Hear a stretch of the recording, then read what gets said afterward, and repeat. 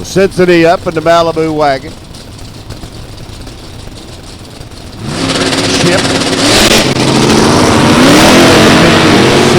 Shootout. Nice light, Rick.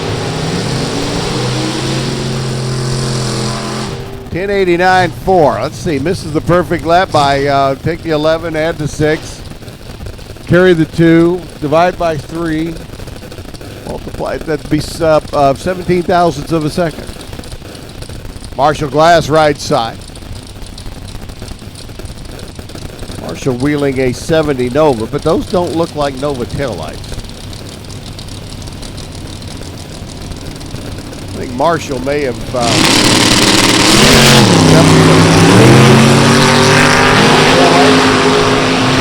don't look right for a Nova, especially a 70 edition. But hey, it's his car. Ryan Richardson left side, 1093, 142, 1091 by Marshall. 127 miles an hour. Ryan Funderburg, all the way from Tallahassee. Scott Mackey left side in the Chevy 2. Yeah. Stock Eliminator used to be in lanes 4 and 5. Stock Eliminator. Lanes 4 and 5, please. Mackey works the Chevy 2 through a 1094, 152. 1098 by Funderburg. 137 in the Vega. Adam Klein and Jerry Bledsoe. Jerry up left-hand side. That'd be a satin suede 2-door.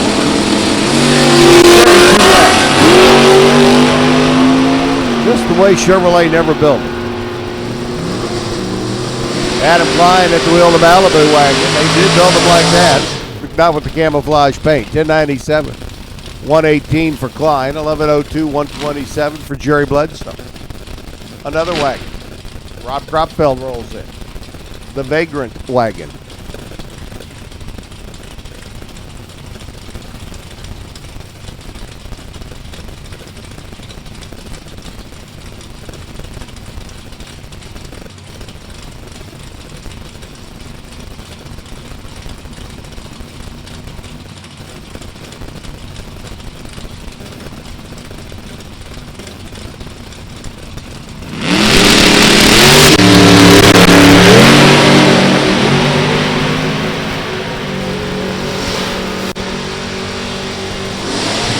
Chris Runnels working his way down track. 1092, 132, 1094 by Rob Kropfeld.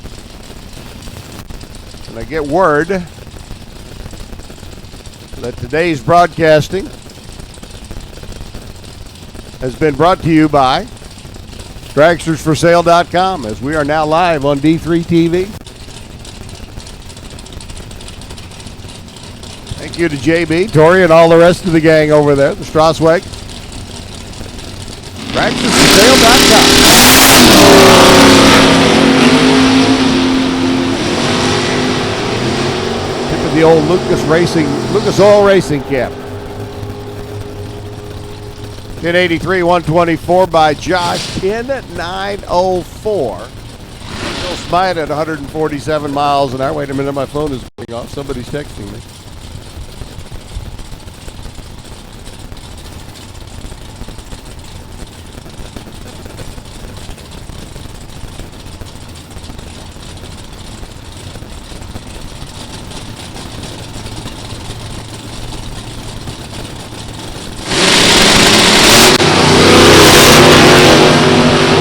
Chip and Jason Charlton.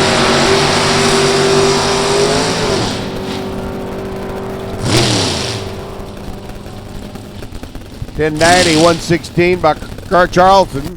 $10.92, 141 for Ricky. Rob Stiegel up in his Chevy 2 wagon. This one in shiny black rather than satin black. Tony Leonard up in the 70 Nova left-hand side. And see, there's a 70 Nova. It's got regular Nova taillights in it.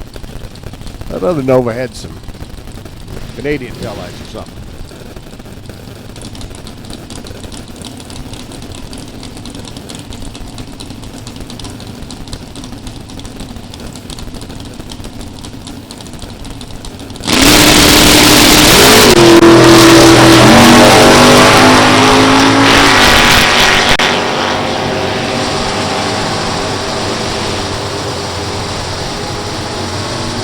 Tony Leonard goes 1080 with a 009 rather than a 1090 that he wanted. 127.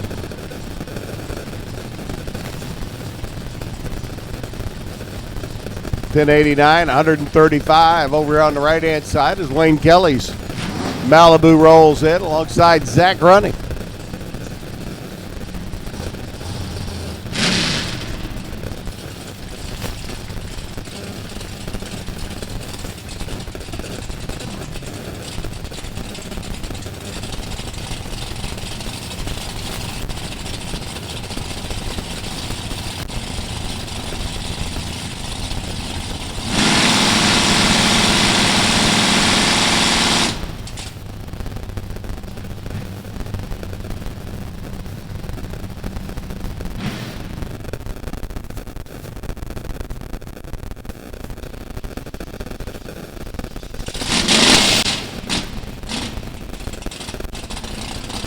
Yeah, it looked like Wayne didn't get rolled in time, so they'll back him out. Back out, Wayne. Backwards, Wayne. There we go. Now we'll reload and try again. Zach left side. Wayne right side.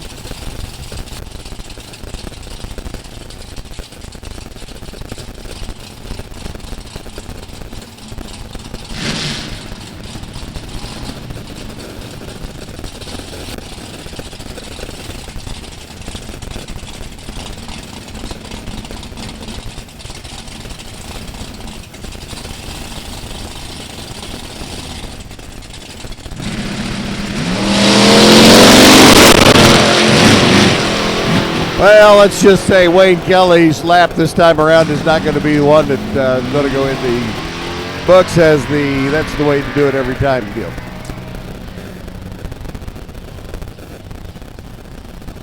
Just a few issues trying to get her staged up there on the line. 1092, 121 for Zach Running. 1693. Obviously not the number you're looking for when we're looking to run 1090s. Michelle Furr and Ronnie Maggart rolls in. Ronnie over here, number 1, down in Division 2. Super Street competition for 2015. Excuse me, 2014. Carthage, Tennessee-based runner. Maggart's Automotive over here on the right-hand side. The big block Chevelle. All there in the left lane.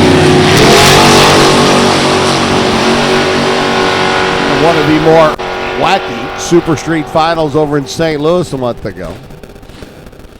Everybody forgot to turn on their airbox. There you go. How about Michelle? 004 dead on 3. 7-thou package. That'll give you something to work with. James Hinkle rolls in. A little Chevy. I think James was the last car down track in the last session.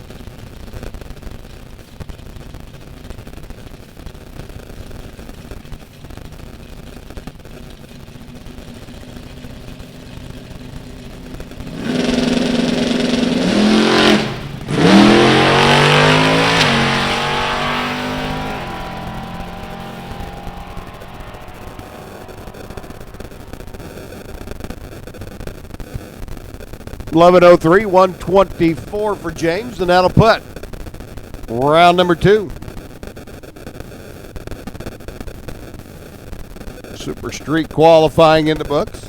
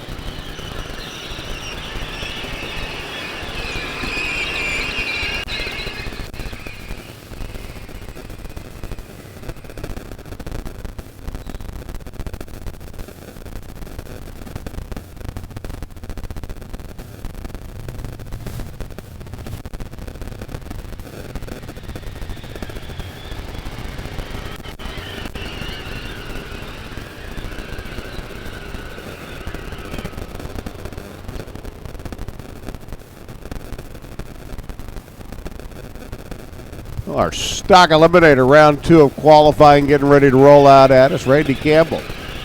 Randall, your number 1 qualifier, 120 under the index. Jeff Touton, number 2. John Dorley, remember John came up with his old Plymouth still in the timing system. We had to get that corrected over to the new drag pack, and he still ends up number 3. Tommy Mattingly, 4. Tommy Pettigrew, number 5. Bill Simpson brought 6. Sheila May Holt. Tortillas, Mexican restaurant in Cantina. Oh, that sounds good right now. About a half a dozen tacos from, some of their, I tell you what, you ever get to Houston, stop by Lupe Tortillas just for the guacamole. It is the best I've ever had anywhere. And I like to make the stuff. Shut up, Bob, you're making me hungry.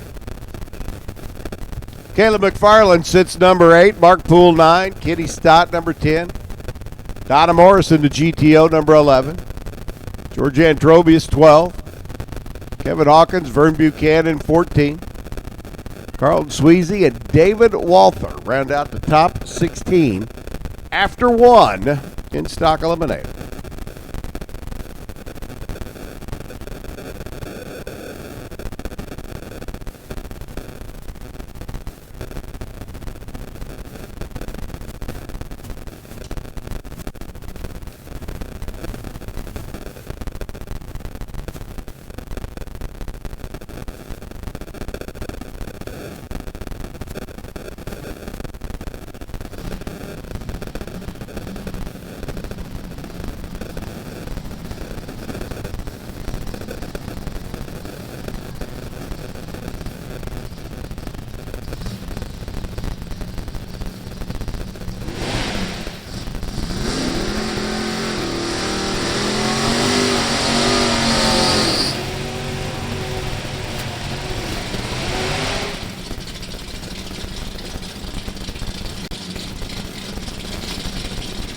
Butch Payne's D-Stock automatic.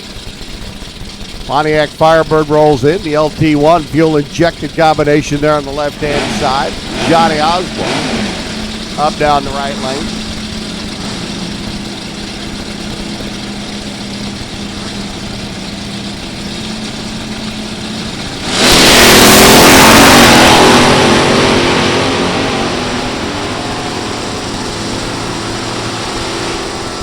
Osborne's earlier run in 11:15.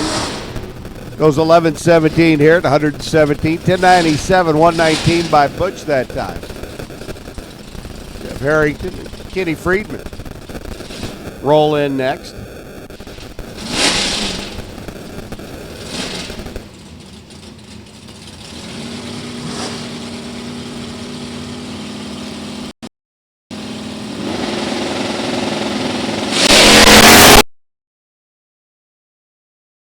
The country runner out of Georgian Cobra Jet goes 10:25 at 130, no improvement. Kenny Friedman's F stock automatic Chevelle motors on down track 11:24 at 113. Jimmy Parker rolls in next.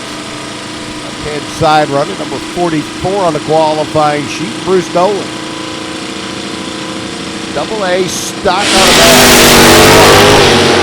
71 edition Corvette. 10 years difference between the two. 71 right side, 81 on the left-hand lane. Big block right side goes 10-10, 131, 1109 for Parker. One of the F stock automatic combatants here this weekend. Parker doesn't improve but stays consistent. Gary Summers and Gail Pinkston. Pinkston's G stock automatic. Summers up in the stock automatic.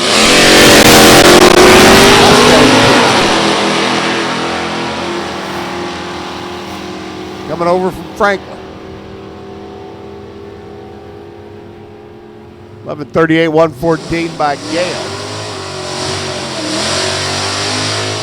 71 and change, or excuse me, 61 and change under. Jimmy Boudreau comes up next alongside Danny Waddle.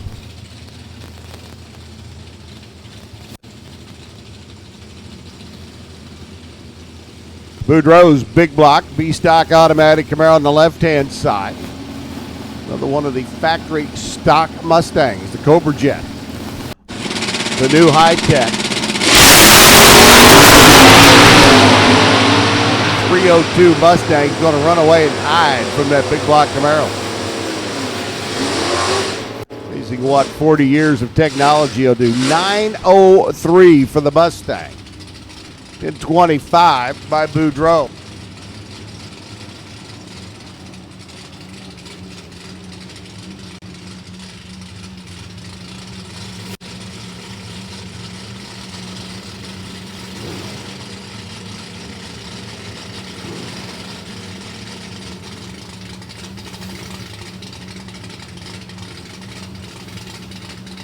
MJ Quinn left side, George Warren right lane, 390. Fair lane. Quick out of the gate, MJ. Likewise, a little quick out of the gate.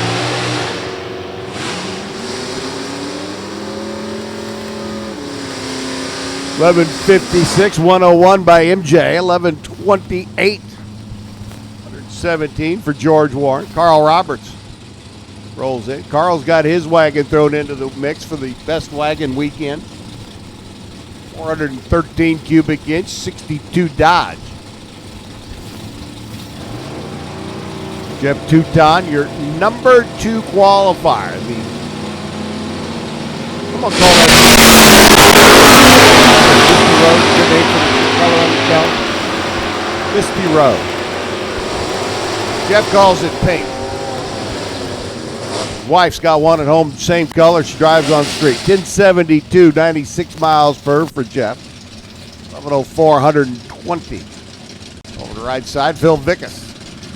Mike Waffle.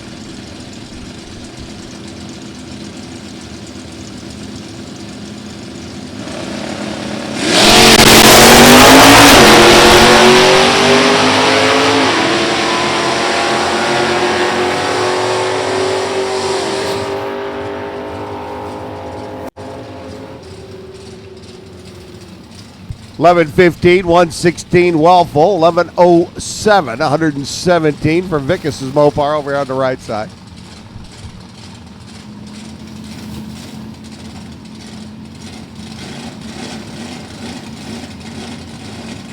George Antrobius, who's your number 13 qualifier. Barrel. Coming down. Inside Leonard Madigan's Pontiac. Late model Firebird, this time with the LS1 combination under the hood. 1018, 130 by Leonard, 1129 by Antrobius. 116 miles an hour, Vern Buchanan and John Dorley. Runner coming from Telluride, Colorado. If you've never been to Telluride, Colorado, the only thing I can really tell you is you're missing out on one of the most beautiful parts of the country. Great sincerity. It is absolutely stunningly beautiful. The western half or western side of the Rockies, southwest side of Colorado. Gorgeous. 945, 111 by Dorley, 1116. Vern, no improvement, 117 miles an hour. Tommy Turner and Chuck Bellinger. Chuck up on the right side.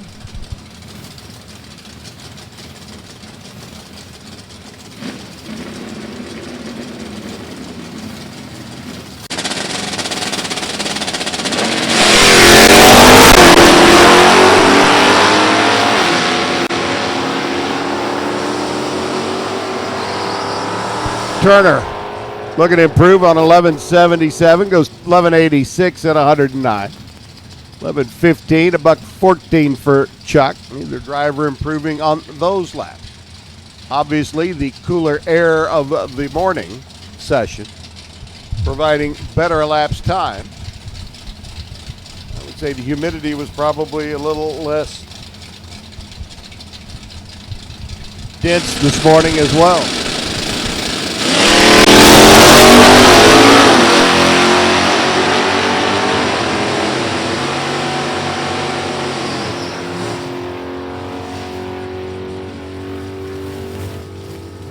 Bruce Castle goes through 11:25, 116 out of the Cougar. And P.J. Fouts 12:53 lap at 104 miles per. Kyle Ratcliffe rolls in. Kyle, your number 24 qualifier. Dad Pete looking in alongside. Didn't see Pete's car in super stock. They've been working on it back there in the pits for a while. Kenny Vaughn up the Corvette. Down in Tennessee. Not Missouri or Ohio or Illinois, where there are other towns named Columbia. 10:40, 126 by Kyle. Stays consistent. 10:59. 125 miles an hour.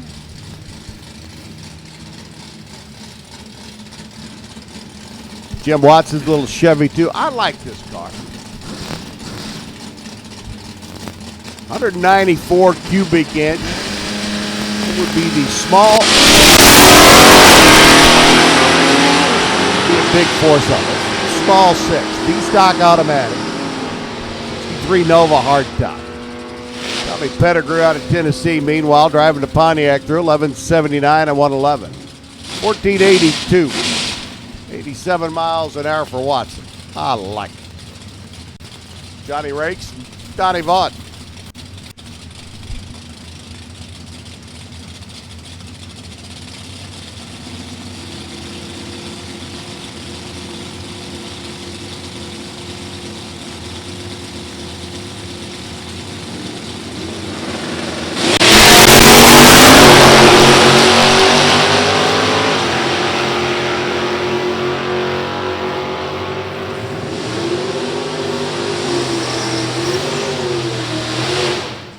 Donnie Vaught goes 11:04, 118, 10:53 by Rakes. 123 miles an hour. Kevin Elliott. And Drew Skillman. Let's see if Drew can get down track this time. And here's another one of the wagons contending for the Wacky Wagon Weekend Award. I'm serious. I have not seen this many station wagons, a.k.a. long roughs, at a racetrack in quite a while. Make sure your back window's open. Oh, I get it. Using it as a spoiler to apply downforce. Skillman goes 909 at 148. 1297, 101 by Kevin. Skillman slides in at 90 under the index.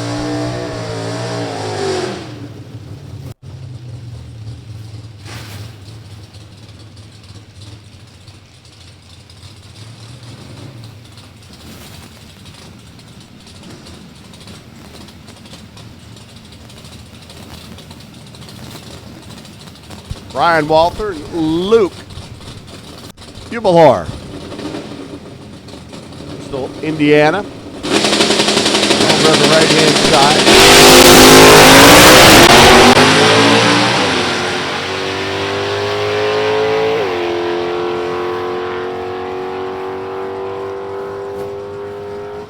Ryan with issues out of the deuce. He's gonna he's on down the road there. 1050 by Luke in the drag pack. 1050 at 127.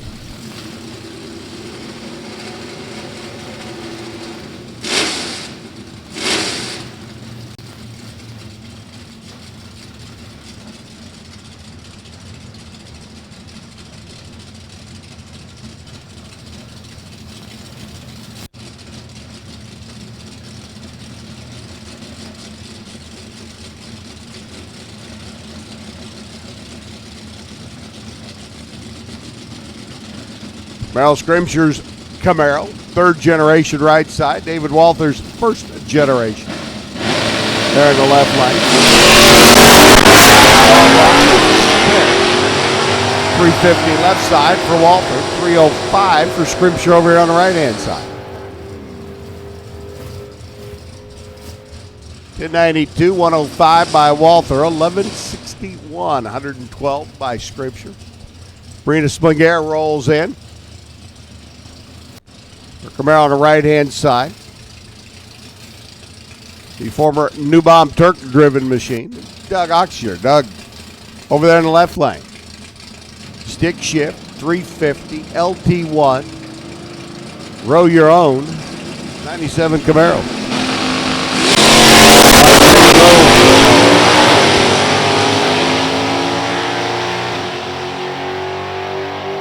Guy down there back in the, never mind. 1067, 124 by Doug, 1111 by Brina. Over the right-hand side of the racetrack. Don't go away. We're not done. We got more stalkers coming at you. Right now, we're just doing a little starting line prep, maintenance, take care of. Rosin down. Traction down. Keep it sticky down.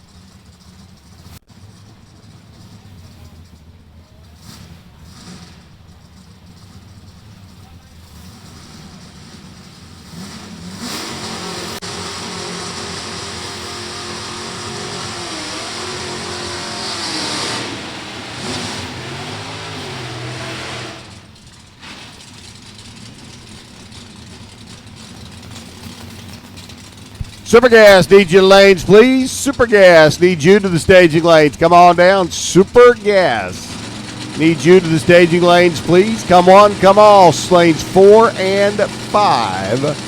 Super Gas needs you to the lanes, please.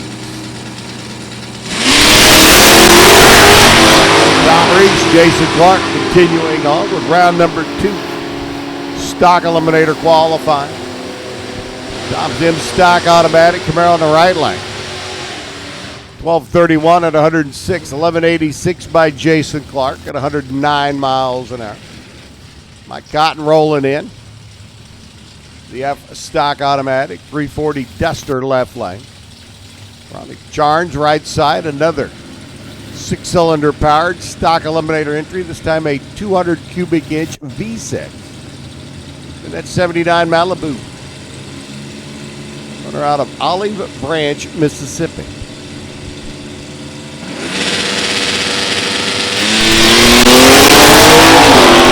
Warren took the words exactly that I was going to say out of my mouth. Olive Branch, Mississippi sounds like a peaceful town to be in. 1095, 120 by Mike. Ronnie Charnes goes through 1478, 86 miles an hour.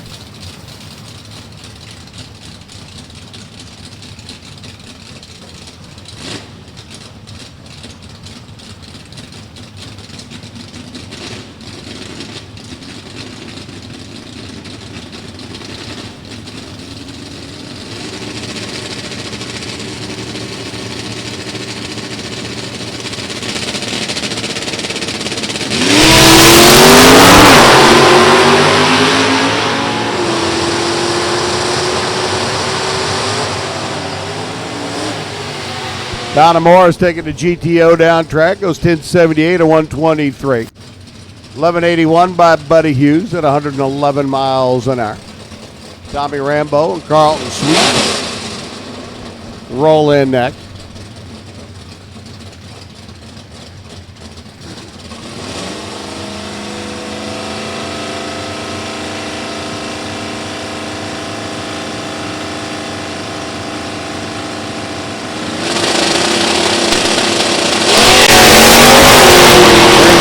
Quick out of the gate. Carlton taking his time on the line. Sweezy wheeling to deal in that Corvette. Carlton 11.25, a 116, 11.14 by Rambo. Both drivers exactly 5 hun off of their earlier time from today. Tommy Mattingly, 65 Chevelle wagon. Another one of my wacky wagon weekend contestants, Danny Bird. You're seeing Danny up in the opening session. 327. Stick shift, Chevy 2. Stock Eliminator, stick shift racers that Danny Bird competes in. That's one bad hot rod, 1070. 123 miles an hour, 1165 by Mattingly. Kevin Hawkins, Fred Hinson roll in.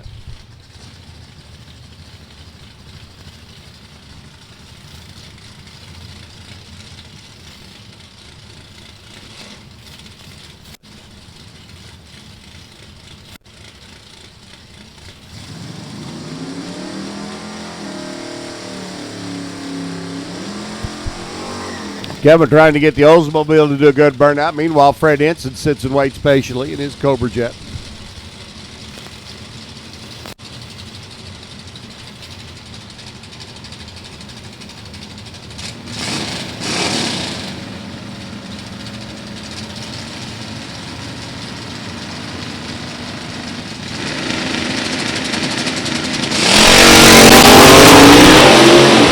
Wheels up to the Ford dealer out of Texas. Fred Hinson there on the left lane. 9:13.8 at 147. Back-to-back laps for Fred within a thousandth of a second of each other. I think I could dial that car in for the afternoon session. Oldsmobile motors through 11:06 at 117. Andrew Hill and Steve DeZorny.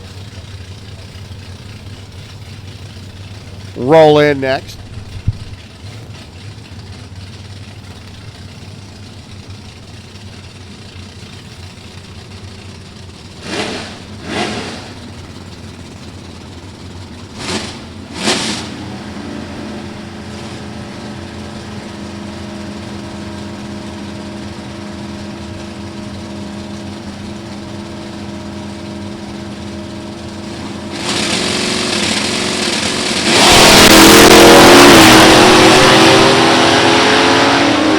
I don't know whose wheel stand was bigger there, the Dodge or the Camaro. I'm looking at them from behind. I can't really tell like those of you out there in front can. Andrew 1080, 124 in the Camaro, or excuse me, 121 in the Camaro. Zorny 1183, off by a nickel from his earlier run. 110 miles an hour.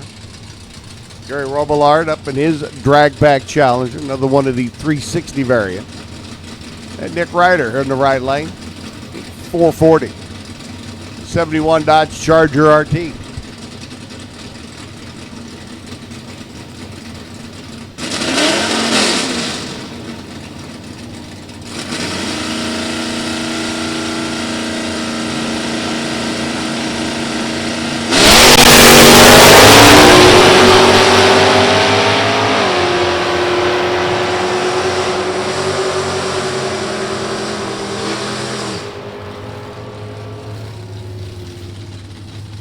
$10.97, $119 by Nick, $10.83 by Robillard. Amy Falk and Mike Robinson roll in.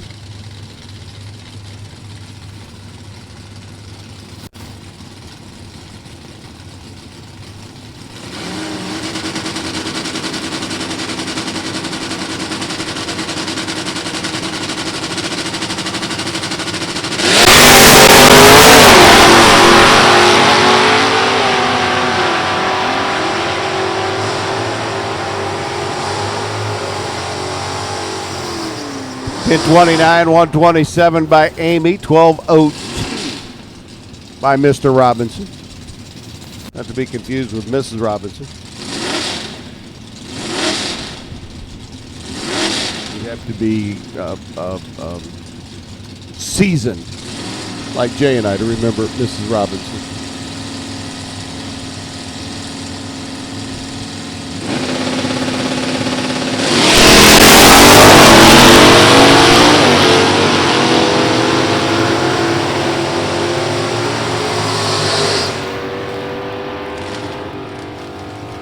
Bell Simsprot, 1178, 102, 1224 by Bobby Robbins.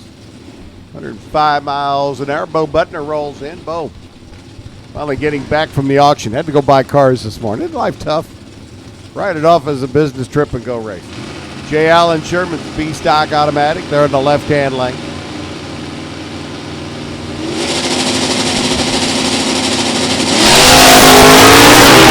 J. Allen now the Chief Cook and Bottle Washer down at Trumbull Race Engine. There's numerous of his customers on the grounds this weekend. 10:35, 102 for Jay Allen. 10:35, 109 for Bo. Both drivers shutting him off by the time they 1,000-foot mark down there. Perry Simpkins and Brent Robbins.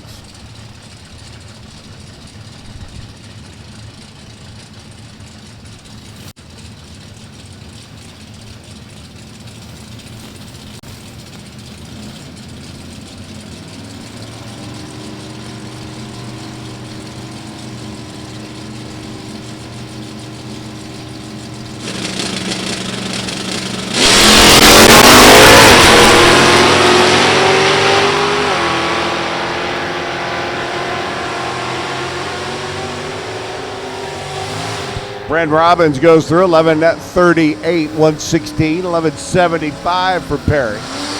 69 Camaro out of Murfreesboro.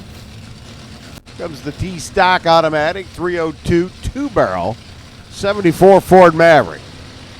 Never exactly a speed demon car, but James looks at it and goes, let's go race. Wade Owens Corvette up on the left-hand side.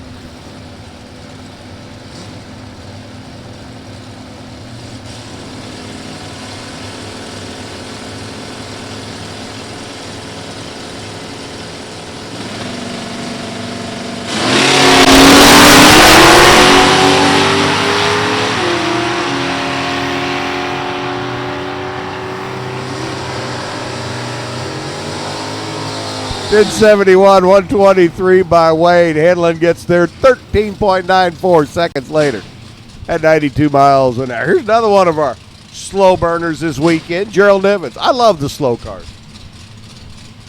I want to see Gerald race that 8-second stalker of Bruno Massel. I mean, can you see it? 8.5 second, 8-second handicap start. Gerald over there out of Memphis, the little damn yellow truck. The LDYT. The LDYT. Yeah, there we go. Little damn yellow truck. That's it. I got to get the right acronym going.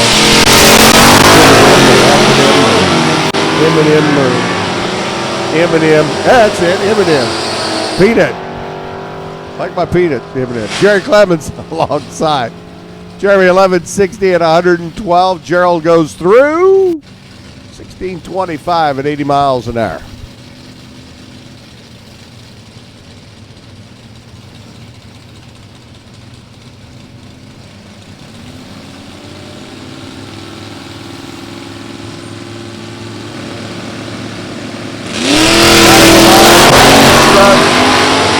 Bryson Wheelan, the Chevy too. How come the kid's driving the older car and the older gentleman's driving the newer car? I said older. I didn't say old. I said older. 11:15 for Scotty Lamar at 118. 12:23, 107. Besides that, Scott Lamar and his bride had to work around that birthday celebration yesterday. The fellow was 8 years old. Tim Lowe rolls in now. With the wheel of his Copo Camaro out of... Not to be confused with Jonesboro, Indiana, or Mayfair, Indiana. Dennis Oliver, right side. Stuttgart, Arkansas-based runner, 12:23.106. Tim takes the Copo through 10:36 at 129 miles per.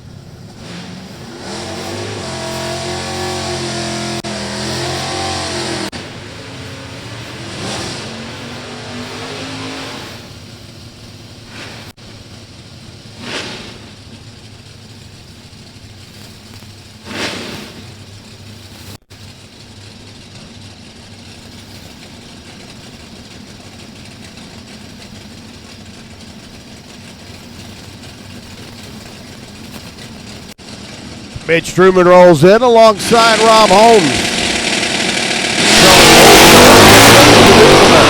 Stock automatic. 350 combination over here for New Bomb Turk. 61, 124 by Mitch, 1181, 112 by Rob. I always ask, how can we call Mitch Truman New Bomb Turk? Because he loves the movie Hollywood Nights. I think it reminded him of his earlier days. Don't ask me which part either. Dean Oliver, Doug Baker.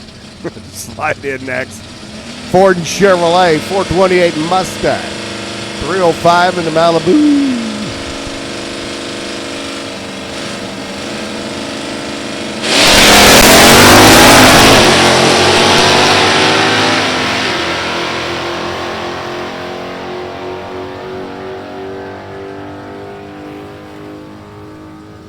$10.68, 122 by Dougie, 11.79 for Dean Oliver. 110 miles an hour.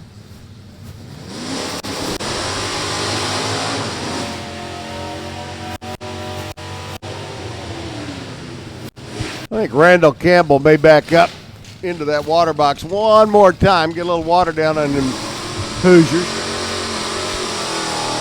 And looks a little bit better. Little 350 Q-Stock automatic truck for the runner out of Gray, Kentucky. Mark Poole up in the left lane. The 340 F-Stock automatic.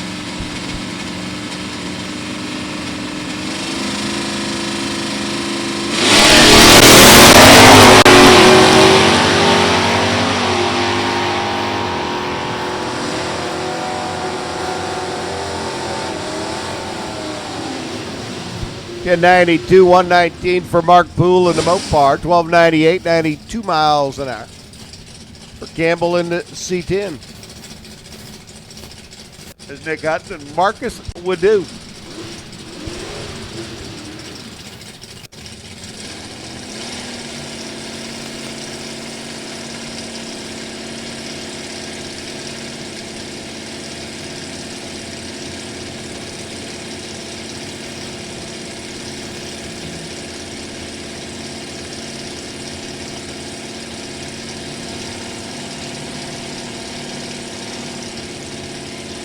Nick Hutton up to 302, 4-speed, 85 Mustang. There on the left side, Marcus up, wheeling and dealing, a 318. Where in the world is Bob Fry when you really need it?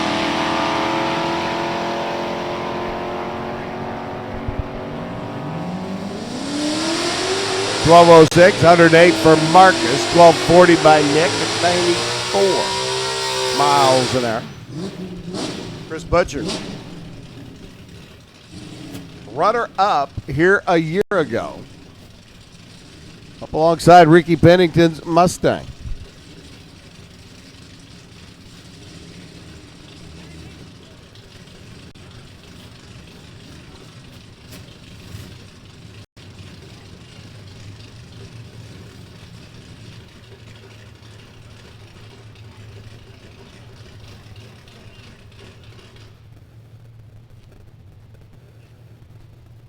Looks like the Mop and Glow team out there doing a little mopping. So Ricky Pennington's Cobra Jet can glow.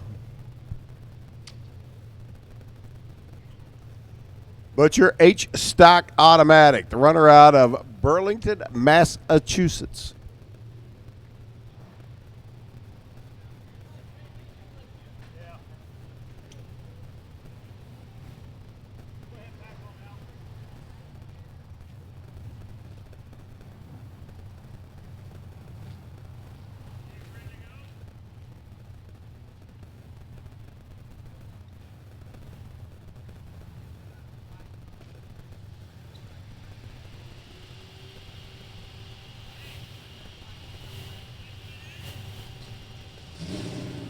Starting line guys down there are like, you know what, we're just going to do a quick drag. It got most of it, but I'm not satisfied, so we're going to make it as perfect as we can.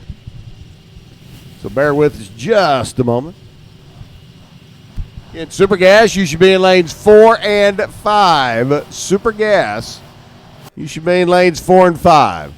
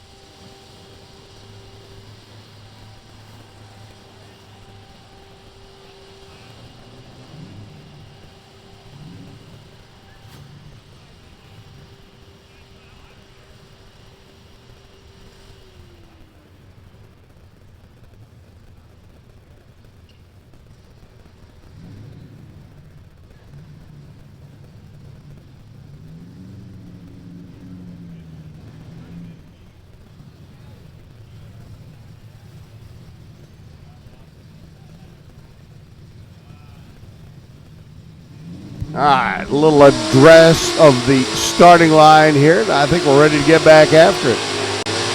Ricky Pennington, the Cobra Jet, factory stock H. Mustang out of Gardendale, Alabama. Chris Butcher's Chevy Camaro, as we've previously mentioned, all the way down from Massachusetts.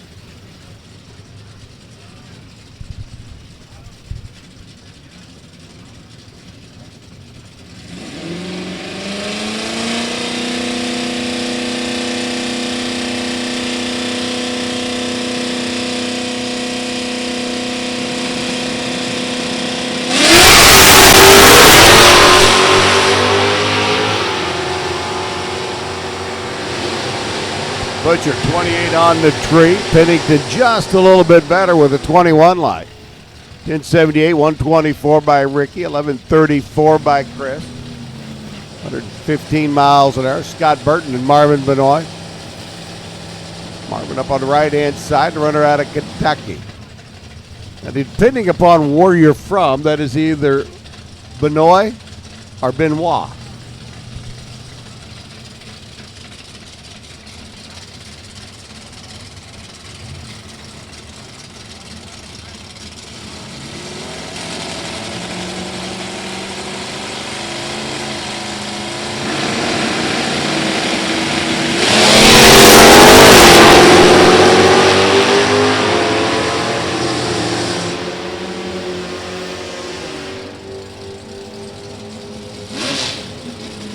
Did 29, 128. I think Scott wanted to step up there.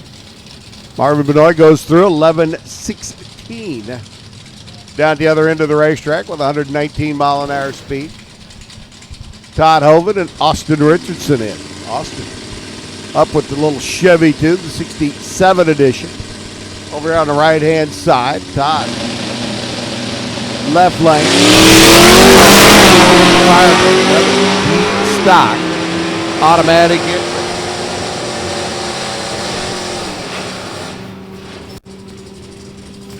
It's 71, 122 by Todd, 1148 off the throttle by Marvin, or by Austin, I should say. 97 miles an hour. Shane Smith and Larry Hill to be our next two. Shade up, big block, 396 Camaro. Larry up, big block, 440. Cuda, 8-stock automatic. This pair would meet up during elimination. It'd be cut a light and get to the finish line first.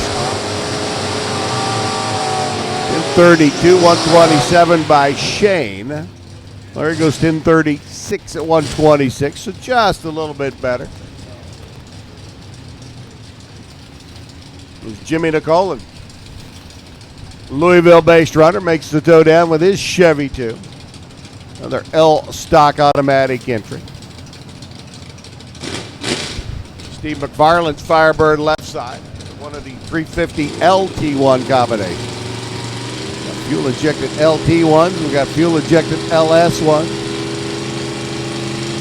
Charge.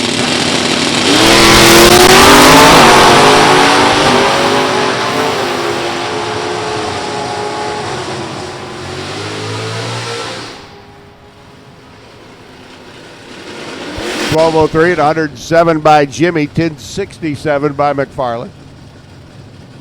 124 miles an hour.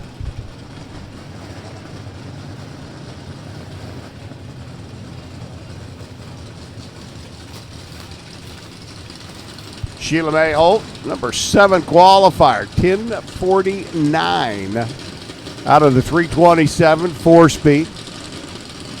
Boss lady over at Lupe Tortillas. That's husband Stan looking on. Lupe Tortillas Mexican restaurant. His baby's down in Houston. Dwayne Shyline. Dwayne out of Colorado. Taking a month off work. Come to here, go to Indy, go to Earlville. Iowa, that is. 1010, 129. Dwayne improves. 1054, 124 by Sheila. She does not, but she stays consistent. Brian Simonik. Right-hand side of the racetrack.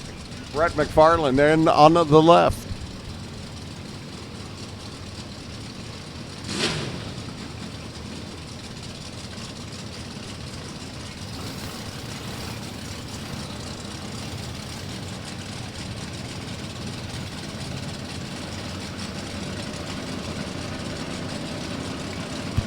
A-stick, 396, 4-speed, 68 Camaro. Gotta love it. There's third. High gear by the 330 mark. Oh, Brett's already in trouble. Coasting down the racetrack. Simonek's little V6 Buick barely gets there in front of him. 13:57, 96 miles an hour. Brett. Something going askew in that car by the 330 mark. So we go from a big block, 396, 4-speed, 68 Camaro to a high winding 302 small block. Factory original 320 or 302, 67 Z28. Ben Wenzel left lane. Donnie Beeler right side.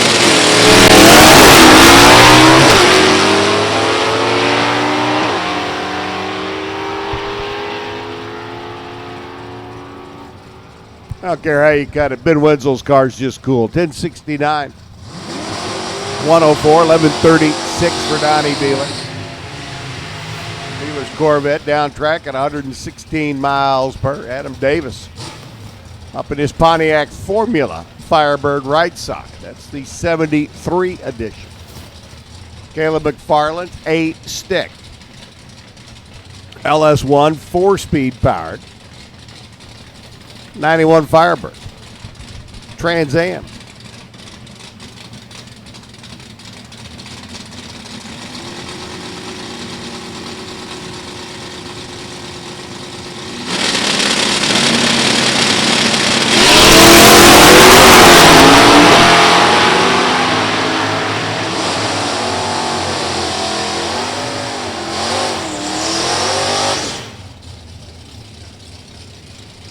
Ten 11 to 104 by Caleb. 11:26 for Adam on the throttle at 90 miles an hour. Kevin Helms rolls in. He was your number 1 qualifier a year ago. Alongside Michael Brand, a transplanted Coloradan. Asked young Michael once, I said, how come you packed up and moved? And he says, aren't there many racetracks in Colorado? He said, I moved to Alabama. I have racetracks all around me. Loves his racing. Track champion 9 times over out of Vandermeer Speedway, Denver, Colorado. 961, 113 by Kevin. 1111, 117 miles an hour by Michael.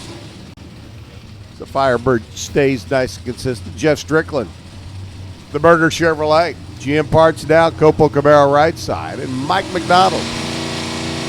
No, not that Michael McDonald, the other Mike McDonald. 350 small block,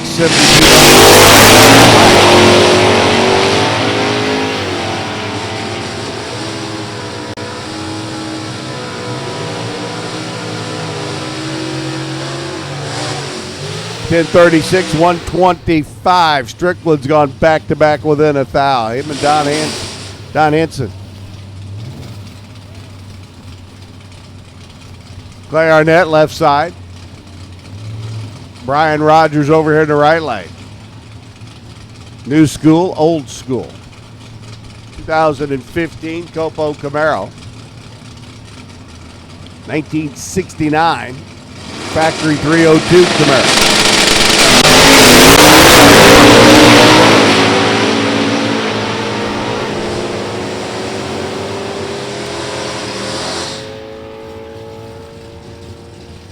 $887 by Clay at 117. 1077 for Brian.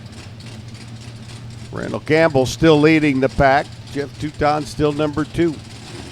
Randy Lynn Ship, last week's winner, up in Brainerd, Minnesota at the Lucas Oil National. Now pulls in alongside the Lucas Oil sponsored Chevy 2, Brad Plord.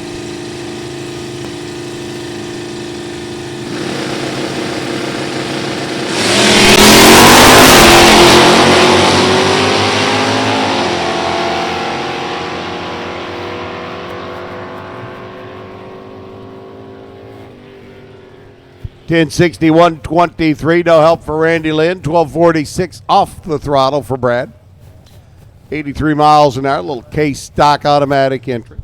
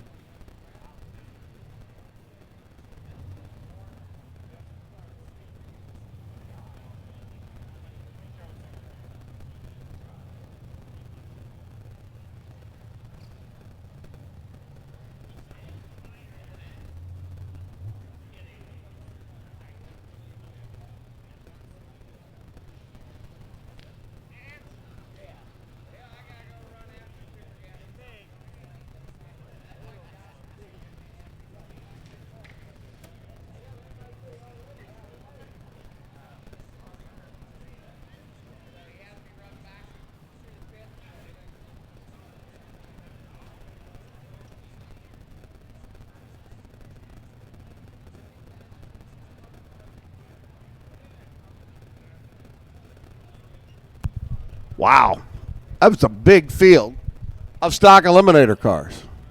I don't care how you cut it, slice it, dice it,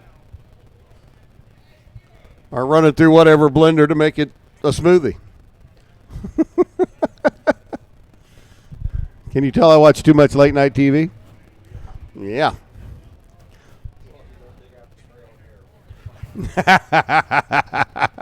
Warren up here going, just don't dig out the spray on hair. Nope. Hey, my dad was bald by the time he was 22. I've made it to the ripe old age of 61 and still have the majority of mine. It's just gone through a couple of color changes, but hey, I'll take it whatever color it is. Yeah, as long as I still got it, that's fine. When it comes to the day that I got to spray the hair on my head, I'll go bald, like Dad did. Nitro Joe, did you get all your stats? Okay. Is it time for lunch? Where are we going? I'm hungry too.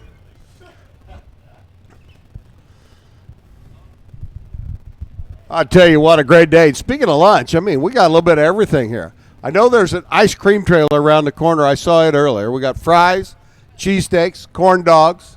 Got the Hungry Hut over here in front of the tower and behind the grandstand. I got to go take inventory. Ron, you going to do super gas? Okay, I'll let you do super gas.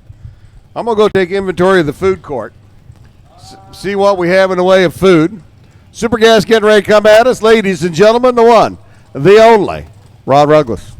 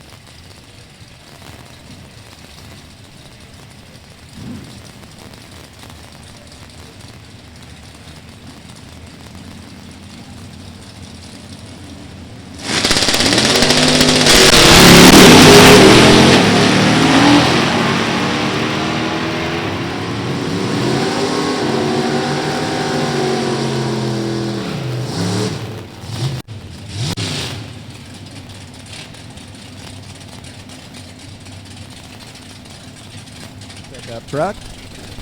So we'll call it the ball popping, throttle stopping, heart stopping, fender dropping class super gas.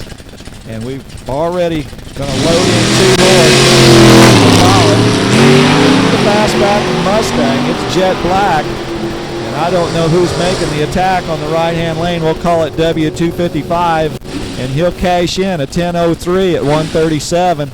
Kenny LaFollette puts a 989.1 in his database, and he can work with that in our Super Gas class. Ken Bowers up next, Steve Williams. Side by side we go. Steve Williams probing for a 990 as he crosses the stripe, the True Blue machine. Running the small block forward with a lot of torque. Ken Bowers already let go of the button. Throttle stops working its magic, and here we go. Ken Bowers closing fast on that finish line, right-hand lane, and he'll trip a 993, 167-mile-an-hour pass. Williams going quick with a 982. Larry Rodell, Justin Moser, side by side we go. Moser on the right-hand side of the racetrack. He looks left. There sits Rodell, the Ball Madden Transmissions. They've got the tree loaded light. A few more inches. We've got 2 green apples on our tree. A lot of smoke for Justin Moser about the 330, and the smoke's getting heavier for Justin Moser. He runs dead on with a 6 through the smoke at 160 miles an hour. Larry Rodell, 989 at 147, as they are tripping the beams in their favor down at the top end. So we're going to be holding court. I see a few oil rags being dropped on the racetrack on the right-hand lane, so it looks like we got a little bit of cleanup in aisle number 2. As the crew, we appreciate all the crew here from top to bottom as they keep the wheels rolling on this freight train. But right now, we've got the brake on. There's a little bit of cleanup over in our right-hand lane.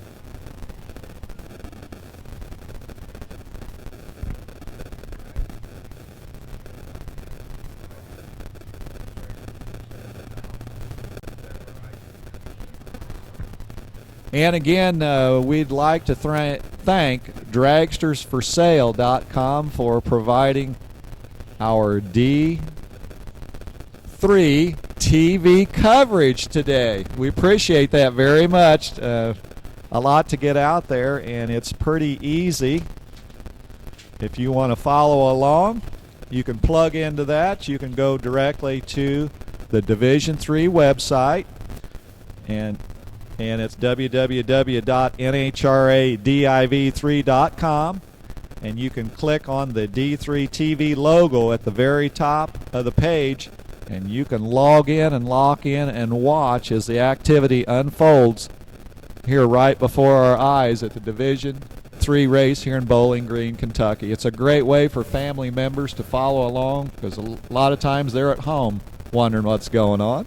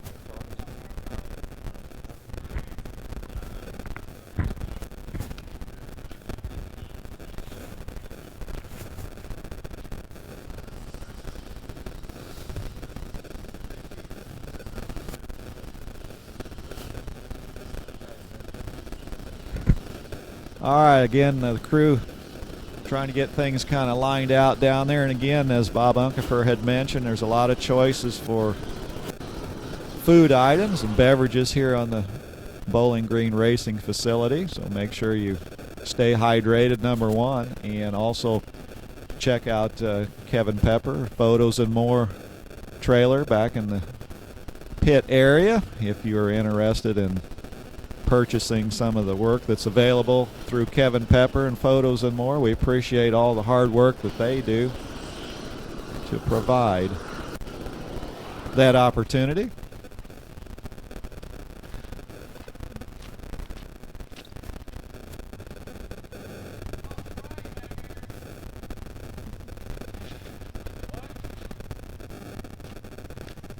So as the racing unfolds and the activities get hot and heavy, and we will later on bring up the Draw RFC Super Eliminator Shootouts presented by Moser Engineering. Hopefully you jumped in and put your race machine into the, I call it, pool of activity, as they will pick out the competitors and they'll be racing that event later on this afternoon. This is also a points race for the JEGS All-Stars, as that was a pretty tough battle that was contested. It came down at Division 2 and 3, and when the smoke cleared, Division 2 wrestled that away from Division 3, but it's always a very competitive race within a race. And again, this is a points race going towards the JEGS All-Star point structure.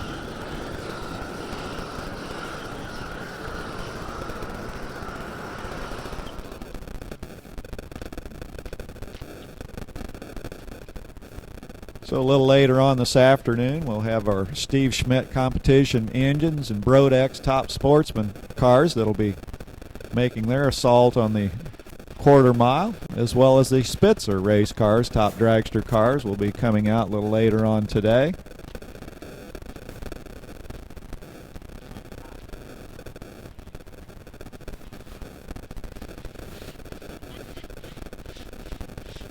And of course, later on in the weekend, our Spitzer race cars, Indy Gear Comp Eliminator Shootout will be going on later on this weekend, and that's always quite a competitive race within a race here as well.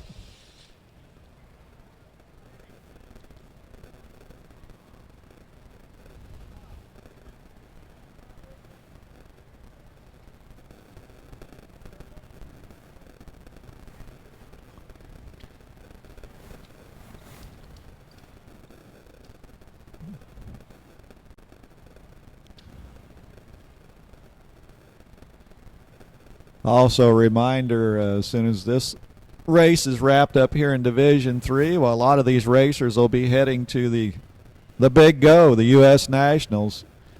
And I always refer to it as the big stop. Stop whatever you're doing, load your race car in the trailer, and head to Indianapolis for one of the most prestigious races on the circuit.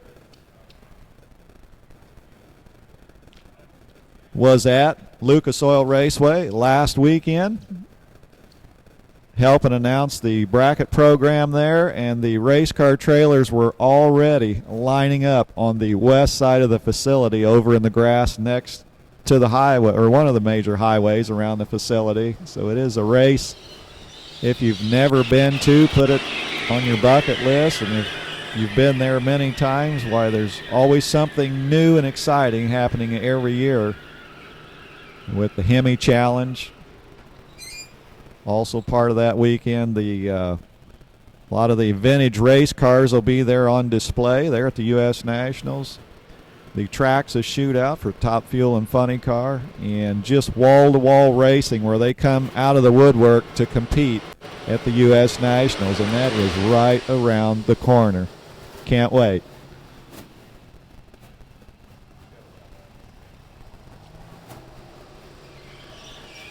So it looks like we're doing just a little bit of rubbing on the racetrack, so it looks pretty encouraging that we'll put fire in the pipes in just a little bit.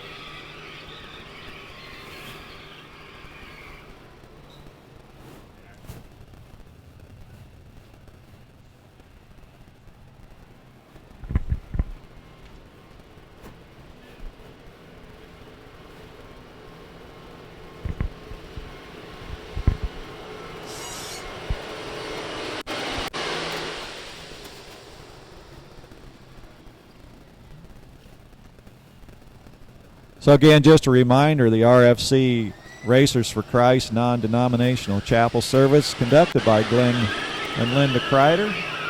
2 opportunities on Sunday morning. They'll be starting out at 7:15 a.m. in the grandstand area, and then at 9 a.m. they will move over to the amphitheater. As I always say, the admission is free, but the lessons are priceless.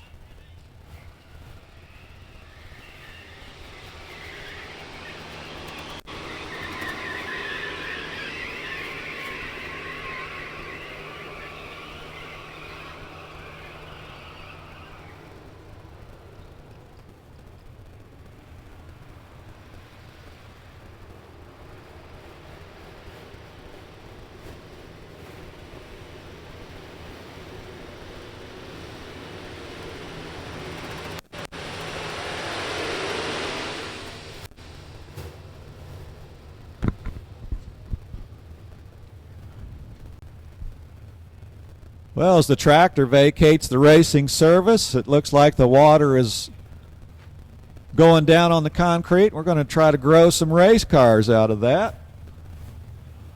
As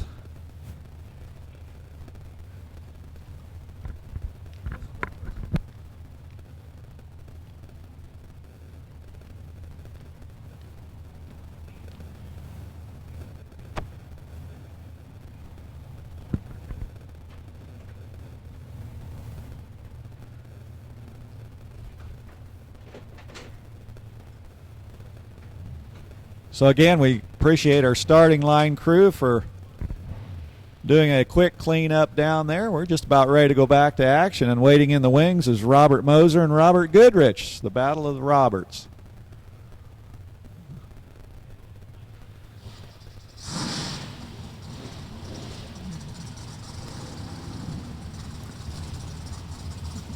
So the fuel is flowing through the veins of these race cars in our super gas class.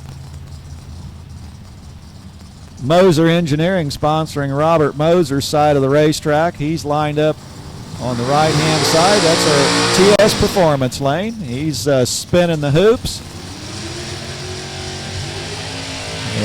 Robert taking care of roasting the marshmallows over there with his Ford. He's the maintenance person out of Greenwood, Indiana.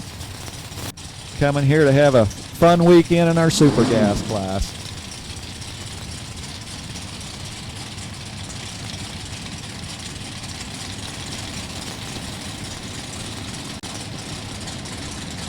So the class that started in 1982 is still going strong. This is the only show in the we've got quite a show starting here on a Friday. And Moser runs 992, 162 right side, 997 out of the left lane for Robert Goodrich. So they'll find the exit ramp off of Route 1320, and we'll send a couple more. This time Pat Martin out of London, Ohio. The Armor Paving and Sealing Roadster. Convertible. He's going to feel the breeze in his face. Meanwhile, Scott Hessler lined up, the plumber. Sponsored by Accurate Concrete. So they are trying to find the sweet spot on the starting line. And hopefully, as they roll under them scoreboards, the 990 that's plugged in for the class will show up again on both sides, left and right.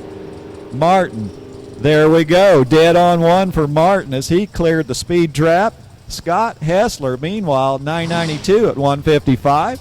As I noticed the numbers getting tighter and tighter to the 990 standard for the Super Gas class.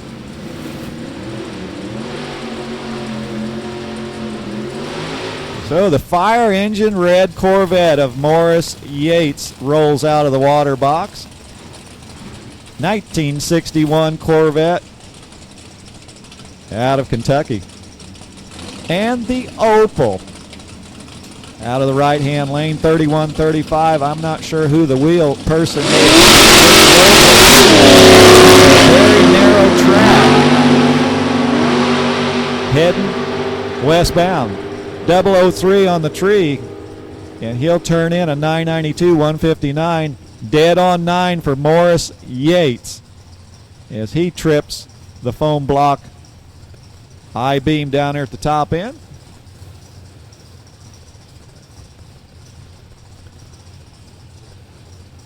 So the bright orange Camaro shocking the tires.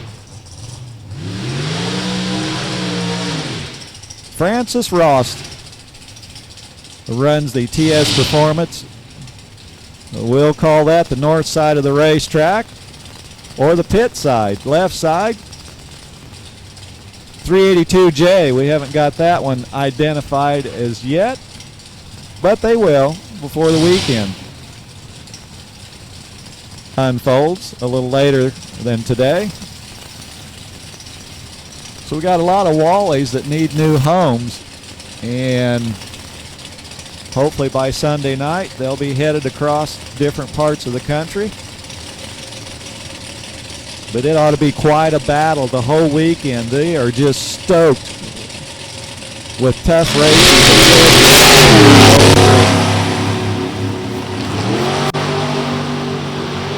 So the 660 foam blocks waving bye to the racers as the 1320 greets both of them. Francis Ross runs 989 with a 3, 167 right lane, left lane, 7 over as they pull the power from the race cars. And quickly, Nathan Vrooman and Doug Croft have got their spot reserved on our runway. They'll be westbound and down as Matthew Vrooman, the farmer and rancher, living the faster life today in the race car. That's a Beretta with the laundry basket attached to the back of it. Wheelie bars tied up nice and tight.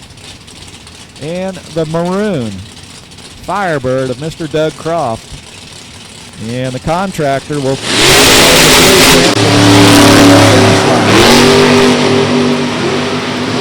clean and green. They've got him on mean. They're standing on the gas.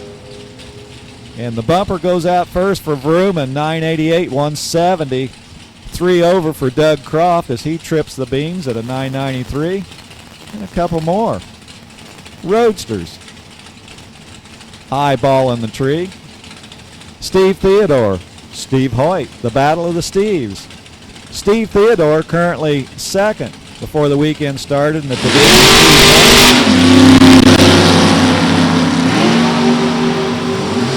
And our St. Louis winner, Steve Hoyt, sits about number 3 in the points in Division 3. Theodore, 001 on the tree, runs 993.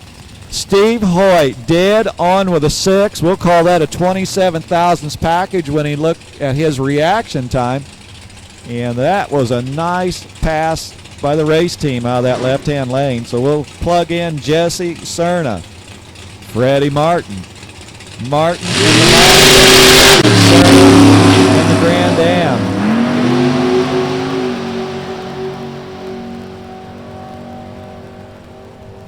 And they're floorboard racing down at the top end. Martin 002 on the tree, runs 10 flat. He'll take the reaction time, but not the time at the end. Cerna tripping the beams down at the top end as my screen flashes away, and we'll move in to Timothy Irwin and Gary Rogers. That's Illumina for Irwin, left-hand lane. Both of them from Indiana. Rogers, the Roy's Trucking, the cool 66 Chevelle. 555, man alive out of that right-hand lane as Rogers looking to plug in a 990 as he crosses the track.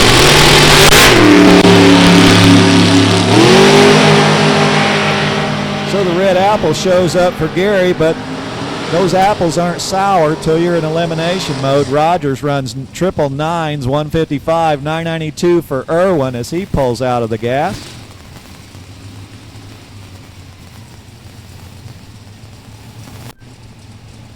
Looks like a couple Corvettes this time. Rusty Cook with the beautiful blue Corvette. He sits over there. We'll call that the Bud lane, the left lane. Ohio Crankshaft going for a ride of the sponsor and spinning and working in that engine.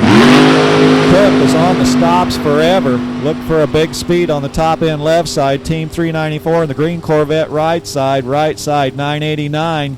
Cook 989 also. That would have been a great matchup first round of eliminations for those two. That would have been tighter than Loctite at the finish line. Jason Dickens, Dwayne LaFleur. LaFleur from New York, sponsored by Jiffy Tite.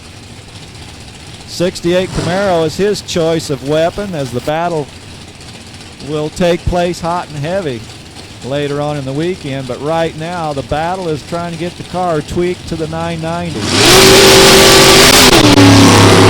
Those two monsters are out in pair. Here comes Dwayne pedaling hard at the top end, and he'll put a 988 in the database back at the pit area. 987 for Dickens. So two of them on the quick side. But the numbers are getting tighter and tighter as more runs are completed. Steve Collier, Robert Sadler. How about the Vega of Collier? I love the Vegas. Very popular funny car bodies in the early 70s. Fewer and fewer, but there are popular body style for the Super Gas class. Collier, 53 on the tree, 989 with a 4, 993 for Sadler as he finishes his job for right now. And it looks like Unkefer found some food back there, and we'll give his impression of.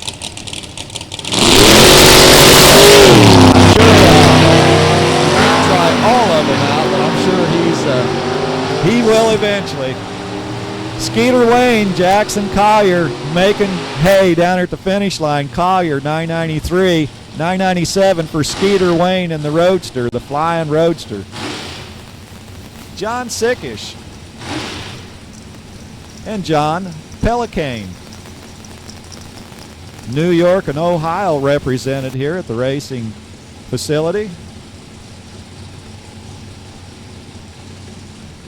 So John, the heavy equipment operator, just about to take a 1,320-mile quick trip.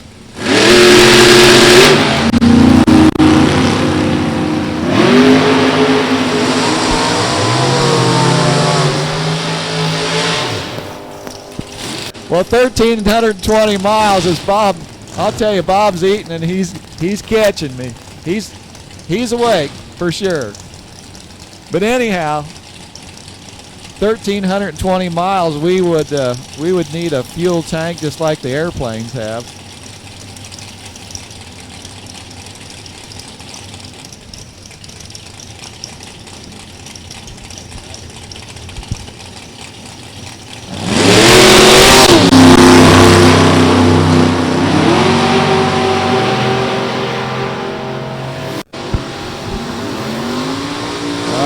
Collier Racing right side, 993, 158. How about dead on two for, we'll just call it Team 370X. The left-hand lane is Dean Mathauser and Jeffrey Smith are trying to get this figured out.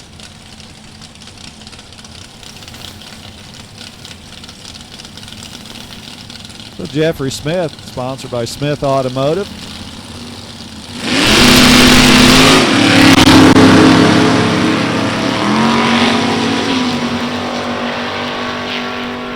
So the runway's just about to have more numbers striped. Jeffrey Smith, 989, a pair, as Dean Mathauser copycatted that one right on the screen.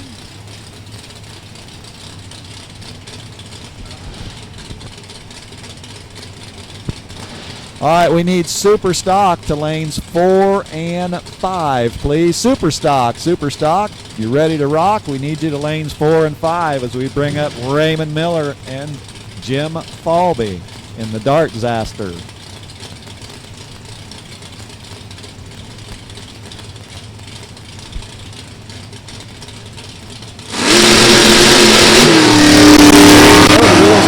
Raymond Miller, but quickly he sets that front end down as those wheelie bars got a little bit of a workout that time. And Raymond Miller posts a 988, 169. Falby on the high side of the hill with a 991 at 149 miles an hour. Clint Lindsay in the pure white 97 Cutlass. Calls it the whitetailinstitute.com sponsored Cutlass. A landscaper. And Jamie Southards, race team making the trip up here to Bowling Green. And Jamie driving it right through the tunnel as we watch from the backside. How about dead on with a 0? Boy, that'll make your snacks taste better this afternoon. Nice job over here out of the right-hand lane as we bring up Tommy Cook and Joe Harper. So again, they're trying to find the sweet spot as they stage the cars. Sure helps run the number a little easier down the top end. Another good looking run here for Tommy Cook and Joe Harper. Harper plugs in a 993. Tommy a little quick down there on the top end. Scoreboard says 981. As Kevin Brannon and Brian Richardson locking the tree down this time.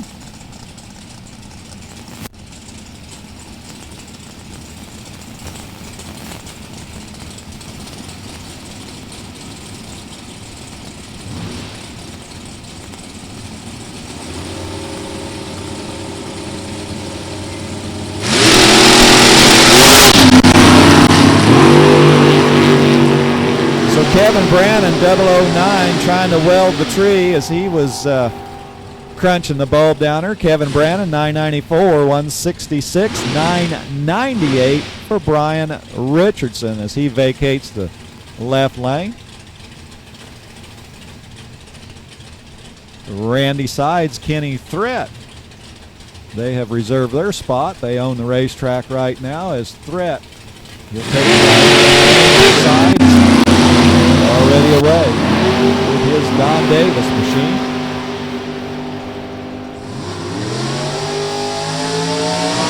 A little bit of smoke down there for Randy Sides at the finish line. He runs 985. Kenny Threat, he'll say, okay, we got this. 990 with a 4 as they cross the TS Performance end of the racetrack. And the little Dodge Colt will line up against the Corvette.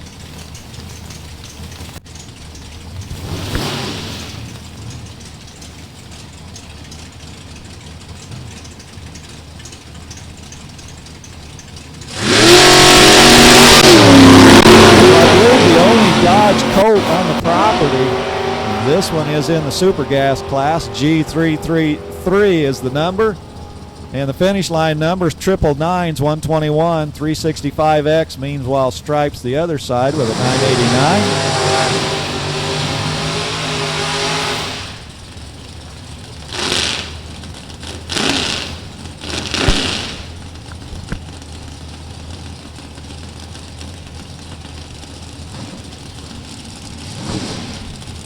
Michael Crick and David Hill.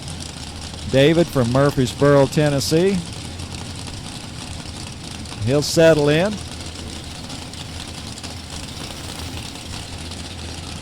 Michael Crick, Indy Cylinder Head, a sponsored 71 Duster, and he's going to try to dust off the finish line. Lights come down, buttons go off. Side by side at the 660, 1320 coming quick. Michael Crick, 969, too quick for him. 154, 988, 150 for Mr. Hill. And we'll bring up Jerry Duke, Tom Joseph, as we are knee deep in super gas. Tom Joseph, red eye flight goes westbound for Tom. Jerry, he painted it green, and he'll paint a 994 for Jerry Duke. Tom Joseph, right-hand lane, he'll put a 984 164 on his time slip. As Timothy Millwood and William Shane are the next pair up.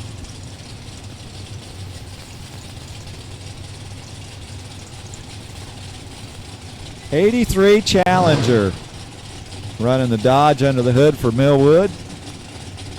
And the machinist out of Goodlettsville, Tennessee, a little town just north of Nashville, William Shane, puts that race car down track. Good looking run.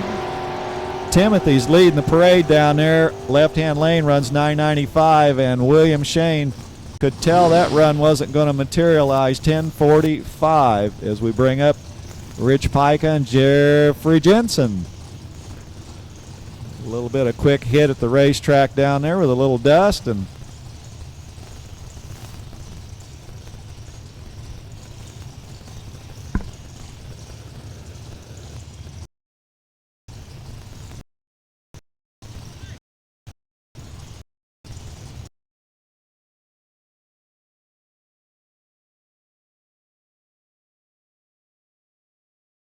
at it, and they're going to be breathing down that 990 barrel pretty tight. Jeffrey Jensen with the Corvette, bright red.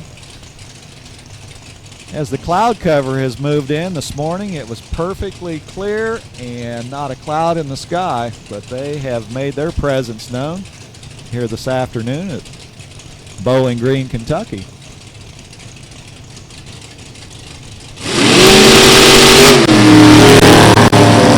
Tennessee represented in this pair as they are searching for that finish line, as those race cars are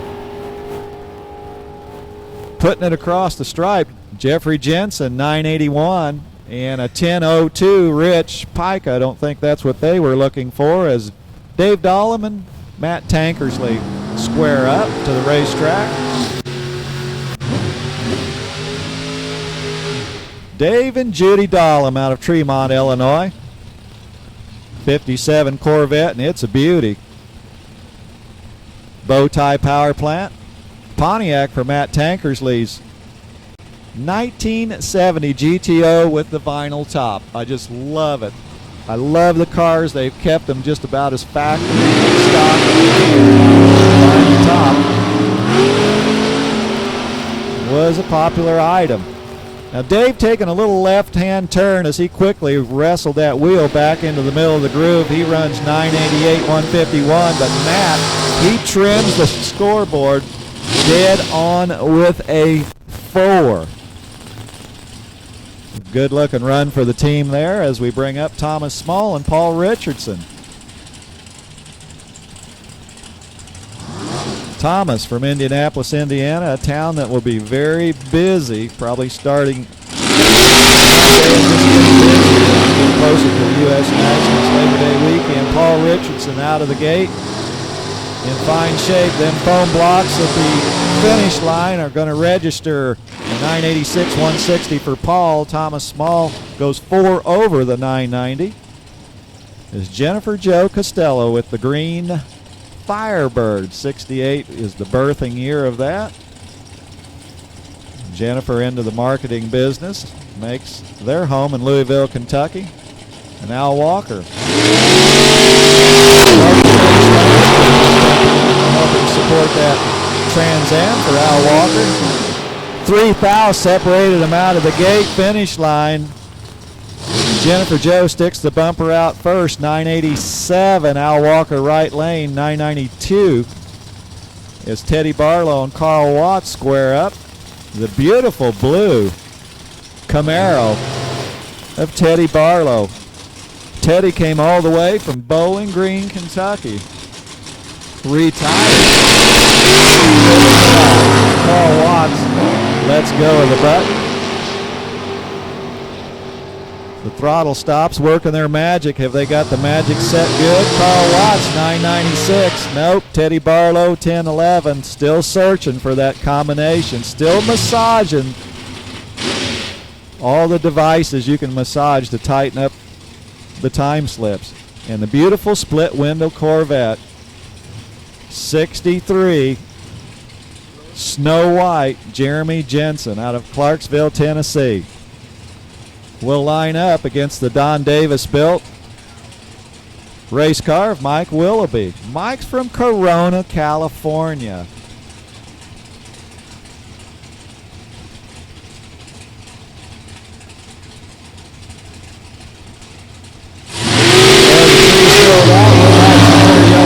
And hopefully we got 2 green at the bottom, and we do.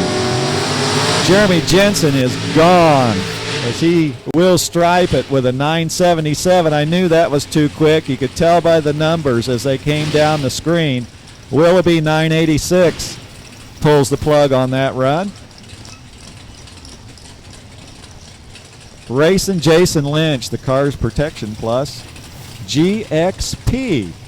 Haven't said that combination this weekend too much, out of Pleasant View, Tennessee. And we'll call it Team 3678 right side. That is a Nova. Away we go.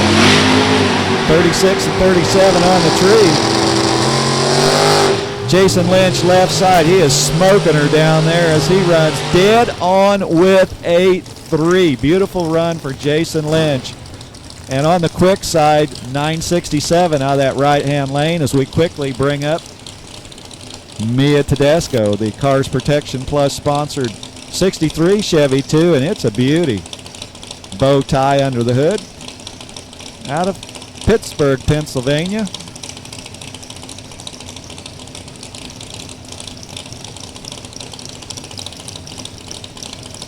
Sunoco Race Fuel sponsoring this wheels up for Tedesco, settled down very quickly, 2-point landing. 009 for Mia, finish line, 992, 161, 982 comes up for the TS Performance scoreboard.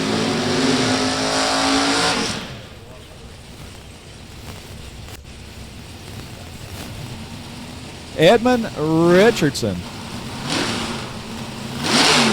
a racer that's been at this for a lot of years, and he's got a lot of hardware to polish on the mantle at home. He's got the left-hand lane covered. He's currently in the top 10 in our Division 3 points prior to the weekend starting. He's from Greenbrier, Tennessee. Sponsored by Jegs, Brodeck, Strange, and Goodyear Tires. Jacob Elrod. Camaro left side, Corvette right side. They are charging hard down at the top end. They'll stripe it. Richardson, 982. Elrod, 500ths slower with a 987.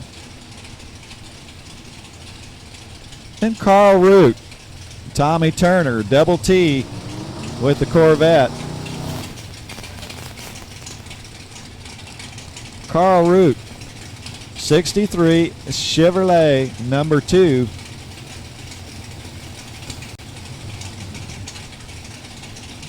So Root, a Jegs All-Star runner-up, 2008.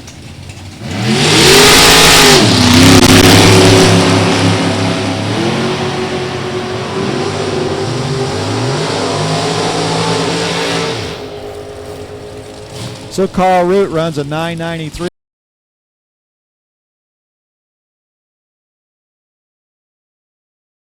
On that booming 173 mile an hour speed here in Super Gas. When the class started out, 135 to 145 mile an hour was the standard mile per hour back in 1982, but as the engines got bigger, the idea of chasing got to be a little more appealing. The mile per hours got into the 170 mile an hour range in the class as Michael Crick and Cool Hand Luke Bogacki, a world champ, times 2, one in Super Gas, one in Super Comp, lined up on the Michael Crick's quick ride on the Bud side. Bogacki 00011 on the tree, 985, 168. And Michael Crick will call his 3 over, 993 out of the Bud side. LODRS Racing, Ross LODRS, the driver of this machine, as there are several of the family here racing this weekend. Tommy Phillips out of Forney, Texas. Tommy has turned on a lot of win lights, and he's been in winner's circle around the country, both divisionally and nationally. Tommy Phillips, a racer that many are surprised has never won that world championship, because he is very, very capable of getting the job done. Things just haven't worked out for him. Trying to get it done.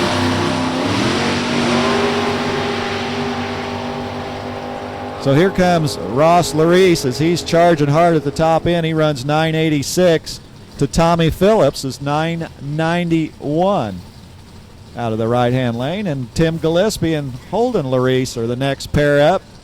Holden LODRS with a beautiful prepared Don Davis race car, the students. Holden out of that left-hand lane earlier won the Jeg Sports Nationals earlier this year. And Tim Gillespie out of Xenia, Ohio, the engineer. 33 Ford.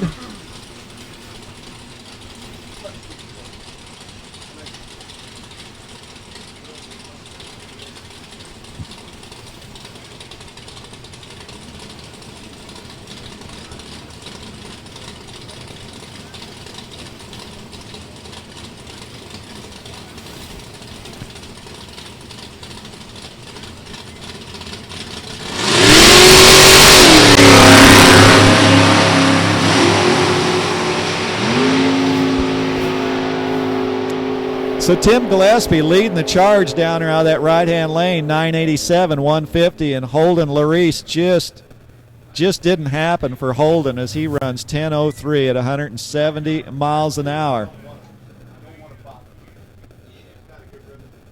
So again, it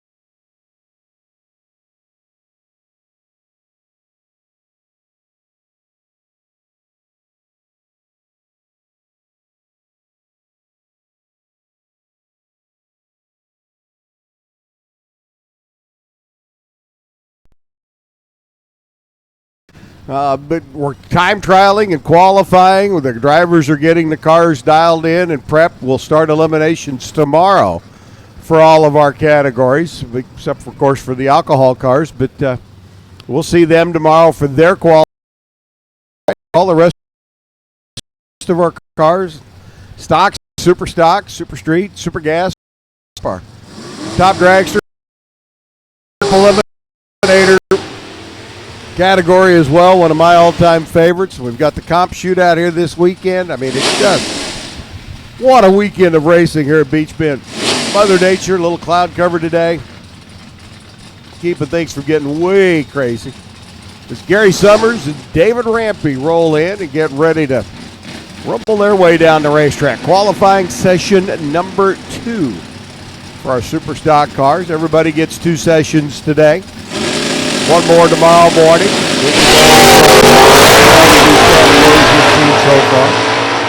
Rampy earlier today went 10:26 out of the Skillman Chevrolet Camaro. Goes 10:25 down, 129. That'll improve him a little bit. 10:90 by Gary Summers. Summers improves now. He's up to 69 under the index, I do believe I saw. Yep, Gary Summers, 69 too, up to number 44 on the qualifying sheet. Warren Burkett and Ronnie Dutton. Ronnie pulling in.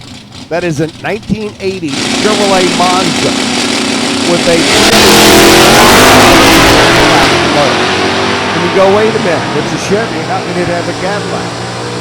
Super stock GT rules allow for a corporate engine. Ronnie's got a corporate motor. 1103, 119, no improvement. 1137 by Warren. 115 miles an hour. And Robbie Shaw pulls in now. The runner out of Georgia. Super stock G automatic. LS powered. Pontiac Firebird left line. Tyler Kahele, number 2 down in the Southeast Division last year. The Busters Rebels gang. Chevrolet S10, 323 cubic inch combination. Late for a very important day. Robbie over on the left side earlier today, 978, goes 984 here. 11 flat by Tyler, 3 miles. Some of the drivers, why they do something silly? Well, they do it because they want to save their best run for qualifying for tomorrow morning. They can run it down to 1,000 feet. It gives them all the incremental numbers for the first 1,000 feet, and then they can take those numbers and extrapolate that or compute that out to what it would run for 1,300 feet. Craig Sullivan working their way down track. Now, Craig won't, I don't think Craig will step off the throttle. He went 964 earlier today. He likes to run that Mustang out. Goes 969 at 137. Steve Hinton in the shoebox Chevy. He goes 1191, 110 miles an hour. And here's your number 2 qualifier.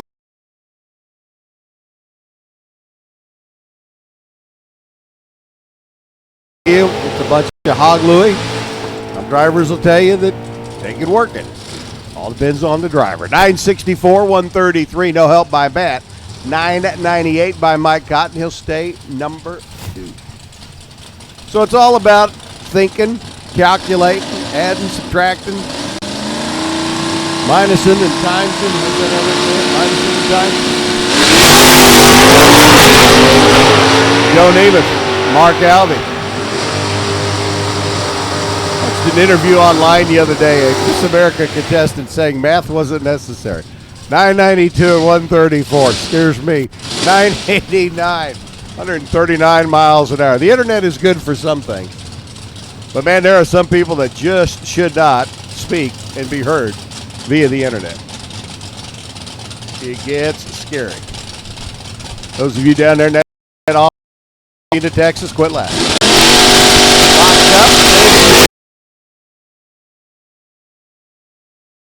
Up actually picks up on that lap, a couple 104 spots on the qualifying sheet. Brian Brodus, Brian out of Yorba Linda, California. Those of you going, well, where the heck is Yorba Linda? Think of Los Angeles and think a little bit south. And that's where Yorba Linda is. And if you're a drag racing fan, the term the city Yorba Linda is a white car for many a year that's got 4 daughters that's from Yorba Linda. You still don't know who I'm talking about. The Tiddlywinks competition is 3 miles down the road. Brian goes through 8:48 at 160, 9:50 by Paul Hellenberg over here on the right hand. Joe Tuton go in, number 11 qualifier, the 360 cube stock factory super stock Mustang. Ford.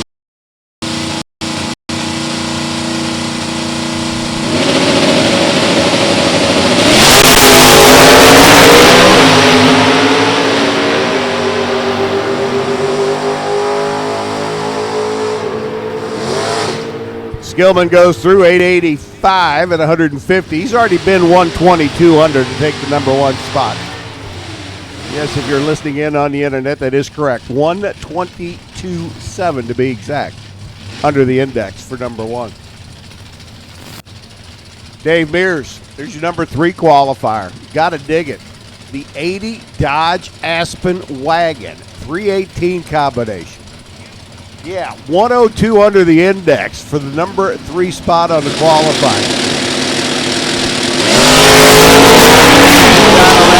On the right-hand side, Don has been racing this 64 Corvette. I'd say probably since they made it back in 64, at least it seems like it. 977, 131. Dave's got problems. The little Dodge just now getting there. 18.3 seconds later at a sizzling 45 miles an hour. Wait for Dave to clear the top end before we send the next pair, and that'll be Mike Stokes and John Livingston. Livingston left lane, I presume. The 305 Chevrolet Camaro.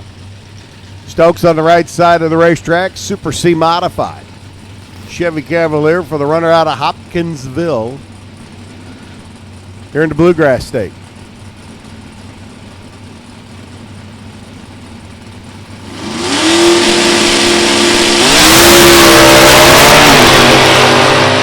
Those of you sitting in the stands watching going, oh, he lit the red light. Well, it doesn't matter here in qualifying.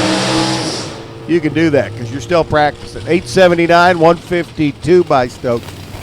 1072 by Livingston, I presume, at 123. Kenny Schindler's Arts Used Parts. If Arts doesn't have it, you don't need it. Runners out of Hendersonville, Tennessee. Big block B automatic Corvette.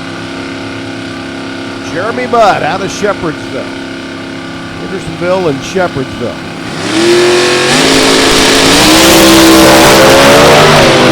Super Pontiac Grand Am, itty bitty teeny weeny, 320 cubic inch small block. You thought I was going to say bikini, didn't you? 935, 141 by Jeremy, 966 for Kenny. No improvement there.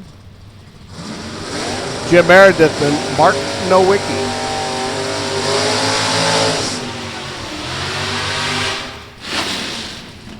Meredith left side, the Louisville runner.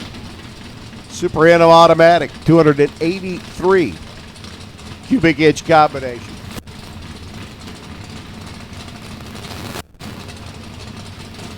And that 65 Malibu SS. The Wiki right side, the factory.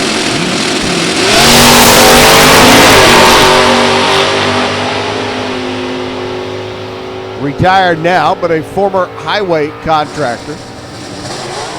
963, 138. 963 and 964 on back-to-back laps for Martin. 1125 by Meredith, no help there.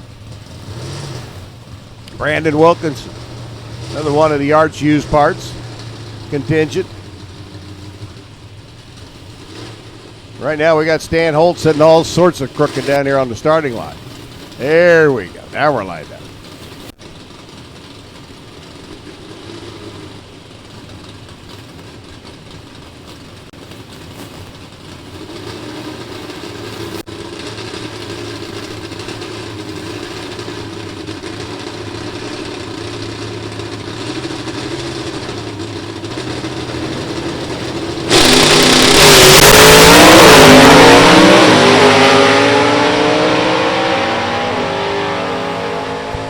block Corvette, small block Chevy 2. Automatic, or sticks of air, I should say. 905, 147 by Wilkinson. 968 for Lupe Tortilla, stand improved. Picked it up from a 972 earlier run today. George Durham and Doug Fazzolari. Doug out of Houma, Louisiana, over on the right-hand side. Little town. Way down on the Gulf Coast. Factory GT 345 Dodge combination underneath the hood of the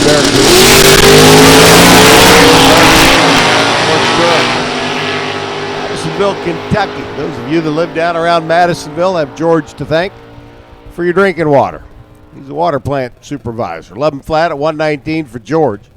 967 for Fazzolari, number 59 on the qualifying sheet.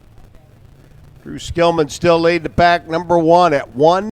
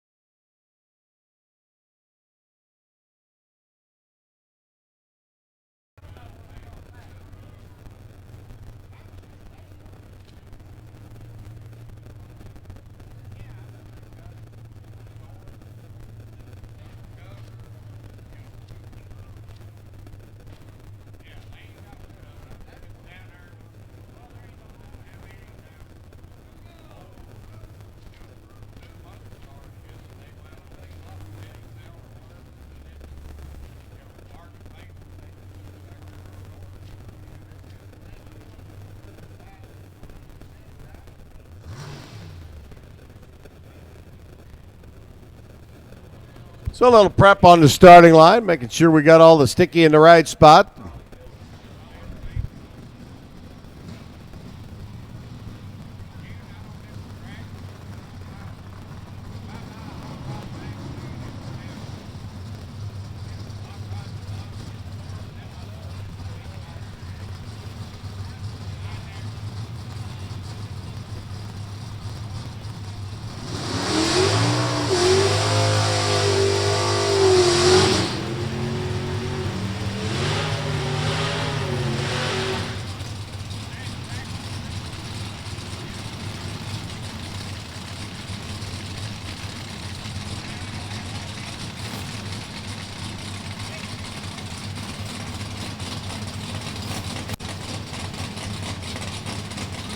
Dennis Breeden rolls in, the Indiana-based runner.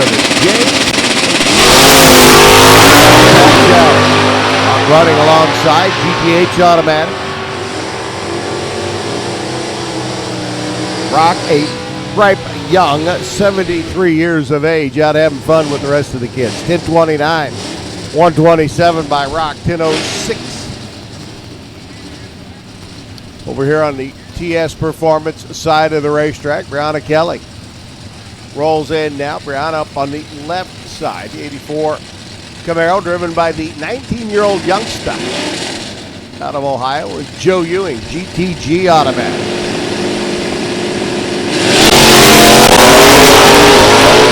RV 455 trailer plate. If you haven't tried it yet, I suggest it. Good stuff. Works well. I don't have a trailer anymore, and I still got a jug at home in my garage. I need to move on to somebody. 993 by Brianna. She improves 100. Stephen Bellinger, Merrill Strimsher pull in next. First and second generation Chevy 2.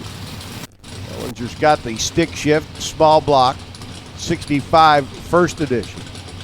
Merrill's got the 327 automatic, 66 second edition.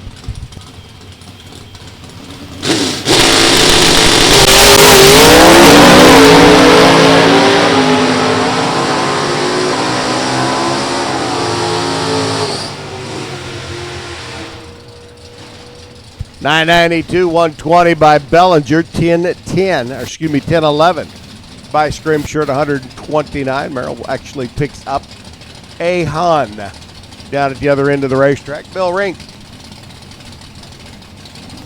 completely taking this Pontiac GTO, and yes, that is a 74 edition GTO, completely taking it apart over the last couple of years, putting it back together.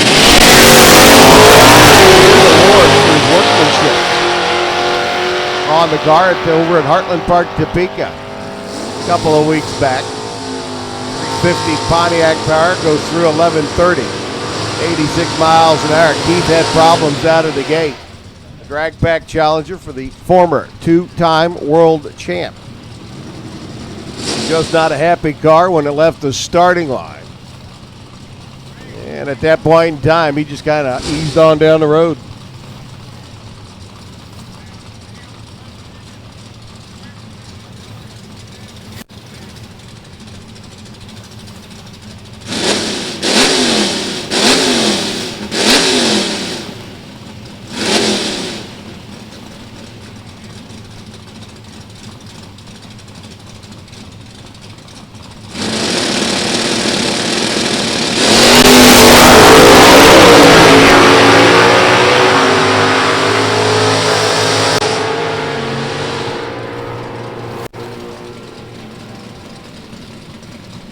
$871 by Joe Touton, $980 by Jeremy Duncan.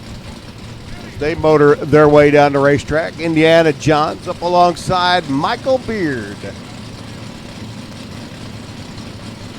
Michael in his race last week over at Columbus. Last national. Nice to see the effort extended for the stock and super stock races. Who's Rocker Promotions? Irvin Johns out of Suburban, heavy haul. Irvin down there, puffing, and then it went Smog City. We'll send the over the wall gang up and over the wall, send them out onto the racetrack, check the Budweiser lane down there in the shutdown area. You might want to start actually checking back here about 1,000 feet, because you could see a little puff of smoke come out of Irvin's car. Did another little puff of smoke come out of Irwin John's car. And then down at the finish line, it was a great big puff of smoke. And again, we've seen it before where it's just a line comes loose, and starts spraying a little oil or transmission fluid on a hot header pipe, and it all burns up and everything's fine, and they can get back and fix the line and fix the car and have it back up for the next round. Of course, then again, we've also seen the other results where everything was coming out of the headers because the inside of the motor was basically beyond repair. So obviously we like A better than we like option B. What was that term I used earlier? King Richard III expression. When the inside of the motor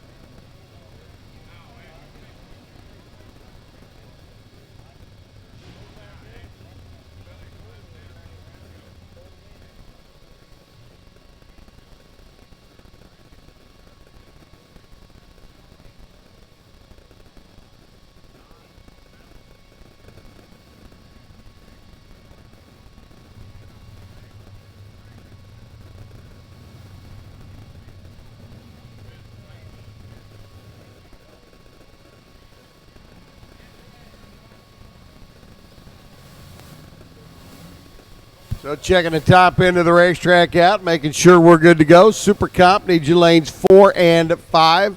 Don't forget, tomorrow we'll feature a very special race, the 2015 Spitzer Race Cars Indy Gear Comp Eliminator Shootout.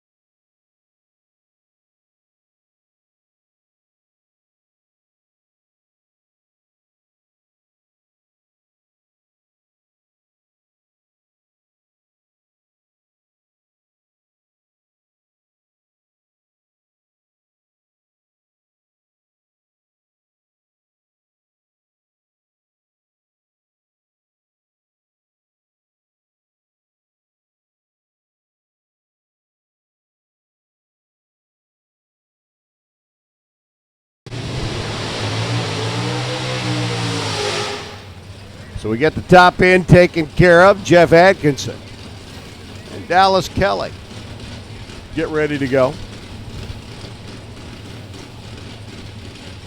In the early 60s Ford Fairlanes and all the station wagons here this weekend. Just a great weekend of drag racing, along with all the rest of the cars. I know. There's a ton of Camaros. Everybody loves Camaros. Well, except for the Ford guys.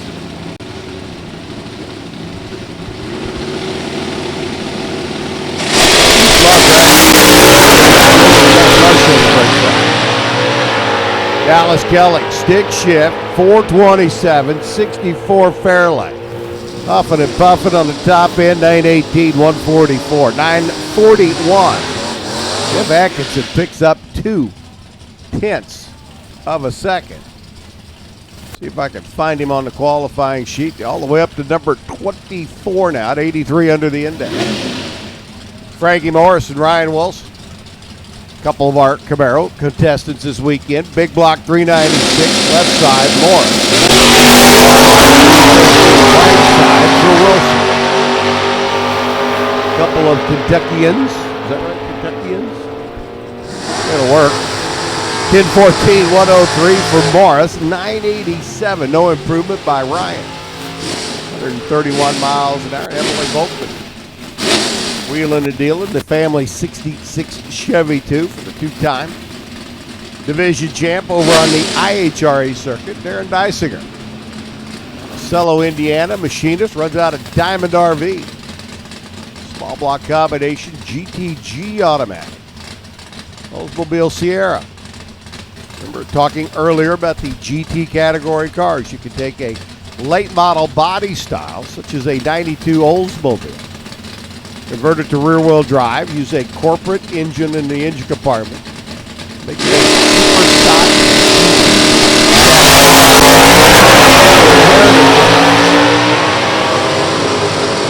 Gave the ability many years ago to be able to bring some of the late model body styles into super stock racing. 1042 by Dysinger at 127. 1073 by Emily Volkman.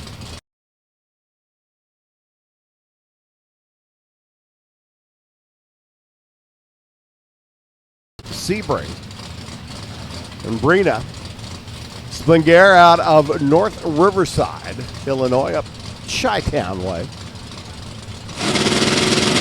Chicago Steel,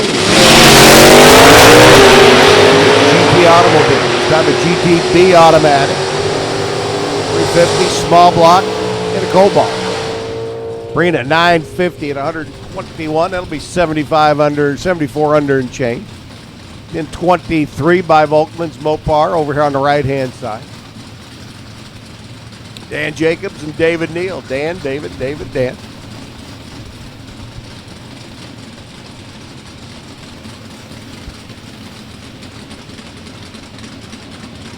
Jacobs, left side. I think we decided this morning we were going to call that pumpkin orange on the Chevy Cavalier. 305 and a stick shift.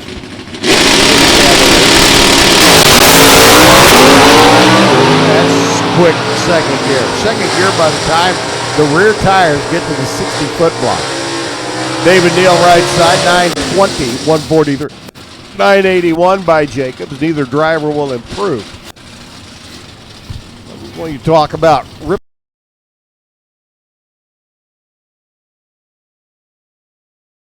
Steve Cook, number 4 qualifier. Talked earlier about him being 999 under the index. The index is 1080. He went 9.801. Steven Johnson, Stephen Horse, 427, 4-speed. Front end down. Talk about working through a gearbox the hard way. 973, 136 by Steven. 986, 133 by Steve Cook over there on the left-hand side of the racetrack.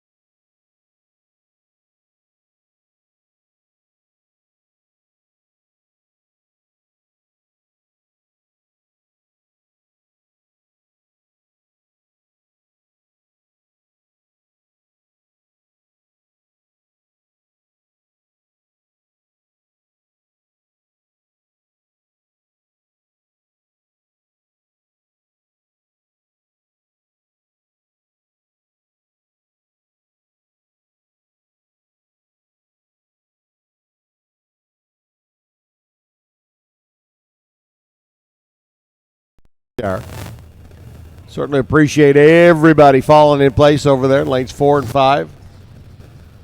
2 and 3 as they open up and fill up as well.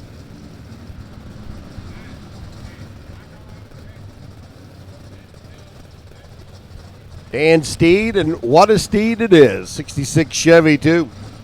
283 cubic inch power glide combination over here on the right hand side, and Matt Hoover, top 3 finisher in the country last year, the Chevy S10. Coming up from Adamsville, Tennessee.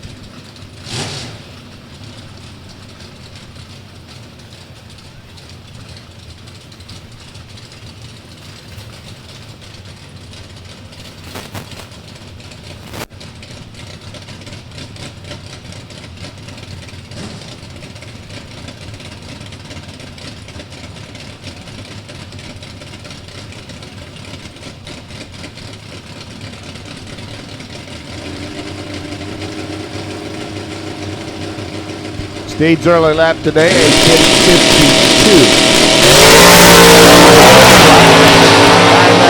997. Obviously, the air temperature much warmer this afternoon than what it was this morning. Doesn't be Hoove making horsepower, although Hoover picks up 3. 994, 1054. Hoover moves up to the number 12 spot now.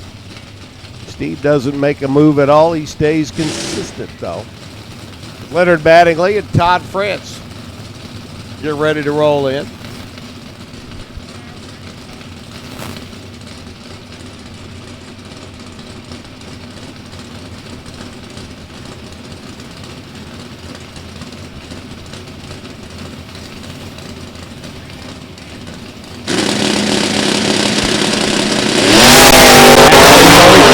Todd France at the wheel of the Family's Beretta. France right side, 985, 119, 1024. 129 miles an hour from Mattingly. Jimmy Bridges rolls in. 396. Stick shift, 65 Corvette fastback. Yes.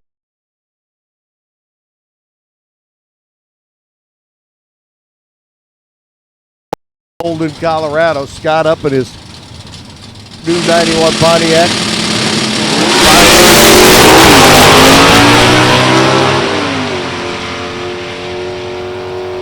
And you could hear Jimmy wing that 396 like it was a small block, couldn't you? Wow. Burton goes 1027, 129. He picks up 300. 1350. Burton goes from 35.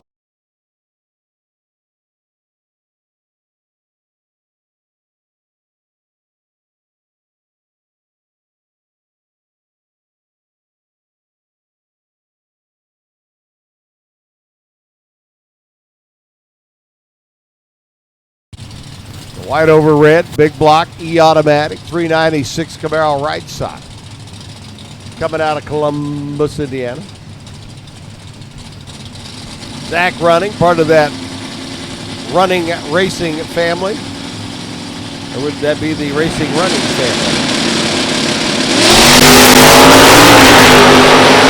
Like a real quick bunch of guys and gals out of Lapeer, Michigan. How's that work? Great people, good races, great races. 11-12, 119, Zach.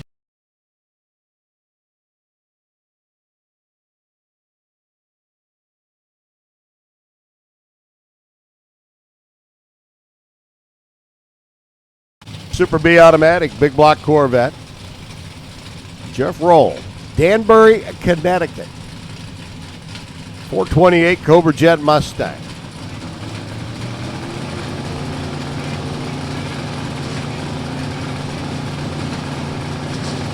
Winner of the legendary Dutch Classic.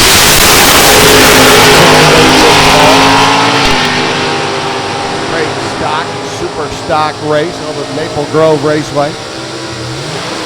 Win that one, you've worked your way through a crowd of racers. 952, 139 by roll. 939. Green there on the left-hand side. Winnie Bingham. Another one of my wacky wagon weekend winners. Did you catch that? Glad you're paying attention. Ricky Pennington, right side. Stick shift, 327, 81 Malibu.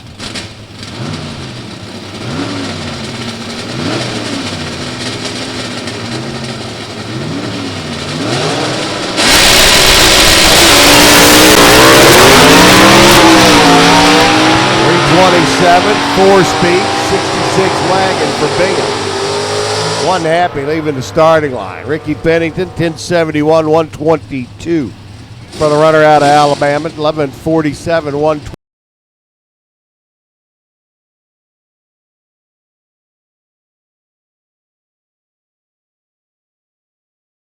Vaughn left lane.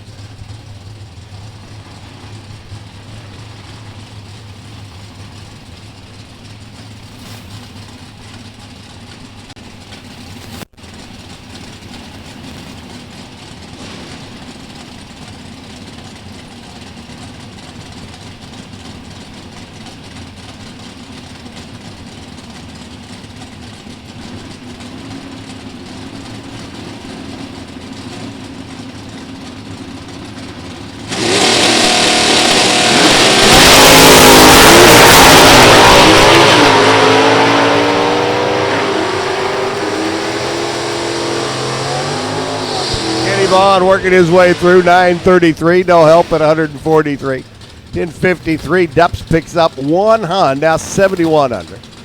And number 43 on the sheet. Matt Forbes rolls in. Matt did want me to pass along to some other Lucas Oil stock and super stock racers who are absent this weekend. A message. Should be here. TC Morris right side.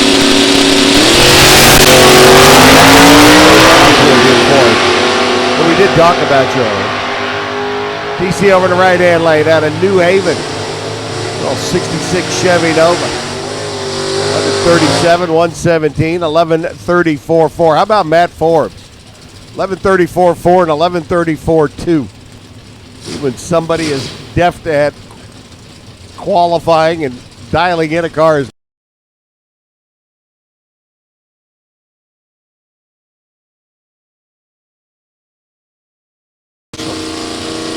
the man won it all. Got the lawn cure. Use your tire. The barrel there on the left side. Dave Dupps, Daddy Dupps. Over here on the right-hand side. 878. Big improvement. 151. 1001. Dave Dupps. Wow. We may need to check that one out. Jeff Dona on the left-hand side rolls in next. I mean, that rattled my cage so much when that number came up, it was like, whoa.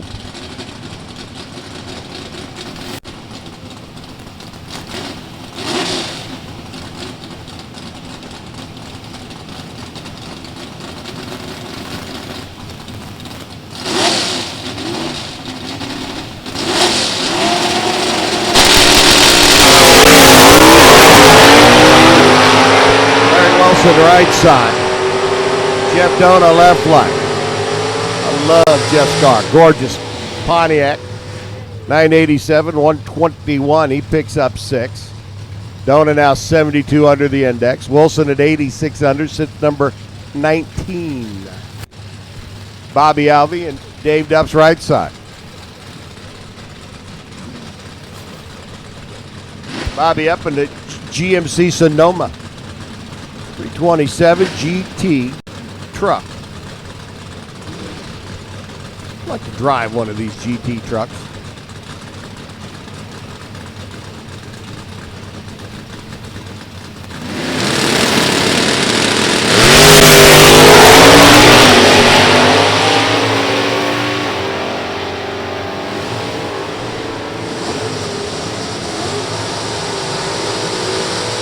.10:02, 114 by Dupps this time as he goes down track. In 64, 123.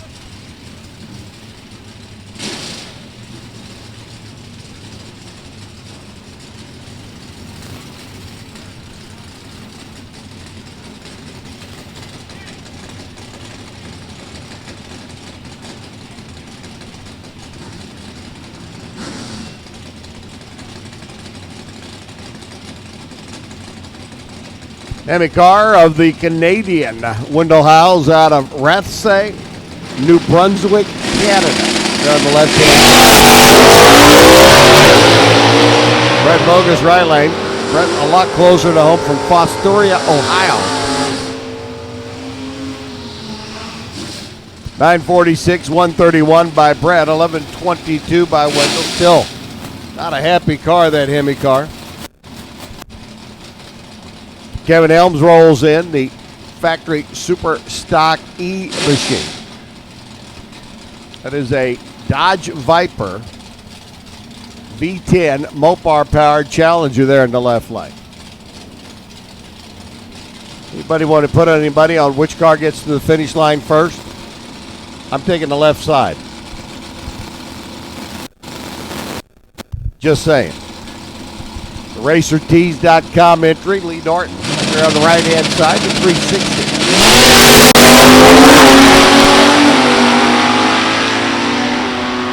That car doesn't even sound right, does it? That V10. It's a very unique sound of its own. 917, 146 Elm. 1080 by Lee Norton at 94 miles per. Dave Myers. 66 Chevy 2 for the runner out of Decatur, Indiana.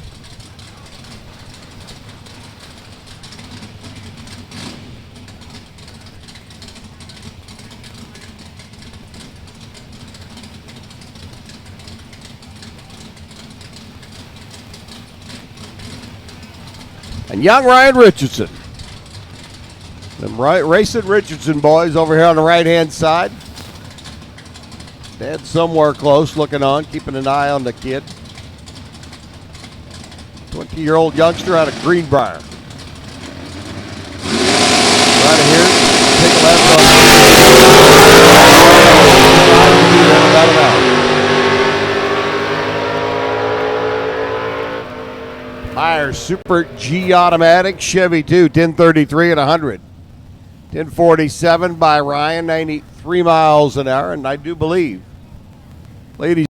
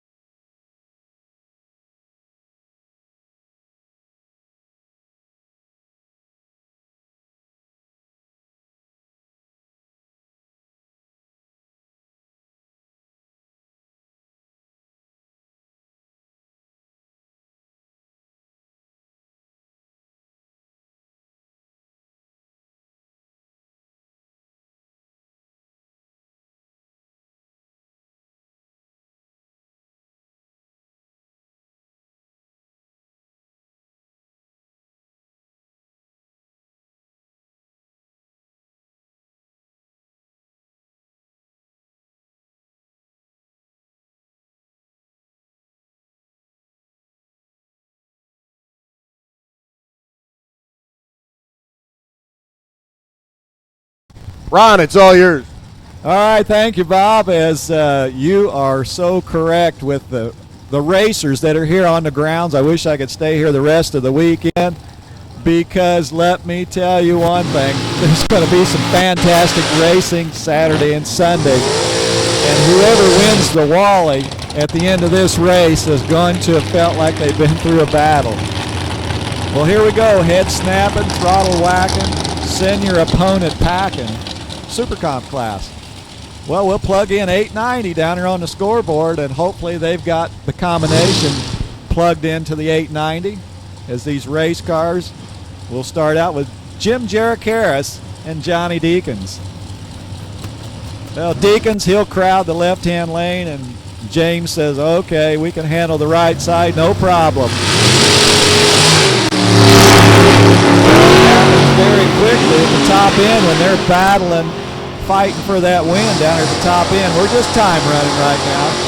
Jared Karras is in race mode. 892, 177, 010 on the tree. Deacons 912 as he cleared the traps down at the top end. And we bring up two more. Now, I mentioned before, this class is loaded with dragsters, but you do not have to have one to win, as last year during the U.S. National Super Cup, Scott Walker, Bill Vance doing the dance. Walker is way down track. He runs 893, 160. Bill Vance turns in a 908 at 170 miles an hour. So a quick trip to the grocery store for both of them. This is Troy Stone, the vintage trailer sales rear engine dragster, bright green. As the sun is kind of hiding and then it's coming out and getting the racetrack going on. Oh, we have a Bill's found a racing glove. I think he's looking for a race car. No, seriously, we have a Simpson racing glove up here in the I'll tell you what, it's up here on the second floor. If you lost your racing glove, it is a Simpson. All right, here we go, Troy Stone. How about dead on zero for Stone, 177. He'll put that in the bank, 897. That car is for sale, that beautiful dragster on the left side. That dragster was born in 2012.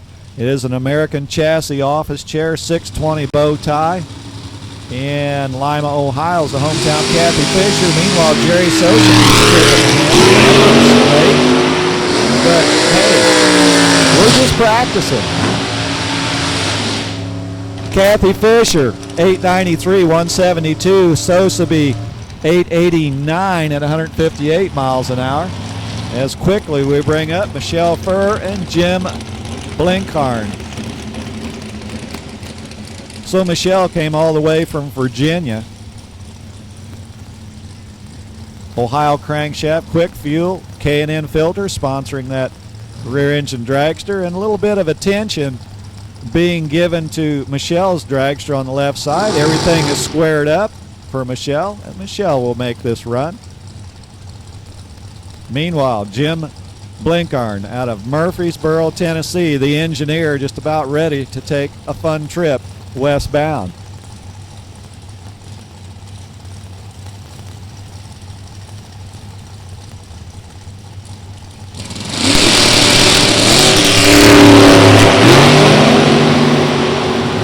So away we go as the finish line is going to capture both of these drivers. Michelle Furr got captured first, 891, 178 miles an hour. And Jim, he clears the beams, 886, 161 as they look for the exit ramp off of Route 1320. So Todd McCann and Derek Denny are on our runway here. Todd McCann, the McCann Racing undercover chassis dragster, 555's under the mailbox. He's got the right side secure. On the Bud side, Derek Denny's the contractor, trying to build a win before the racing weekend's over. He's from Pleasant View, Tennessee. So they're going to flex the Molly and see who gets the Wally before the weekend's over with. 007 Todd on his game. He was inside the bulb as he reaches for the finish line. Looks like he'll recover the finish line first. 888's 163, but look at Derek Denny, dead on with a 0. That's bracket talk, but we'll call it an 890 with a 0 to go with it. And that was a beautiful pass out of that left-hand lane. Kendra Reinscheid, the current leader in Super Comp Division 3 prior to the weekend getting started, squares off with William Rudy's Race Tech chassis rear engine dragster out of Lima, Ohio. Kendra out of Brookville, Indiana, sponsored by Fast Lube and Armor Sealing.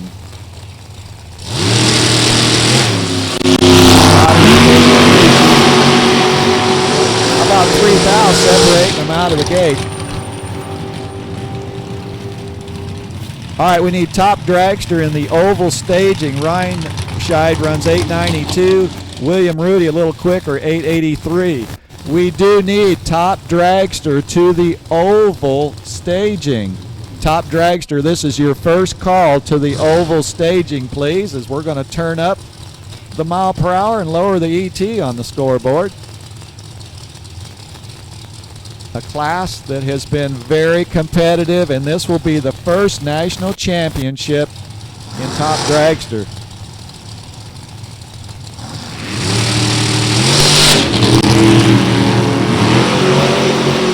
So Tim Papp, the Super Comp runner-up here last year in 2015, he'll take an 890. How about that? Dead on with an 8 for Tim Papp. He is ready to rumble. Jim still on the quick side with the 872.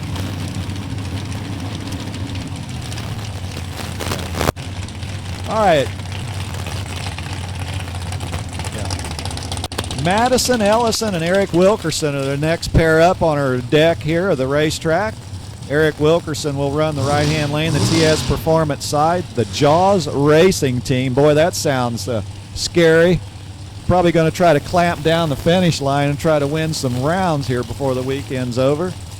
Running the small block Chevrolet. And Madison Ellison, the Collector Tether, sponsored Central City, Kentucky. Away they go. Madison Ellison on the stops forever, but that power is being put to the pavement. Ellison, 909, 179. Eric Wilkerson, we'll call it dead on 6, 161, making the trip. A good run for that team as the combinations, just like we kind of expected, they are getting tighter on that 890 number that's plugged in for the Super Comp class. Megan Strasweg out of that left-hand lane, and Rusty Cook right side. The dragstersforsale.com, American Super Comp Dragster. Megan is one of the next generation racers. Senior year of high school with backing from Oakley Motorsports, Lucas Oil, VP Racing Fuels. A driver that's trying to make waves in the Super Comp class. Megan runs 889 at 170 miles an hour.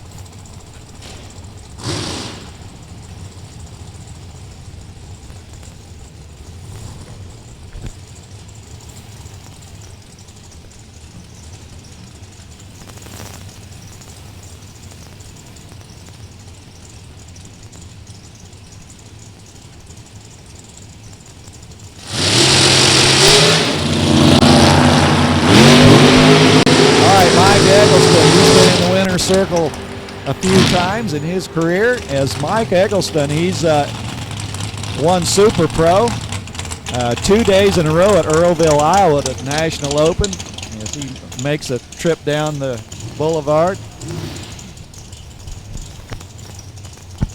And also the Back Porch Grill over here on the south side of the racetrack. All sandwiches are $2 at the Back Porch Grill. Rose Richardson, right-hand lane, and 336B.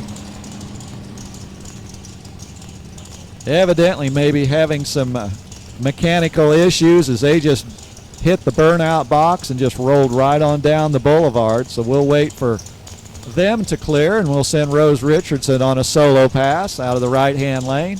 The P&R Express rear engine dragster.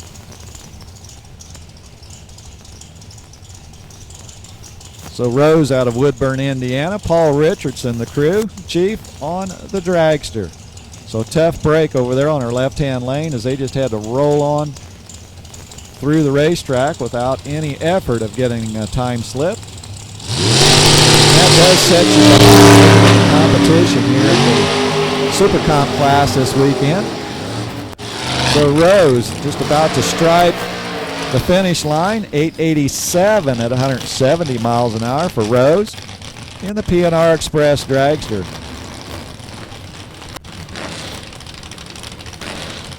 So our split window Corvette out of that left-hand lane. We still haven't got a handle on who the 305A is, but it is a nice looking ride. These cars were made for the drag strip.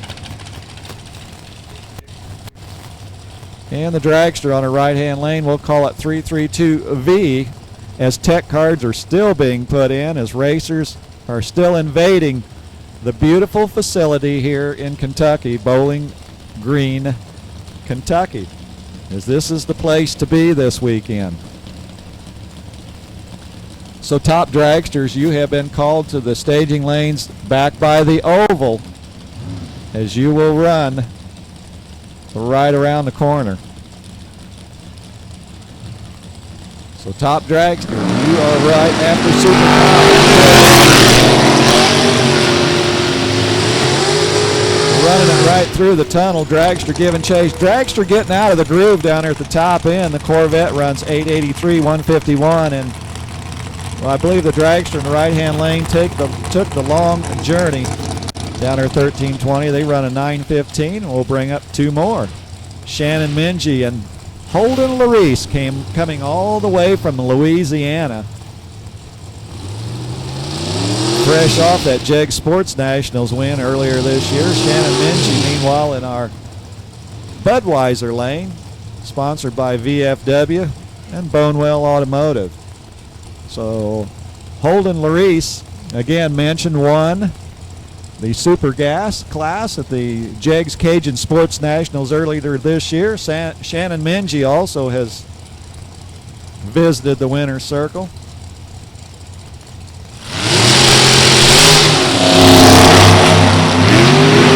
.002 on the tree for Shannon. Shannon was inside that bulb. So Shannon closes the deal, 884, 177. Triple eights for Larice as he runs the booming speed at the top end of 182 miles an hour as Janice Swan and Greg True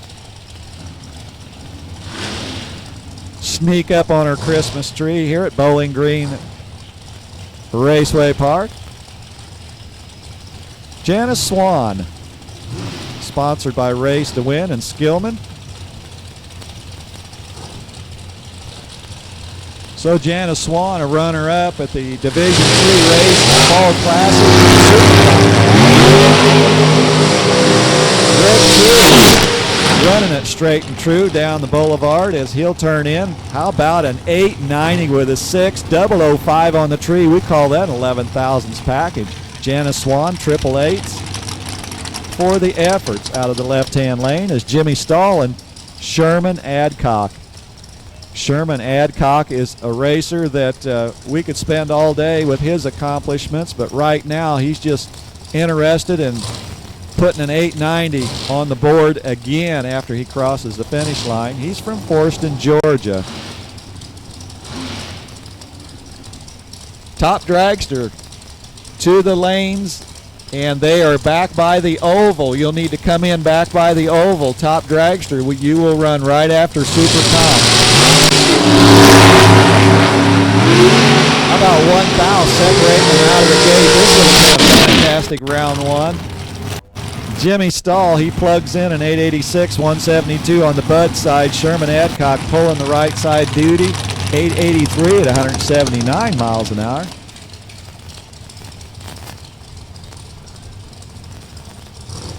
So it's going to be pretty exciting as we will have the Draw RFC Shootout presented by Moser Engineering once the sheets are all digested on the racers that paid their fees to try to qualify for that shootout. And we are temporarily on the holding pattern. So Tony Brown had to shut her down out of that left-hand lane as again our starter has signaled both pilots to roll them in. Tony Brown, sponsored by Manpower and Collier Racing, running the Brodex 632 under the mailbox. He's got the left lane reserved. And as he on the north side of the track is Team 327J as they've already completed their job with a 920, 171, 889 with a 6 for Tony Brown. And I'll tell you what, if that was my time slip, I'm good with that. Close enough. You say, well, that's too quick. Well, I say, your opponent may break out a little worse, and whoever breaks out the least is your winner. So just because you're under doesn't mean you're going to go home. Jackson Collier and Jordan Aker. So Jackson Collier, runner-up, Belrose, Louisiana, during the July race in the Super Comp class. Jordan Aker's got the right-hand lane dragster. He's from Clovis, Minnesota. It's New Mexico. Wow. I'm turning around my letters up here on my screen. Jordan Aker, 896, 889 for Jackson Collier out of that left-hand lane as they were 2 thou separating them out of the gate.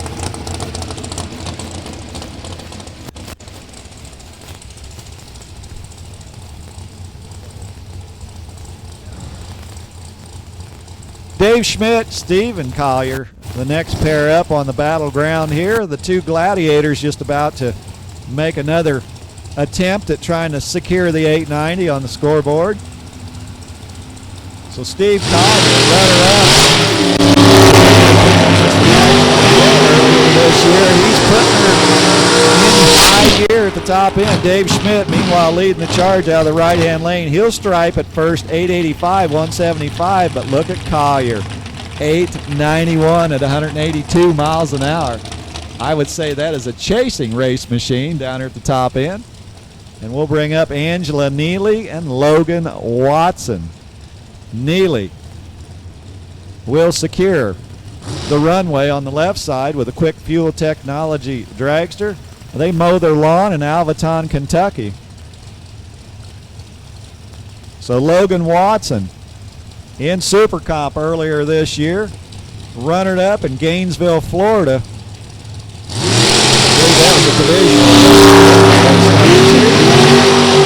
Watson, how about that? A pair of James Bond bulbs, 007, 2 green apples on the tree. Racer's delight as Neely runs dead on with a 7. We call that an 890 with a 7.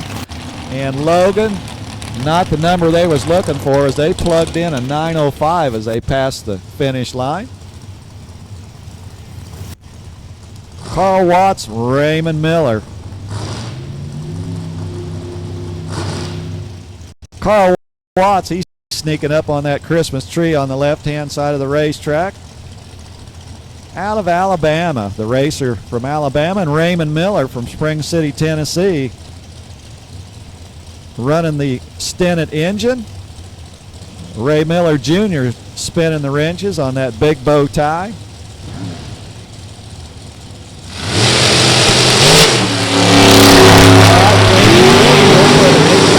Spread out of the gate this time. Watts, 005 on the tree. He just vaporized it.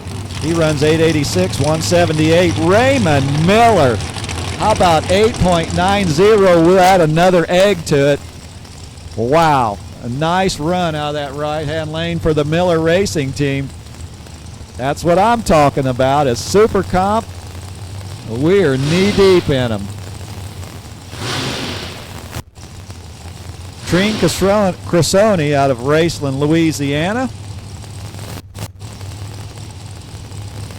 Super Comp winner at Dallas, Texas this year.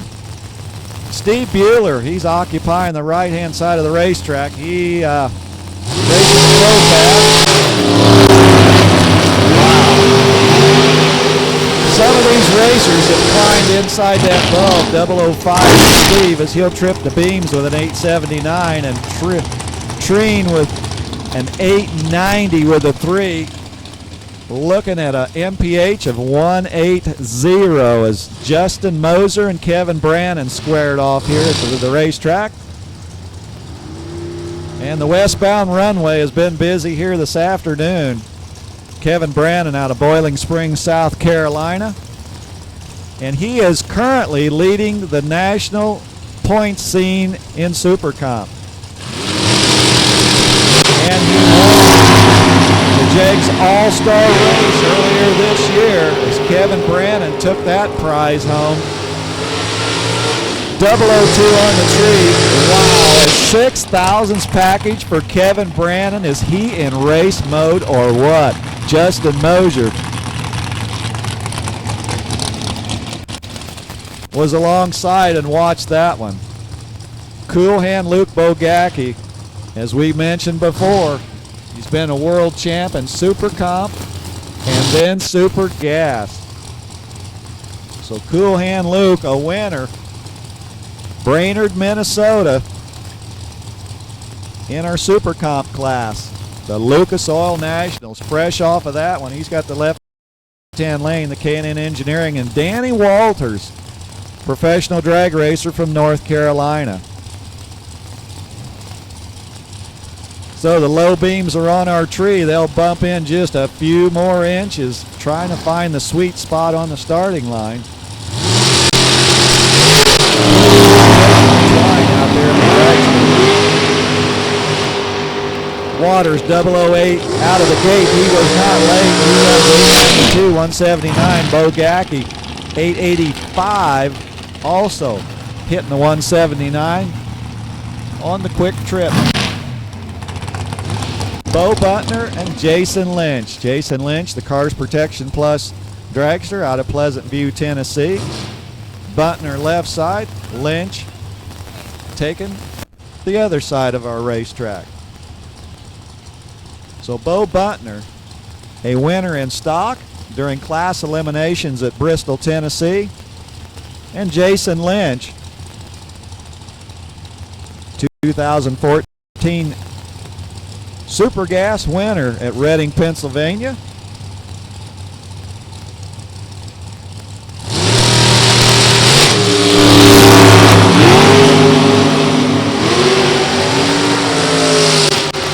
So 2 green apples hanging on the tree.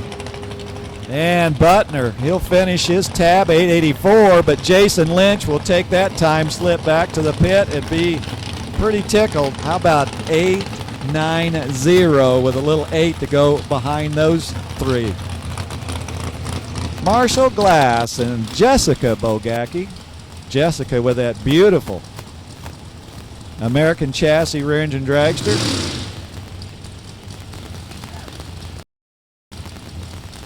So Marshall Glass out of the right-hand lane, he's got, well, to his credit, he's picked up a Super Pro win here at Beech Bend.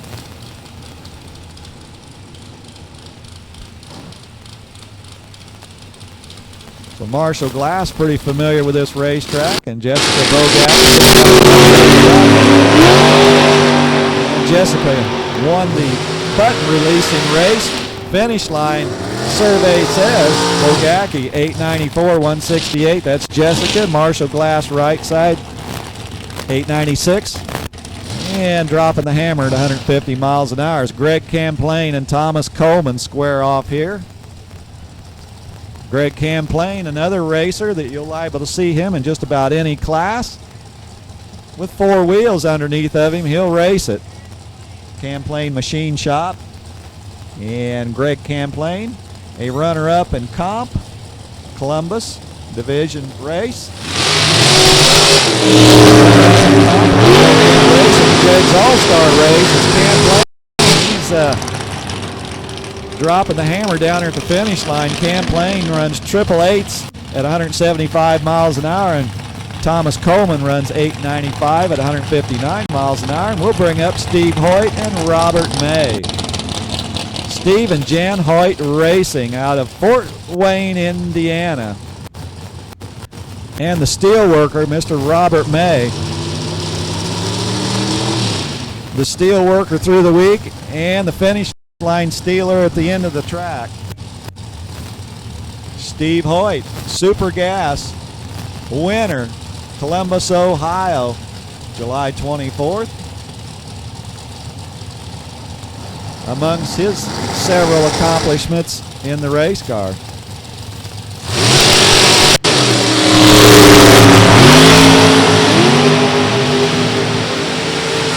The tires are standing tall as they approach the foam blocks. The last one's down there. Hoyt runs 890 with a 9. Robert May, a good pass, 891 down there at the finish line. And I'm telling you, as we watch more and more of these cars, they are not off of the combination too far now. You give them a couple shots at it and they get these cars lined up pretty quickly.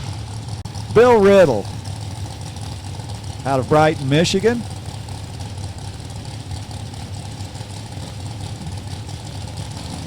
So he won the Mosier Shootout earlier this year or 2013 in Indianapolis.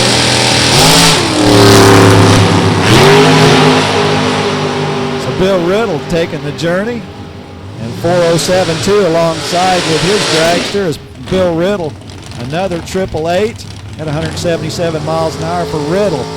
891, 173 for our right-hand competitor. It was Team 407.2 as Tim Millwood with one of the rare door cars in the class. This is a 1993 Dodge Daytona. And yes, he's running the Dodge motor under the hood. He's from Columbus, Indiana.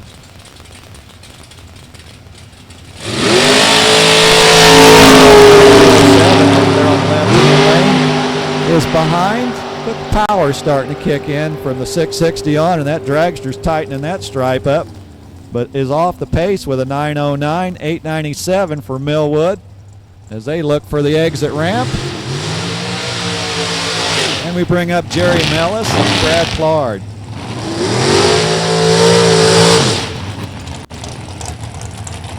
Jerry Mellis from Hope, Indiana, the engineer. And Brad Plard out of Coleman, Alabama.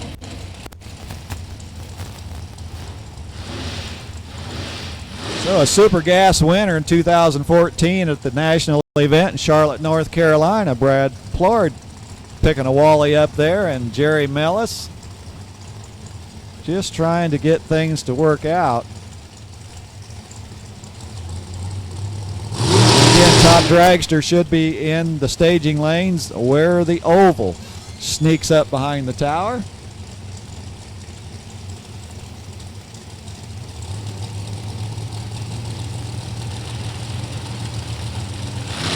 I'll tell you what, Brad Plord, speaking of the U.S. Nationals, he won it in 2005 in Super Cup.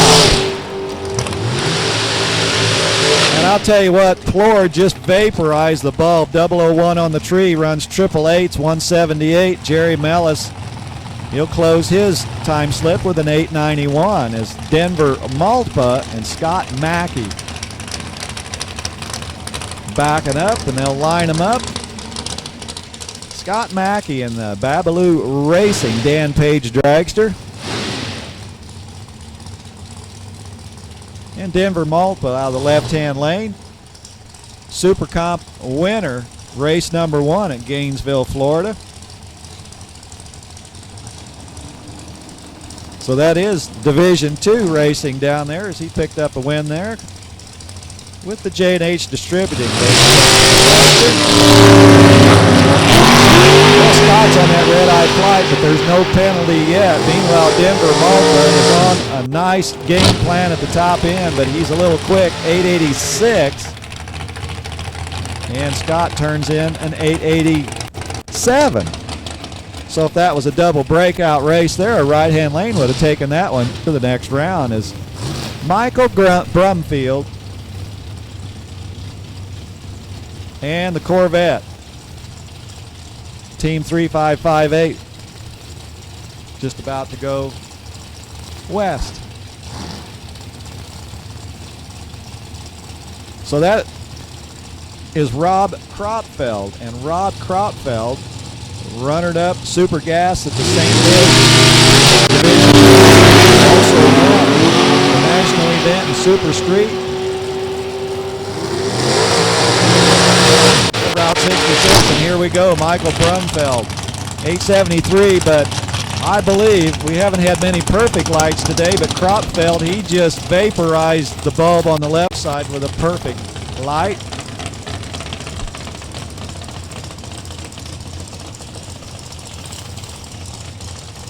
Tommy Phillips and Jeremy Mason with a pair of dragsters in Super Comp. Jeremy Mason sponsored by Ohio Crankshaft, and Tommy Phillips, the K&N Filters race car. So Tommy Phillips picking up a win at the O'Reilly Auto Parts Northwest Nationals earlier this year. And Jeremy Mason, a runner-up, Columbus, Ohio, in Super Comp. In the Division 3 rank.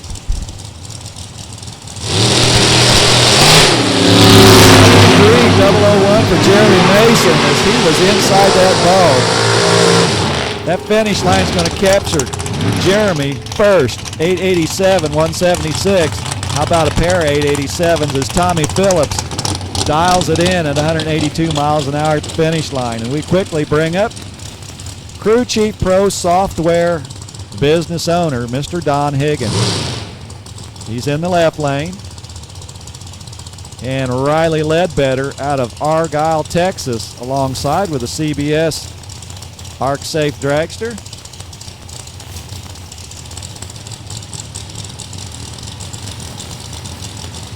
Don Higgins, he's won Super Bowl 2010. Come to Bowling Green to get the same job done here, but there's a lot of cars that's standing in his way. Riley Ledbetter, 887. 180 miles an hour. Don Higgins a little too quick with his 885 as he crosses the stripe at the finish line. And Brian Browning, the Richmond, Kentucky racer, he does his burnout, and he's got those front wheels steering left and right as he's trying to get that right where he needs it.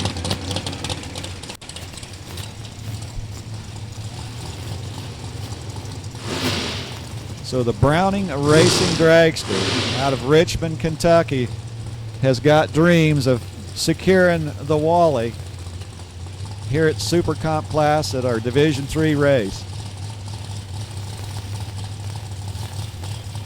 And car 3548 just about bumping into the pre-stage area. And it looks like one of them Richardson race cars is going to be up next as Edmund Richardson's in the house.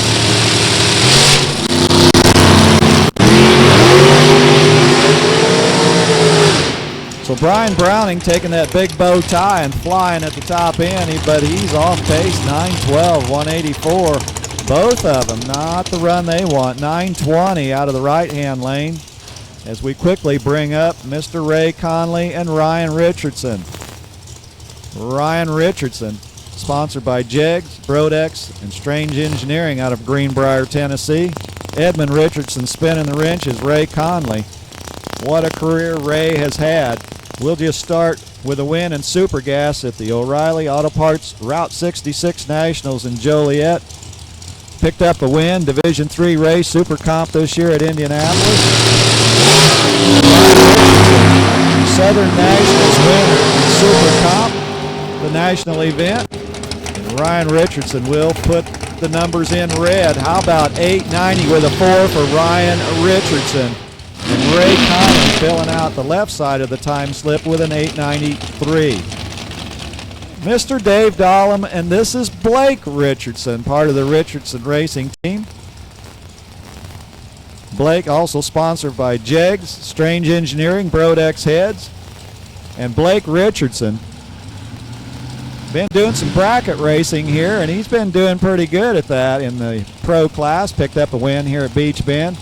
Dave Dahlem, Super Comp winner, 2007.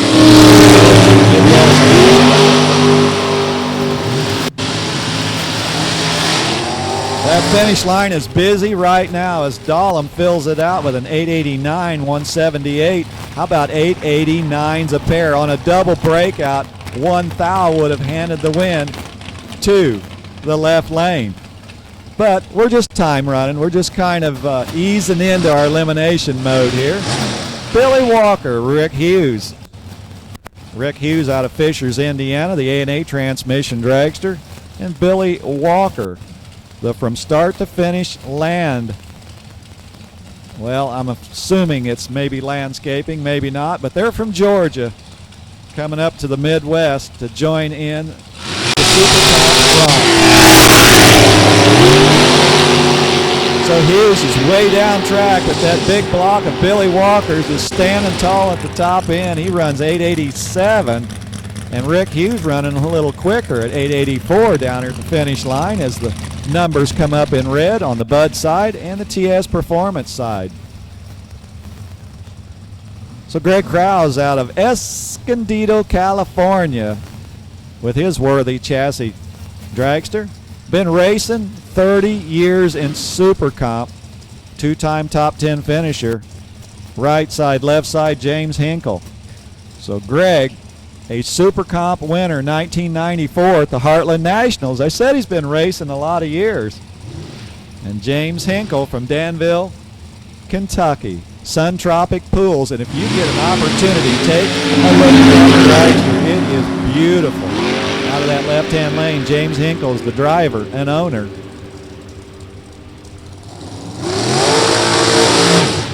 So Greg Krause, 886, and James Hinkle on the top side of the hill with an 897. So over and under we go on the 890 number for Super Comp. Phil Smida out of Canfield, Ohio. The electronic security tech, Intensity Racing Products. And Jeffrey Smith from Kendallville, Indiana.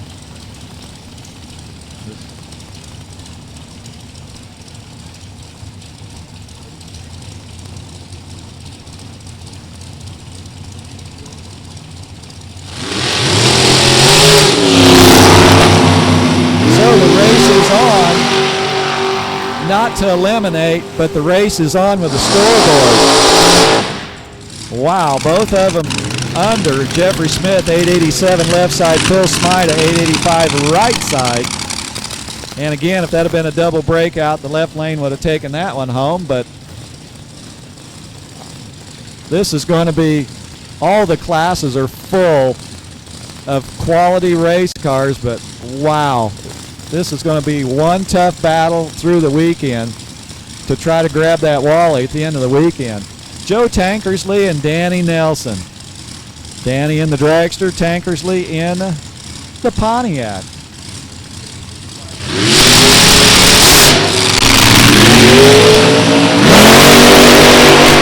So shocking the tires in that Dragster. Nelson, he'll paste on the scoreboard, 897, and Tankersley an 889 with the classic 70 Pontiac door car. Scott Lamar and 308C are the next pair up. Lamar on the Bud side. An agent broker from Florida coming up to the Midwest to have some fun. So Scott Lamar, our Super Comp winner at the division race this year, the second time they visited Gainesville out of Division 2. And 308C, not sure who that is. But the Pilot Tech car race control.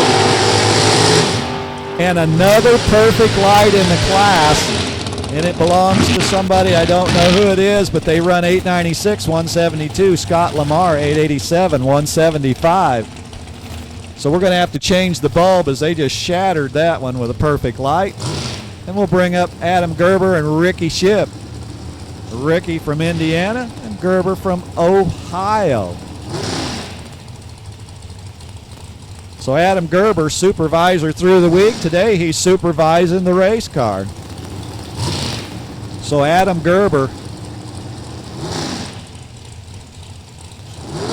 a runner-up in Super Comp in St. Louis at the Division III race. And Ricky Shipp. The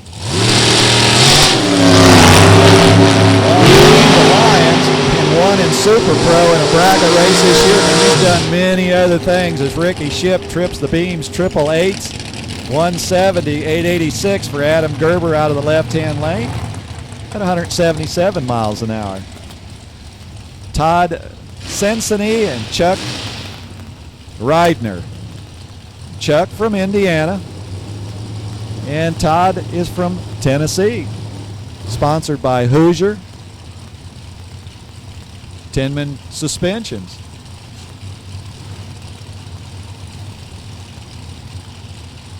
So during, wow, Todd's very familiar with this racetrack as he has picked up a Super Gas win here in Bowling Green 2014 during the Sports Nationals. Also Super Gas winner, Bowling Green.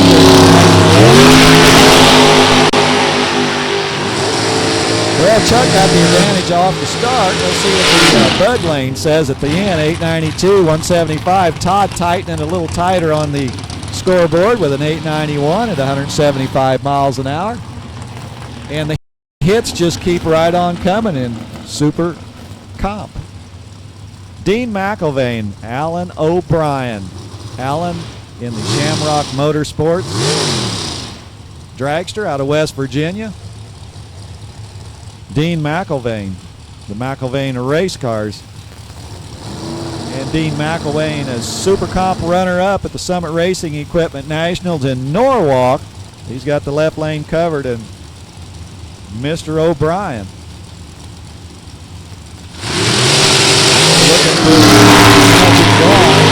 Looking for the 890 on the scoreboard down there. 660 is done. 1320 coming very quick for both drivers. McIlvain, how about 889? O'Brien, 890 with a 3 on that pair. And John Sickish and Tyler Kahele have got the racetrack rented just for a few seconds here. John Sickish, the retired gentleman out of Belmont, Ohio, and Tyler Kahele, the painter, and he's going to try to paint a win by the end of the weekend several times. So Tyler, Super Comp winner in St. Louis at the during the shootout race they had there. And John Sickish, a runner-up in Super Gas 2005.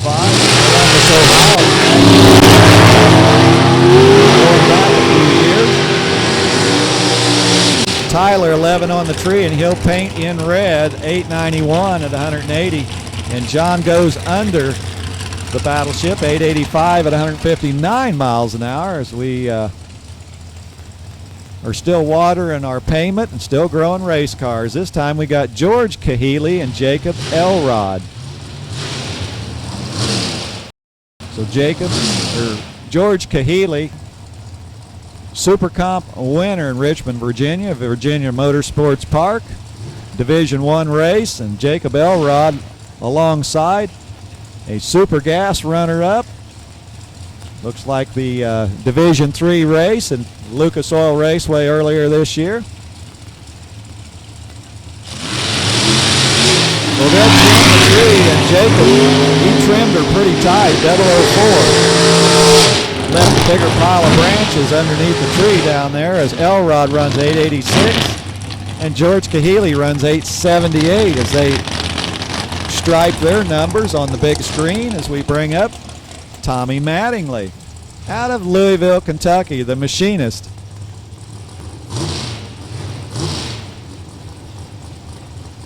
And 336B with the mono wing on that rear engine dragster.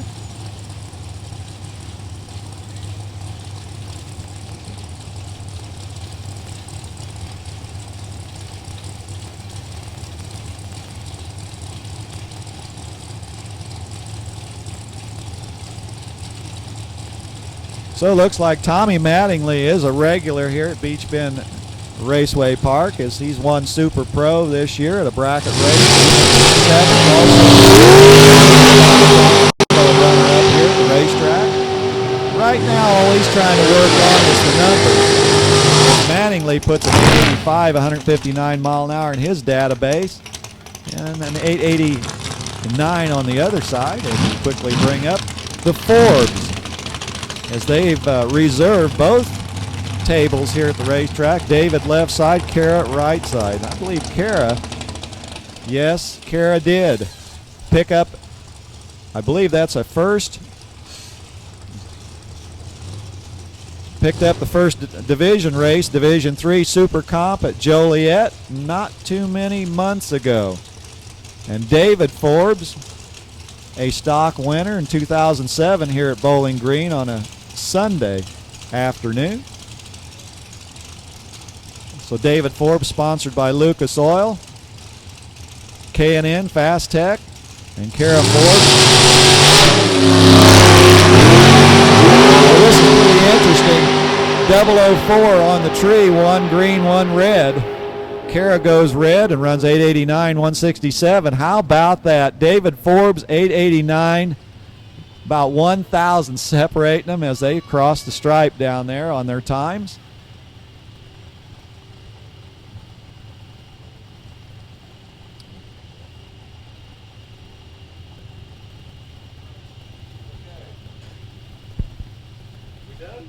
I believe that will conclude unless we're letting tractors run in Super Comp. I think that's all of Super Comp. We've got Top Dragster, I believe, waiting in the wings, and that is sponsored by Spitzer Race Cars. And I know, looking back through the staging lanes back there, it looks like we got a traffic jam there at 5 o'clock in the afternoon in a construction zone, but we are going to really pick up the action, and Bob is chomping at the bit. Bob?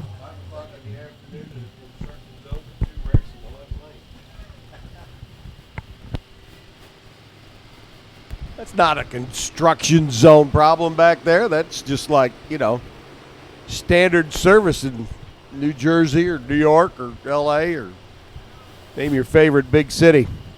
Do need our Racers for Christ draw Mosier Shootout contestants in Super Street and Super Gas. We need you to the lanes, please.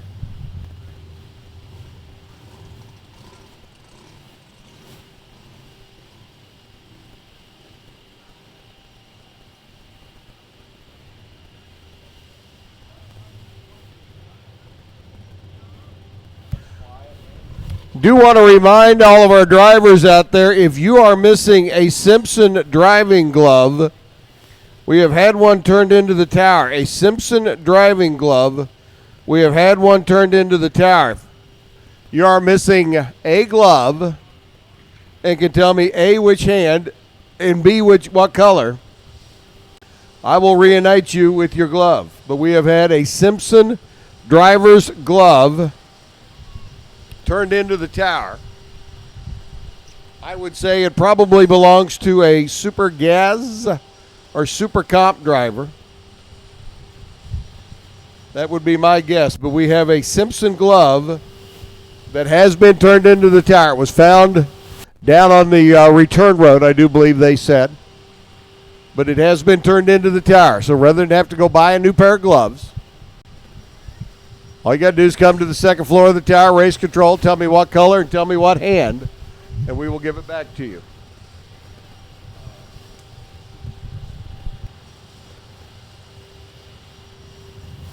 Again, Racers for Christ, draw Super Street and Super Gas Shootout contestants for the shootouts presented by Mosier Engineering. Super Street and Super Gas Shootout contestants. We will take you to the staging lanes, please. Super Street and Super Gas Shootout contestants will take you to the lanes to get you paired up and ready to go. Super Street and Super Gas, Super Comp. As soon as we get figured out who qualified and the pairings, we'll call you in just a moment. So if you had one of those 8.900 or dead on 2 or 3 laps and feel pretty confident about being in the show, you can go ahead and get your stuff tuned up, fueled up, charged up, aired up, and ready to go. But right now we need Super Street, Mosier Shootout, Racers for Christ, draw contestants, and Super Gas Shootout contestants. We need all of y'all, each and every one of you. All 8 of you in Super Street, all 8 of you in Super Gas. We need you to the lanes, please.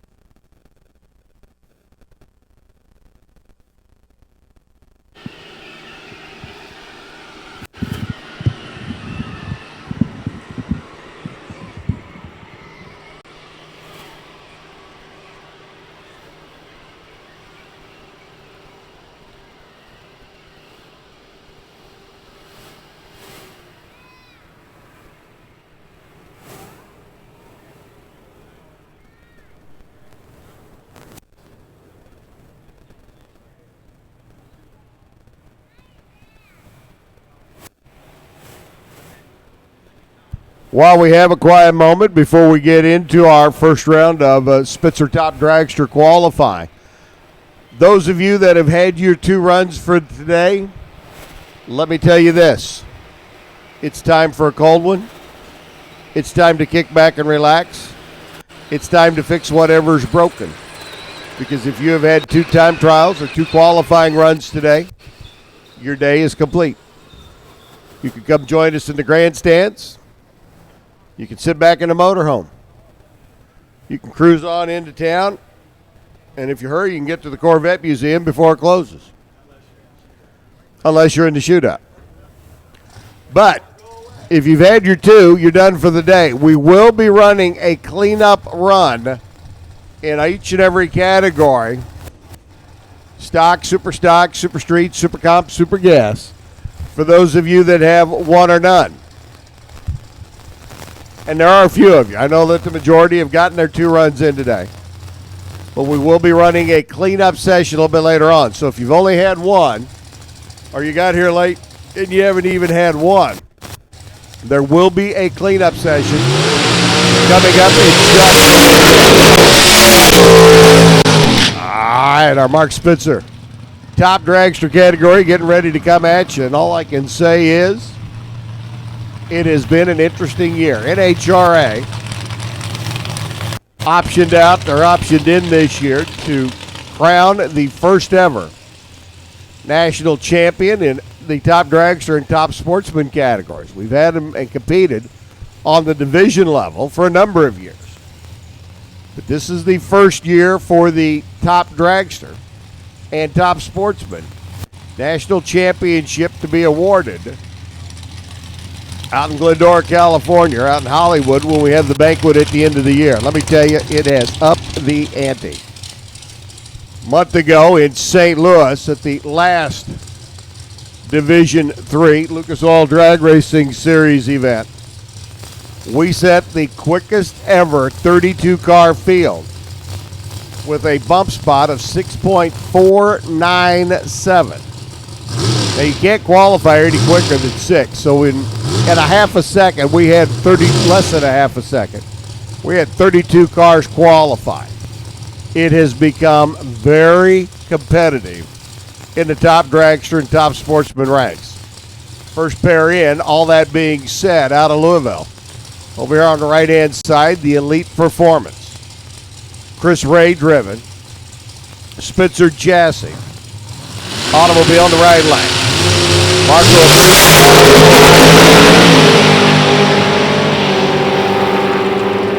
there in the left. 639, 215 by Marco. 643, 212 miles an hour.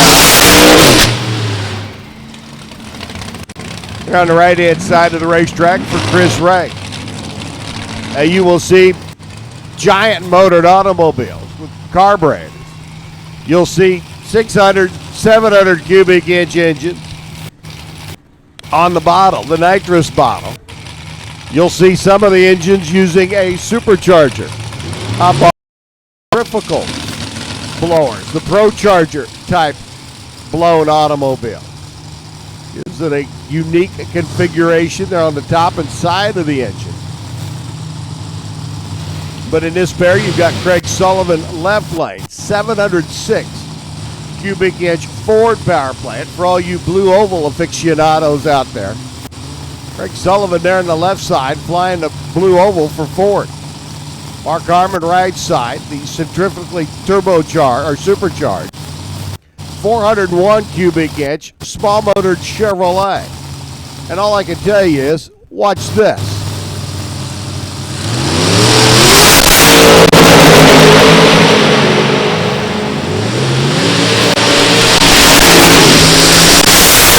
$25, 218 miles an hour for the Ford on nitrous. But how about the 652 lap at 210 miles an hour for that mouse-motored Chevrolet? The ProCharger on. I'm telling you.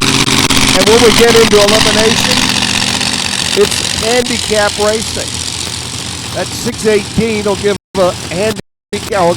up the handicap start to the 630 car, and we'll see races won by, and I mean literally, mere 10,000ths of a second. Casey Spradlin rolls in next, the runner out of Southeastern Host.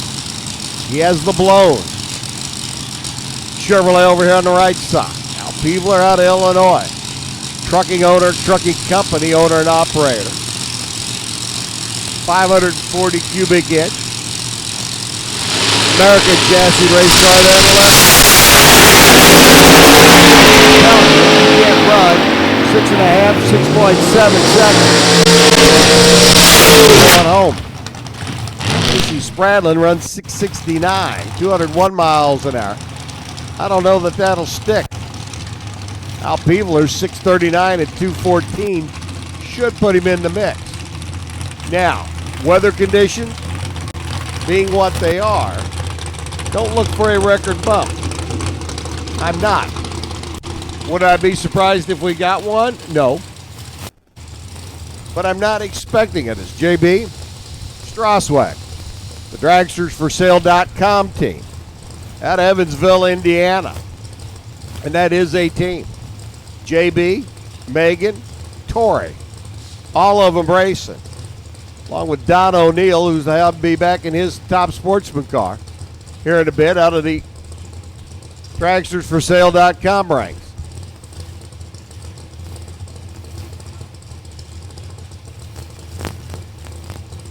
Do want to give out a tip of the cap to JB and Tori and everybody down at dragstersforsale.com. 3D TV, the broadcast live from here at Beech Bend going out across the interweb. Wasn't scheduled to be online today.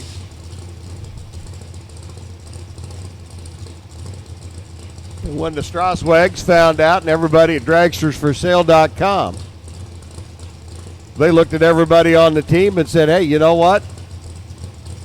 We're going to do this. So they came up to the tower, Tori did, said, hey, Bob, we want to get it online so everybody can watch today. A big tip of the cap to them for their stepping up to sponsor day one of our 3-day event here at Beech Bend. Looks like whatever it was, may have been a neck collar laying down there on the racetrack. They do have a tendency at times sometimes to fly off the Velcro straps over time. Get a little convoluted, strangulated, and full of, well, you get the idea. If you've ever worked with Velcro much, you know what I'm talking about. Then the Velcro doesn't want to stay as sticky as you'd like for it to. So we got the top end cleared. JB left side. Karma Hopper right side. The Instant Karma Racing team. 009 live for Karma. 656, 207 miles an hour Karma. 651, 208 miles an hour for the dragstersforsale.com team. JB Straswag.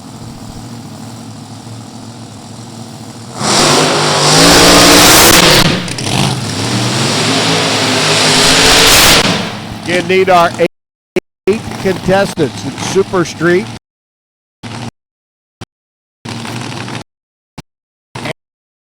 Super Comp. To the staging lanes, please. Preparing for the draw. Races for Christ. Moser Engineering Shootout. Round number one. Greg Sullivan leading the pack, 218.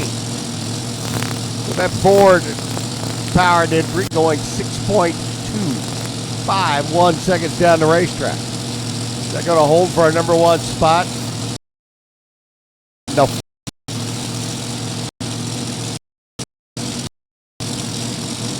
Matt Cook up next, left side, Budweiser lane, alongside Chuck Cheeseman. Cheeseman brothers out of Ohio, long-time campaigners in the alcohol funny car battle. And I mean long-time campaigners.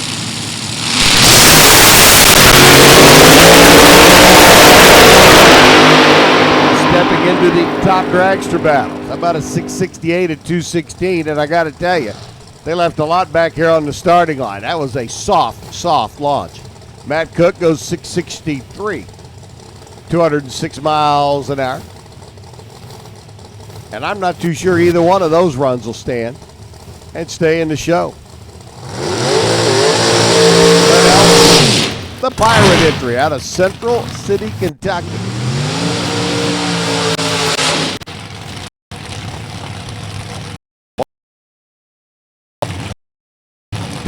Top dragster category. In Charlotte earlier this year at the 4-wide National.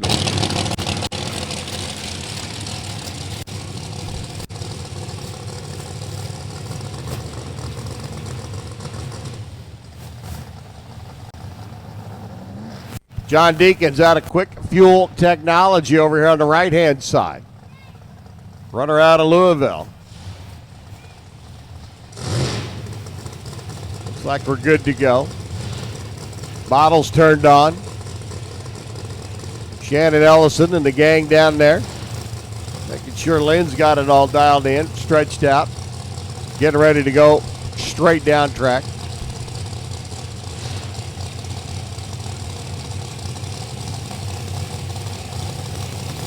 We qualify a 32-car field. Remember correctly, we had... Makes it interesting. We get the last round of qualifying, let me tell you. 639, 213 by Lynn Ellison, 643, 209 by Johnny Deacons. Lynn goes into the number 4 spot. Deacons right behind into the number 5 spot.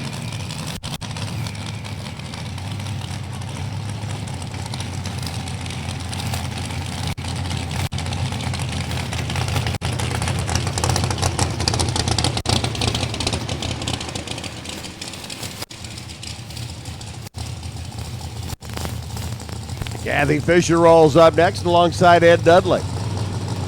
Kathy over on the left-hand side, the Armor Coat, Ohio Crankshaft, Borla sponsored machine. Kathy took a ride in hubby Kevin's car last year and said, "Ooh, I like it. I want one." So they built Kathy a new car, brand new American Race Cars entry. Ed Dudley over here on the right side. Using one of the Performance by Fisher race engines. Goes 637, 208, 626 by Ed Dudley. 213 miles an hour. Ed to the number 2 spot. Kathy up to the number 3 spot.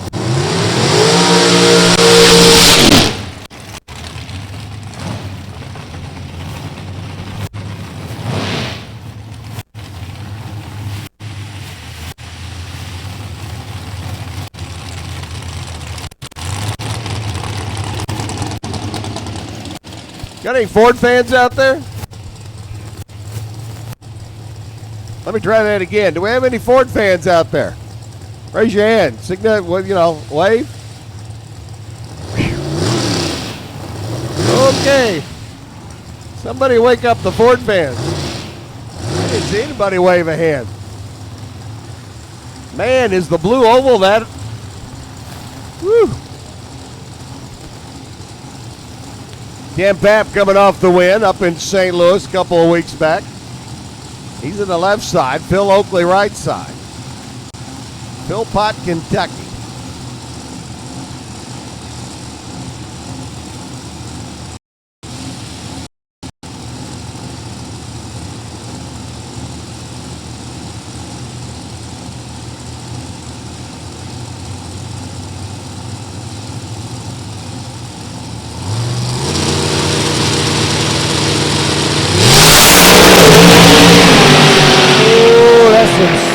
Serious tire shake. So Phil Oakley.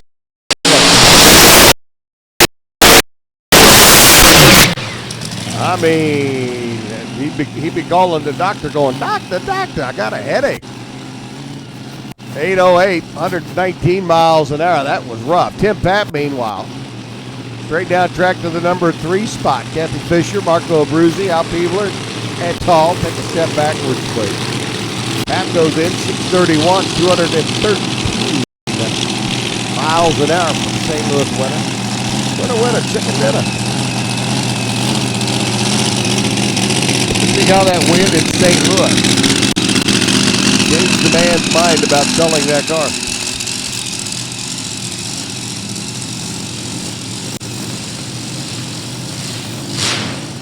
Tim wins the race and decides not to sell a car. I want a race and the car gets sold.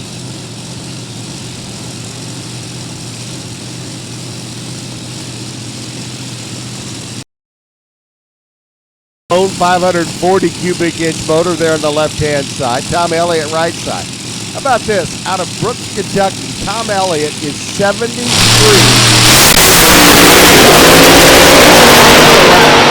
Going into some pretty severe tire shake.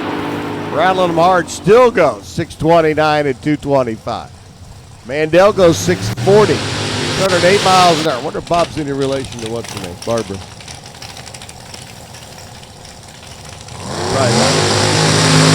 Hello, we got a Barbie. Yeah. Jim Prevost and Lindsey Barker. Get ready to do battle next. Would an announcer lie to you?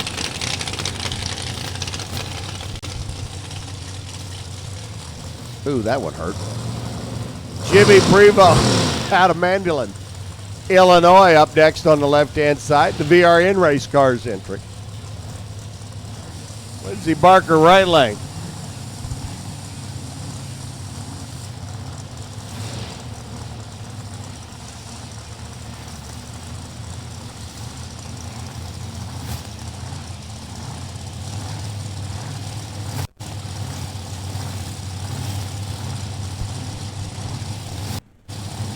"18 cars down track. Better than halfway to filling out our field." Jimmy Prevost, Lindsey Barker. He's out of Georgia. His occupation is a dentist. The last two cars that have gone down the racetrack in front of Lindsey, she could probably help out a little bit. 634, 211. 639 by Jim Prevost, 209 miles an hour. And I say Lindsey Barker as a she. It could very well be a he. Lindsey's one of those names announcers despise because Lindsey, Ashley, Cheryl, Afton, Lynn, all of them are gay. Could be a he, could be a she. Speaking of Ashley, here's Ashley Kendrick on the left-hand side. And Shanna Snyder. Yeah. Shanna right side, the vintage trailers entry. 521 cubic inch hemi-fied. Blown. Top dragster. Runner out of vintage trailer. Ashley Tidrick, Logansport, Indiana, the Twisted Sisters racing entry. Aha, a clue. Ashley Tidrick is part of the Twisted Sisters.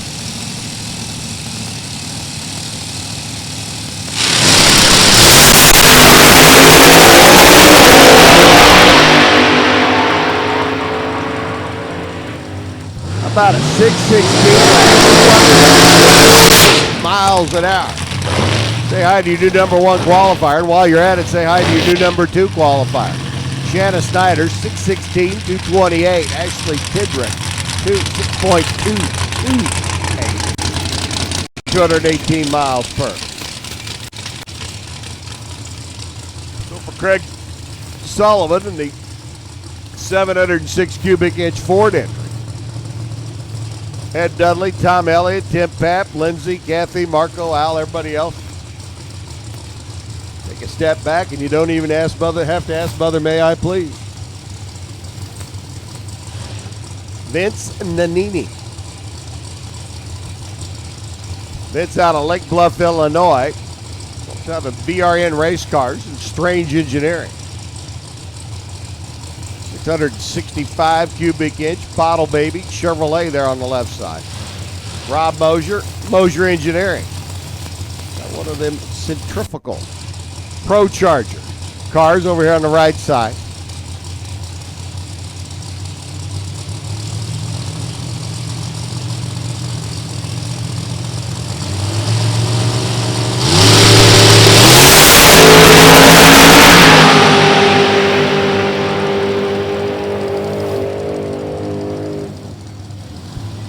.35, 214 by Rob. Nice lap.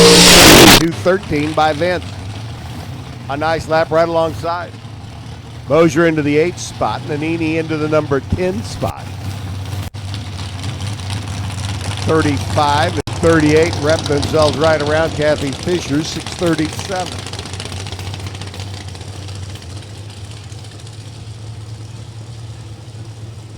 Your reigning Division 3 top dragster champion.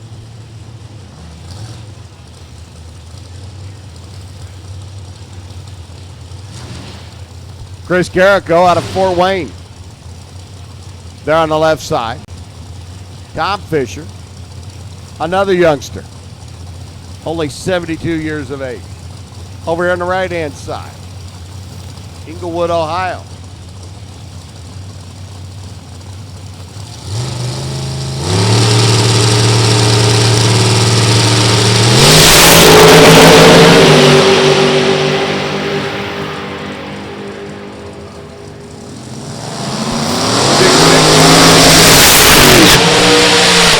Carrico goes 650 at 204. Fisher goes 660 at 195. The reigning champ goes into the number 18 spot. 26 cars now down track. Again, Super Street, Super Gas, Super Comp. Mosier Shootout presented. Contestants, we need you to lanes, please. Super Street, Super Gas, Super Comp. Shootout contestants, need you to the lanes, please, if you're not there yet. Jeff Strickland up. Stickerpunk.com. Dragster Qualifying. Andy Johnson, right side, another Spencer chassis car. 630, 218, 634 for Strickland. 213 miles an hour. Andrew goes into the number 6 spot. Jeff Strickland goes into the number 8 position.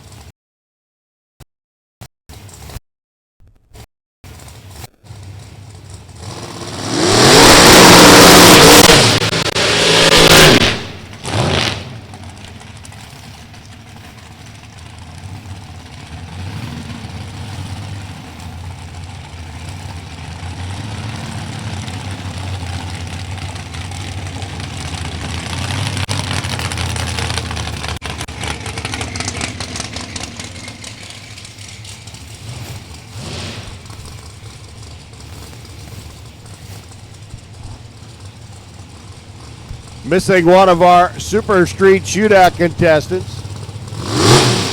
Need Hickman, car number 23 to the lanes, please. Hickman, car number 23.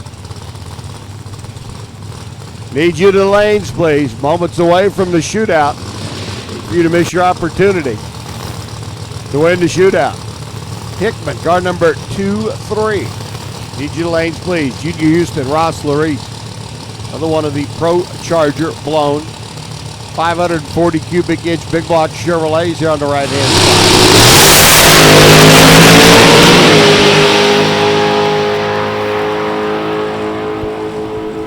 Top Sportsman, we need you to the lane now, please. 77 by Junior, 200 miles an hour. Ross Larice goes 646 at 215. Call our top Sportsman contestants to the lanes, please.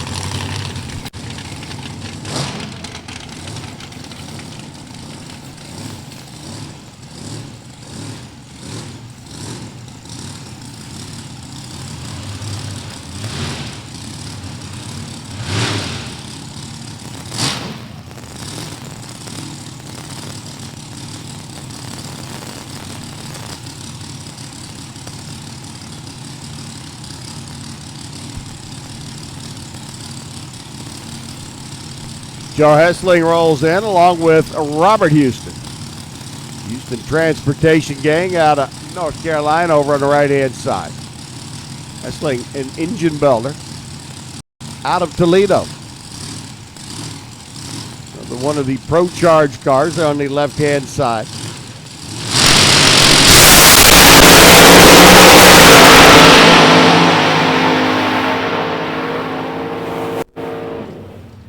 $625, $224. Numbers for Joe Hessling, 646. 209 miles an hour.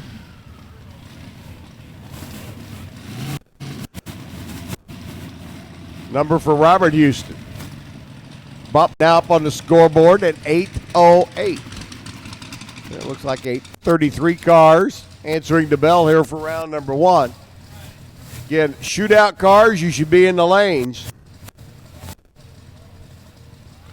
Our Racers for Christ draw shootout contestants presented by Mosier Engineering. If you're not in the lanes, you're late. Top Sportsman, we need you to the lanes now, please. Top Sportsman.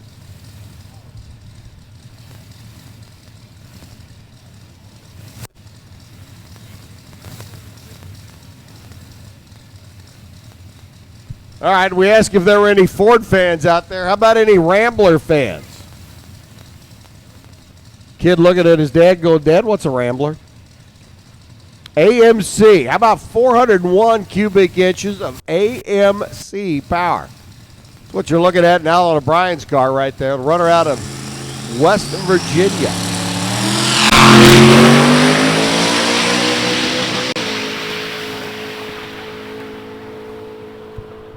.655, 219 miles an hour. That'll put him in the number 26 spot.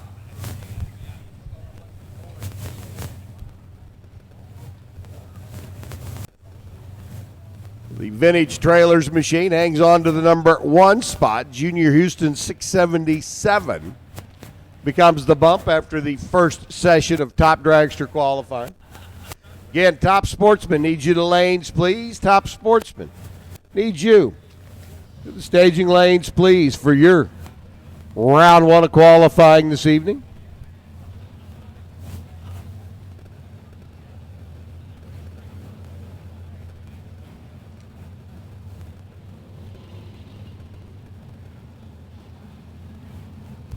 It's like our Super Street shootout contestants getting ready to come around the corner. This will be round number 1 of a first day shootout. It's a gambler's race, if you will. Gives everybody the opportunity.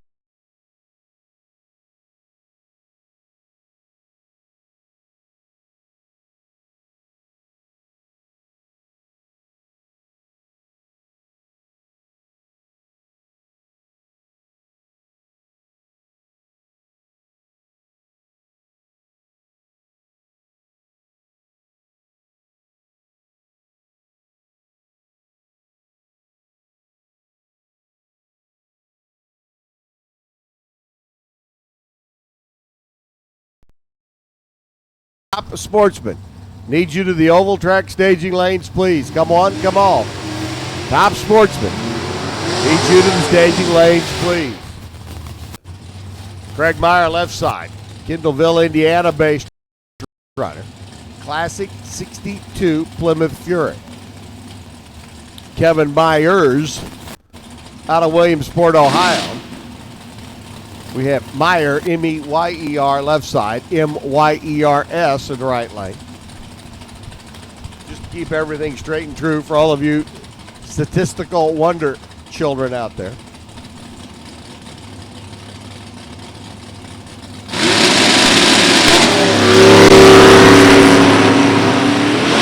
Off and running, round 1 of eliminations of a special 8-car shootout. Presented by Mosier Engineering. One light's going to go to Craig Meyer, the Classic Mopar. 1092-213 on the tree. Nice package there. Takes the win and the stripe by 4 thousandths of a second down at the other end of the racetrack to a breakout 1088. Matthew Bell. And Jason Charlton. Jason over on the left-hand side, the Chevy 2. Out of Grand Rapids, Michigan. Matthew Ball over on the right side out of Troy, Ohio. Chevrolet's a pair. Small blocks, a pair. 400 cubic inch engines, a pair.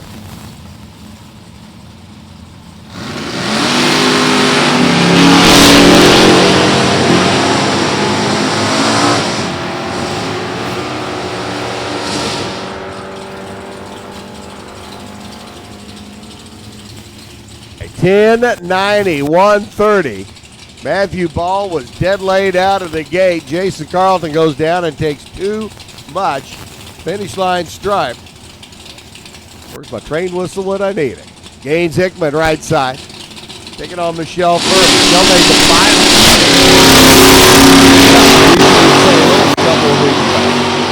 I think I can tell about that final round race was, well, there wasn't a whole lot of hot air involved. 1091, Michelle comes up short. 1091.9 loses to a 1091.6. Gaines Hickman was 008 on the tree and sent Michelle back to the trailer. Ken McNichol and Phil Smida will be our next period. Phil right side. Ken left lane. Ken, who has a fleet manager, figured that his race car might as well be, a nice sporty luxury car. Get out there to grandstand, go get what you got. That's a luxury performance automobile. Probably more emphasis on luxury than it was performance, but hey, you get the idea. 10909, 007 on the tree. Let's see, 9 and 7 at 16,000s package for Ken McNichol. Kind of like you want some, come and get it. Kenny threat, Kenny right side. Kenny may be a threat. That Corvette had the better reaction time. Jim Unum gets the double whammy win. 988 beats a 986 by about 21,000. So Unum gets the W. Pat Martin and Jamie Southards will be the next period.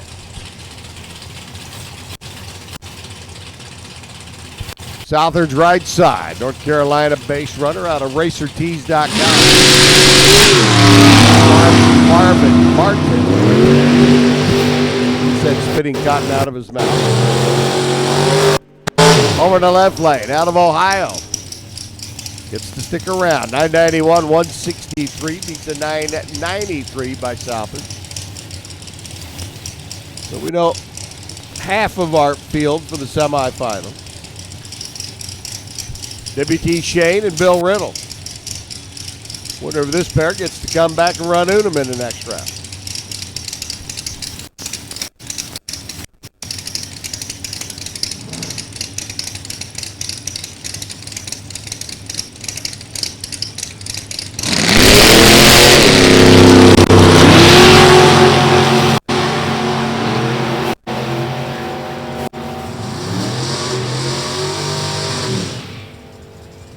Win light goes to Bill Riddle.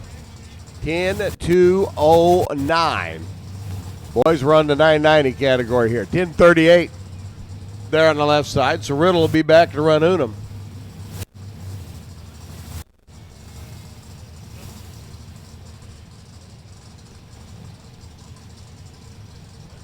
So I guess that brings up the riddle me this question.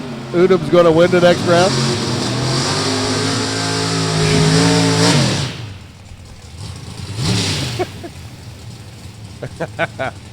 Hang in there, Warren. You'll be all right. Racing Jason taking on Larry Rodel. Rodel on the left side out of Evansville. The Bald Man transmission. One thing about the Bald Man transmissions car, if the bald transmission, Jason gets the W. 987. Beats a 984 by Larry. So it'll be Jason Lynch and Martin in the next round. Riddle and Newman in the semifinals of Super Gas. Top sportsman, you should be in the lanes. Top sports.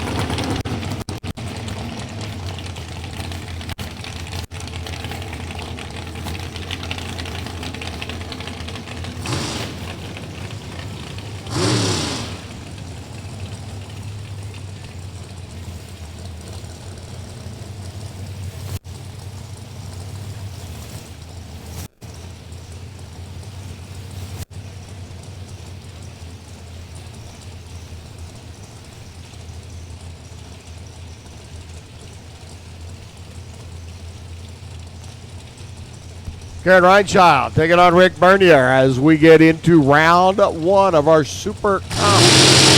Mosier Engineering. Green lights are there, and I'll tell you what. Green's about the same color for both of them. Good race down track. 894 beats an 896. Kendra getting the win. Moving on to the final for the shootout. Kevin Brandon and Raymond Miller. You look at the number on the side of these cars, it's kind of like, yeah, you'd almost expect them to be there. Number 5 in the chase last year, taking on number 8 in the national championship points chase. Brandon last year was number 5, the runner out of South Carolina and Maddox race cars. Miller on the right side out of Spring City, Tennessee. Owner and operator of that Miller race car shop down there in Spring City.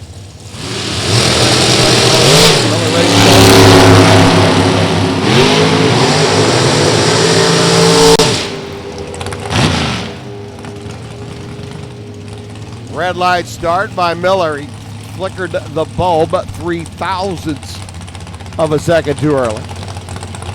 So Kevin Brandon gets to come back. Here's Troy Stone, the other runner out of the Vintage Trailers stable. Boss man over at Vintage Trailers, chief cook and bottle washer. And Dave Schmidt out of Flintstone, Georgia.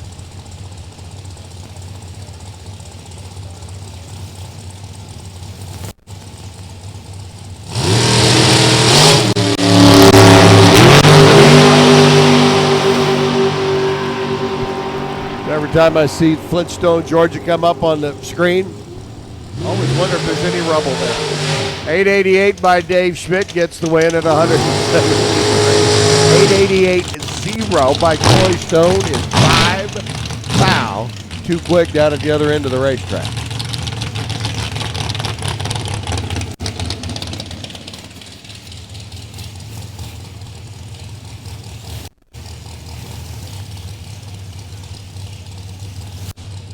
Young Ryan Richardson now getting ready to take on Jeff Smith. Kendallville, Indiana, taking on Greenbrier, Tennessee. Ryan Richardson. If you look over there on the left-hand side, look back behind the car in the white shirt, the yellow Jegs hat. That'd be Dad Edmond. Proud Dad Edmond. The boys coming along behind him doing quite well out here in the racing world. Jeff Smith, runner out of Indiana on the right side.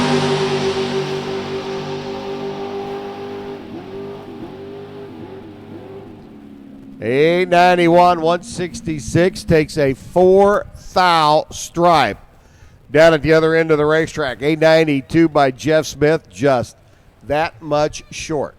So Ryan will be back to take on David. Richardson taking on Schmidt. Brandon, Kevin, taking on Reinchild, Kendra. On the other side of the ladder, in the draw, Racers for Christ Super Shootout, presented by Mosier Engineering.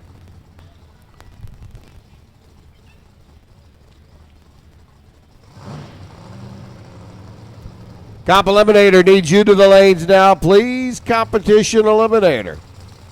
Need you to the staging lanes, please. Comp to the lanes.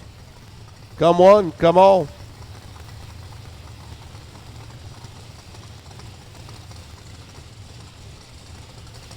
Robert Irby and Rick Korn. We go to the top sportsman category, the car version of top dragster. 6 seconds, as quick as they can go. And again, we qualify the quickest 32 cars.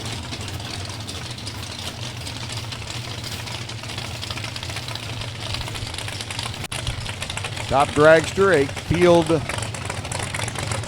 populated a little bit more heavily than the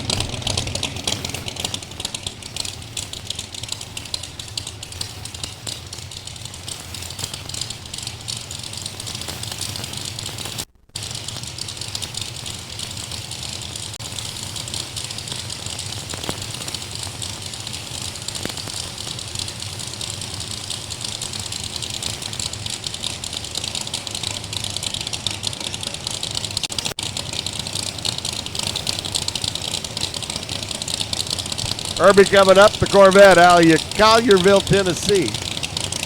632 cubic inches for the man who won it all a couple of years ago. That light doesn't mean anything. Trying a little too hard.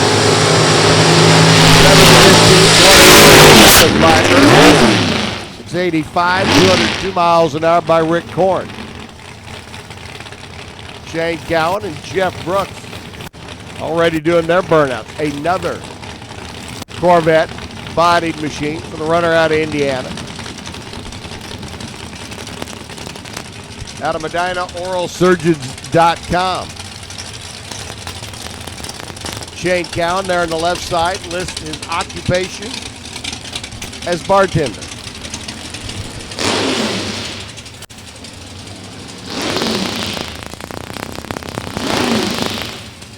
Let me tell you, it's a pretty good gig if you're in the right spot. Jeff Brooks, right side, out of Fredericksburg, Virginia. I love this car. How about a 1951 Henry J? Same kid that was talking to his dad earlier about the Rambler goes, Dad, what's a Henry J? Henry J, a automobile.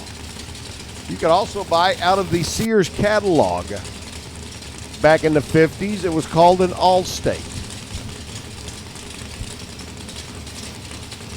I would not try to pull the wool over your eyes. It is too warm of a day.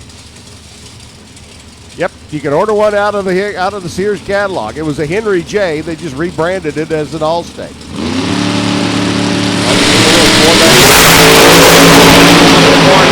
Down for Jeff Brooks.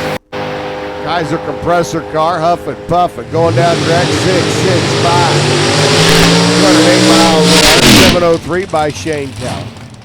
193 miles an hour, and that Kaiser compressor Henry J. That car that the kid was asking his dad, what's a Henry J? #1 qualifier so far. But in immortal words of whoever that guy was, we're not done yet. Thomas Blinko out of Bardstown, Kentucky. How about a red 63 Corvette split window? Kenyon Dinkle out of Terre Haute, the Chevrolet Cavalier bodied car over here on the right side. Don't go fast in the door car. You will find it predominantly a whole lot of cubic inches. Trying to get her done. 635 for Dinkle over here on the right lane. I got to tell you, 635 cubic inch big block. Here in the Brodix, Steve Schmidt, top sportsman category. Not really a big motor. Tom Blinko over there on the left side under the hood of that Corvette, 762 cubic inch. That's big. Hold on, Blinko. Woo! That's what you call hanging a left turn. 670, 206 miles an hour. Thomas stood on the gas, and that car just went immediately towards that left-hand wall. I didn't know concrete could act like a magnet. Of course, then again, I didn't know a fiberglass Corvette could be attracted to a magnet either. It's all about physics.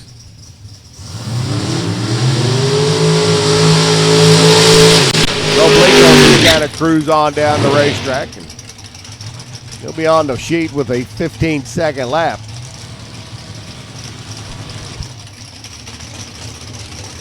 Jeff Brooks, Henry J. still leading the pack. Here comes Jeff Sexton and Jerry Albert.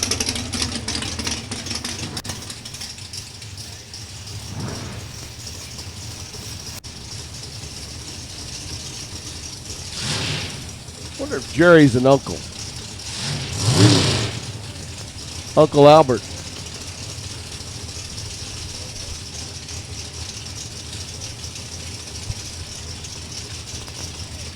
It's kind of like, we're so sorry, Uncle Albert.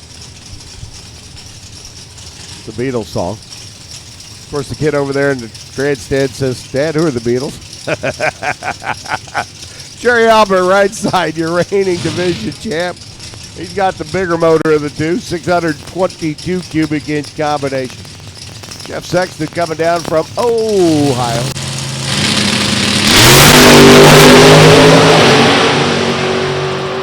I remember hearing something about that. 199 for Albert, Matt 107 for Sexton. Jerry to the number 4 spot, Sexton to the number 5 spot.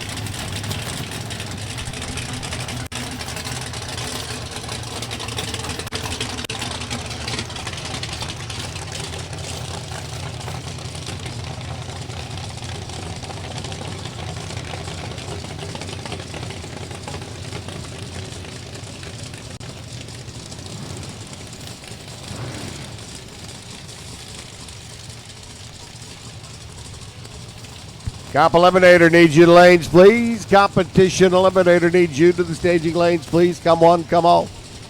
Comp Eliminator needs you to the lanes, please. Billy Tolman out of Kentucky, another split window Corvette.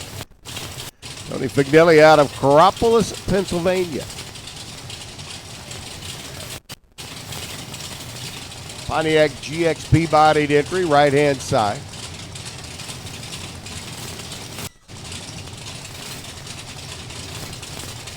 What has 1,463 cars on the line right now. A lot of motor. 687, 200 miles an hour by Tony. Billy Tolman goes 680.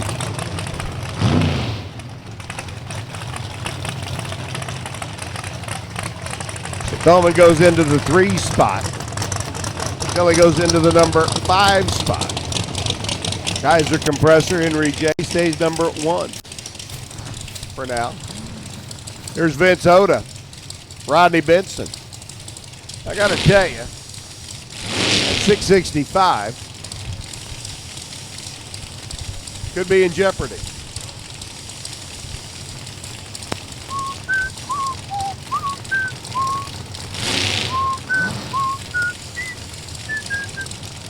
Anyway, Rodney Benson, right side, out of Scott City, Mo. 668 cubic inch Ford.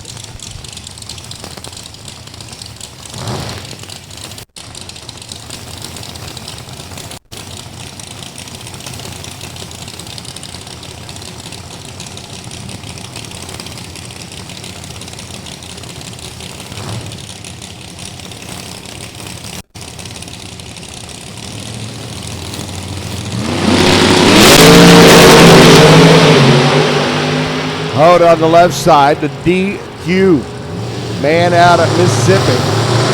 693, 199. Vincent at 192. Vince goes into the number 7 spot. Rodney goes into the number 10 spot. Kaiser Compressor car at a 665. Stays numero 1. Comp Eliminator needs you to lanes, please. Competition Eliminator needs you. Staging lanes, please.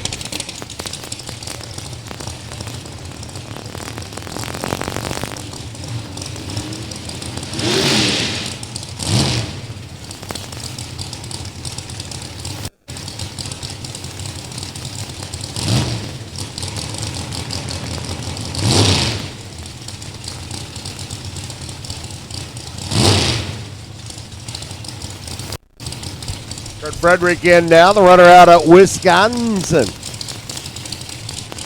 First generation Camaro body. About 800 cubic inches. Yeah. And that's still not the biggest we'll have. Tim Kerman out of Morris, Illinois, the TK Racing. Pontiac Grand Am there in the left.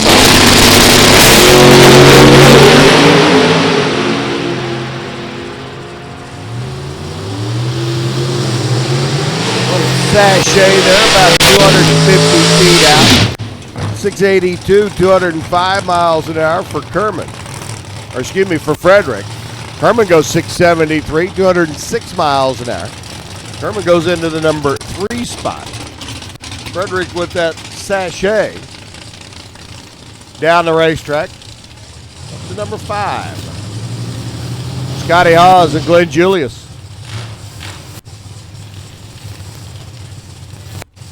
Checking the wheelie bars on the back of the Pontiac for Glenn. Paging the nitrous bottle. Purging the bottle. Equalizing the pressure. Julius is ready. Scotty Haas out of Stillman Valley, Illinois. How about a 53 Corvette? Yeah. How about a big deck spoiler on the back that you could land a Huey on? Got a Firebird that runs down in Texas. I think you could land an F-16 Tomcat on the back of it. Scotty Haas sachet in there on the left side. Scotty says, hey, that's why they put steering wheels in it. 698, 195, 776 for Glenn Julius. Scott goes into the number 10 spot. Julius goes into the number 15 spot. Hey, if they went straight and true, you'd get bored.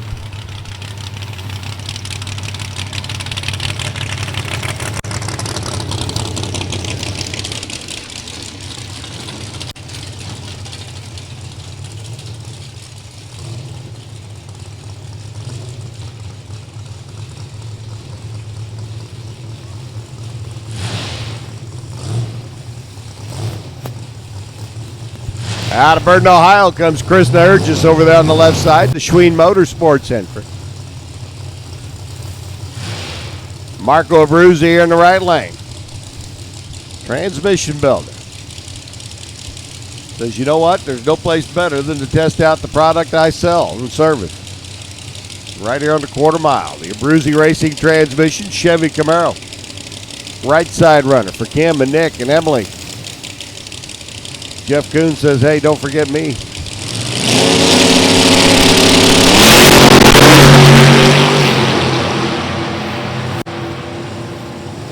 I don't know what combination Chris had figured in and loaded in for that run, but might want to go back and refigure. Marco goes through 792 at only 128 miles an hour, so he's down on numbers at the other end of the racetrack as well. They'll go onto the sheet on the bottom of the qualifying sheet.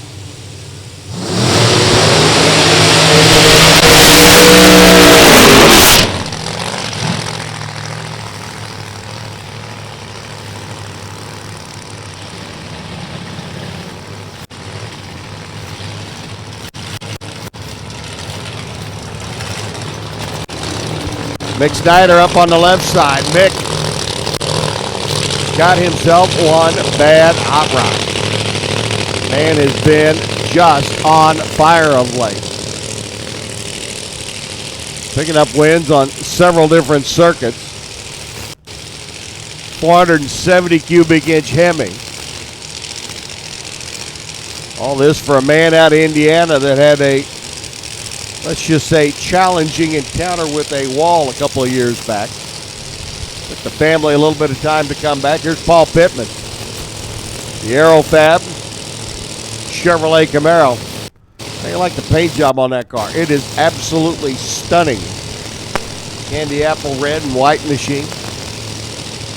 The pearl white metallic. It's just a gorgeous car.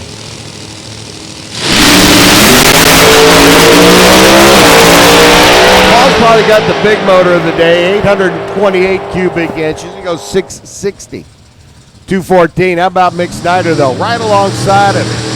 Say hello to your new number 1 and number 2 qualifiers. Snyder goes to number 1. 237, 210. Pittman goes to number 2. 660 at a better speed of 214 miles an hour.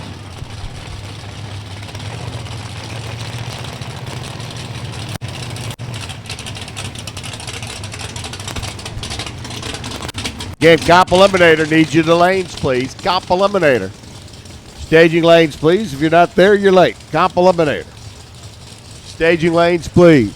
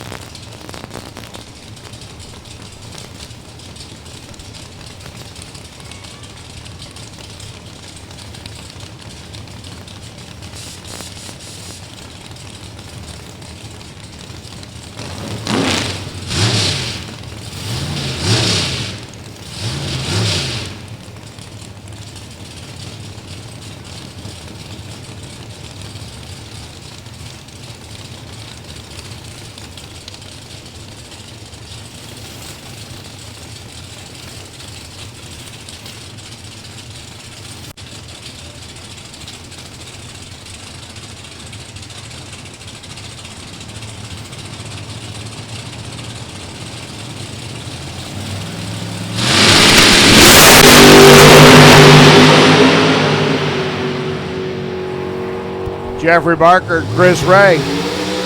Barker trying to give a shot at that championship. Goes 6.66. 208 miles an hour to the number 4 spot. Chris Ray goes 6.67. And into the number 5 spot, Scotty Underwood and Cheyenne Stanley.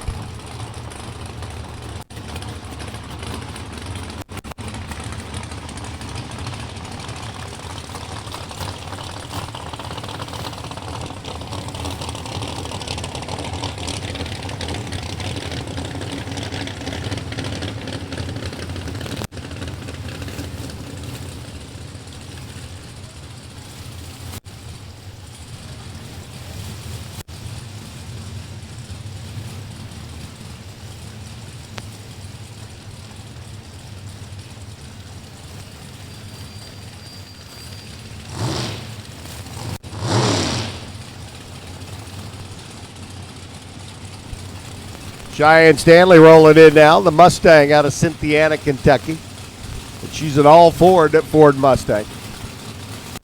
Scotty Underwood right side out of Alabama. And it's an all Chevy Camaro. So we got Ford versus Chevrolet. I'd ask how many out there were rooting for the Ford, but the way nobody responded earlier when I asked if we had any Ford fans.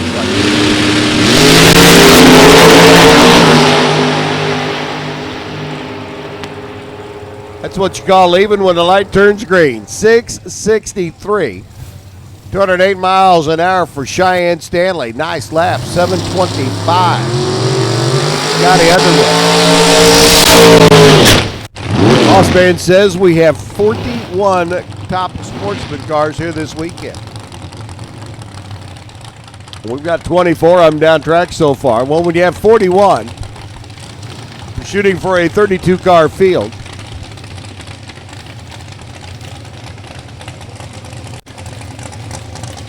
I don't care if you use new math, old math, or even that Common Core stuff, you still should come out with 9 cars that aren't going to make the show.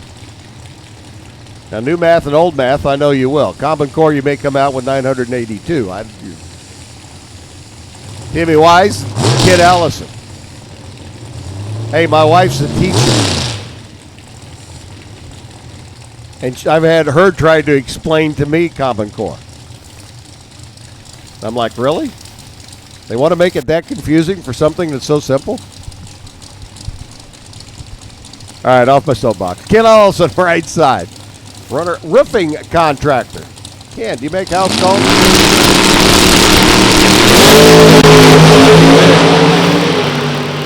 Tim Wise, left side, out of Cardington, Ohio, working the Mustang down track. He goes through 711 to 191, 706, 194.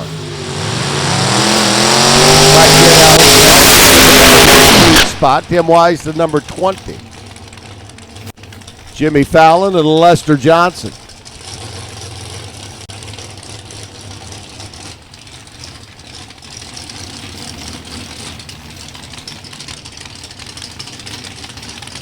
Understand Ken Ellison, by the time he got to the turnout down at the other end of the racetrack, was fogging for mosquitoes. Well, we are kind of close to the river, but checking the top end of the racetrack real quick. Going to shut off the pair on the line. Jimmy Fallon. Lester Johnson. No, not that Jimmy Fallon. Another 63 Corvette split window. Cop Eliminator, you should be in the lanes. Cop Eliminator, you should be in the lanes. And again, for stock, super stock, super street, super gas, and super comp. If you have had your 2 runs for the day, thank you. We appreciate your patronage. It's Barley Pop time.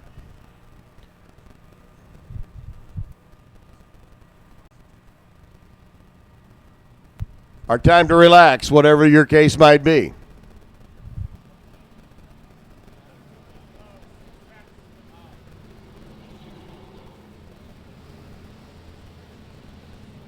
Those of you that have had 1 run or no runs today, get them ready because we will be calling you shortly for a cleanup session. I realize the majority of the cars have all made their 2 laps today. But for those that have one or none, we will be featuring a cleanup session.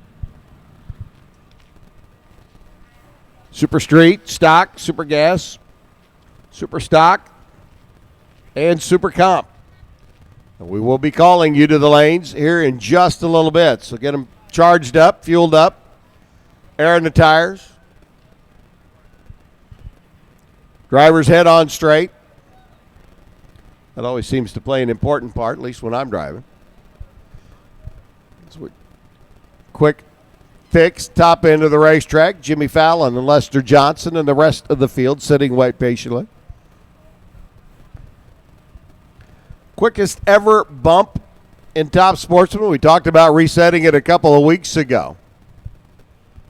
Over in St. Louis in the top dragster category.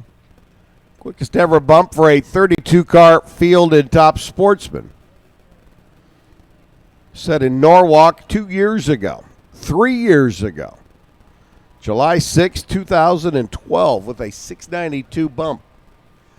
I don't know that we'll get there this weekend, but with 41 cars and another couple of qualifiers coming at us tomorrow,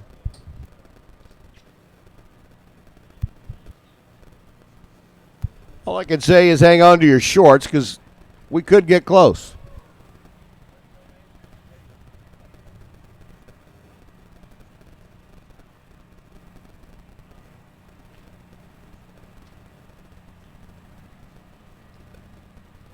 Do want to remind you, drivers, Super Gas, Super Comp, if you are missing a Simpson glove, can tell me which hand it is and what color it is. I have one here in the tower.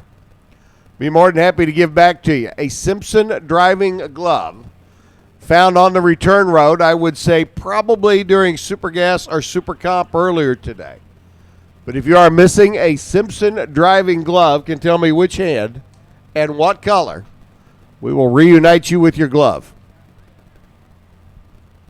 Yeah, we will.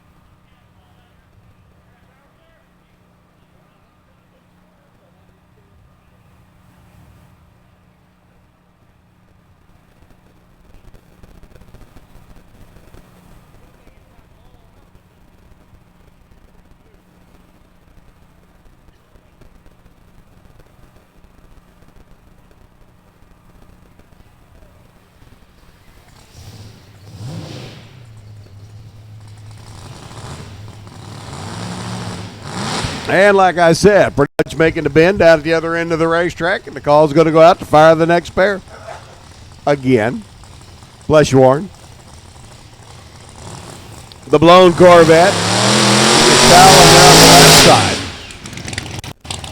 Mr. Johnson up on the right lane. We need to set up a day, an appointment where Jimmy Fallon could go be on the Jimmy Fallon show. Wonder if we can get the other Jimmy Fallon to come do what Jimmy Fallon does here. Oh, that'd be good.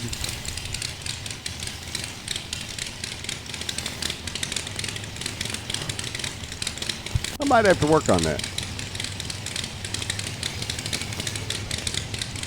Oh, Jay Leno's done it. I watched him smoke the clutch out of Mark Pollack's car out in Pomona one year. And I do mean smoke the clutch out of the car.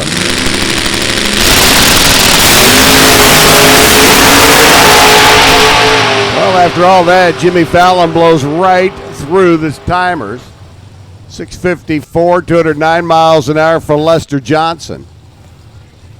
Jimmy not on the line when the tree was activated. Well, unfortunately, getting no time recorded. Lester goes into the number 2 spot with that 654. Of course, that 654 is about a tenth and a half behind the number 1 qualifier, Mick Snyder. Don O'Neill getting ready to come up. So good to see Don back out on the racetrack. But it was a pretty rough start of the year for Don, the Vanity.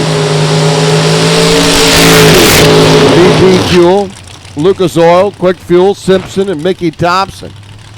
Chevy Monte Carlo up there on the left-hand side of the racetrack. Driven out of the DragstersForSale.com racing team. Don and a concrete wall met earlier this year on the new car's debut race.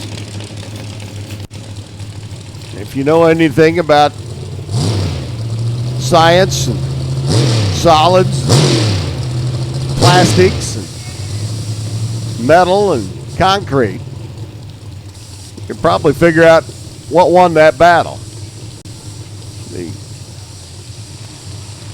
Yep, that's right. It wasn't the carbon fiber and steel. It was the immovable object, the concrete. Don had to take a little bit of time off. Teamed up with the gang over at DragstersForSale.com earlier this year. They have been a huge supporter of getting this car back on track. Dylan Stott, right side. Runner out of Columbus, North Carolina. What were you doing when you were 23? Well, I sure wasn't driving a Stotts Ford Racing. 67 Shelby GT with 706 cubic inches of Ford under the hood. I might have wished I was, but I wasn't.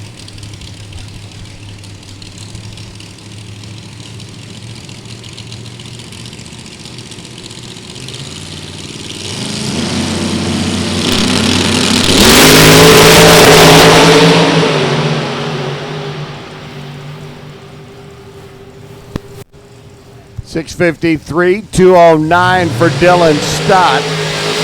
$733, $186 for Don O'Neill. Dylan goes up to the number 2 spot on the ladder. Don goes in down at the bottom for Dylan and the gang.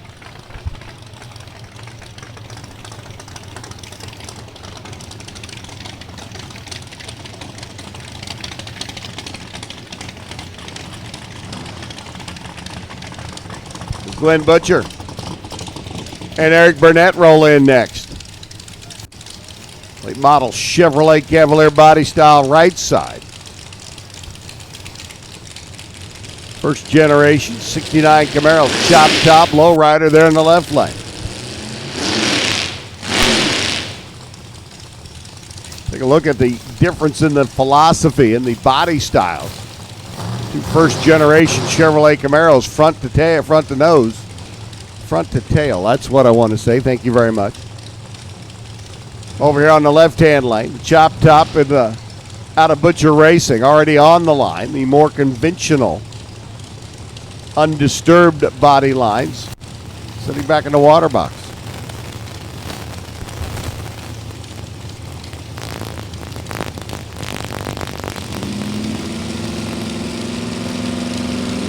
Glenn rolls in, the runner out of Ohio.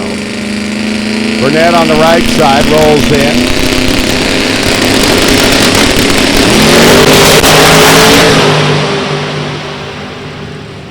You can hear the turbocharger a-popping.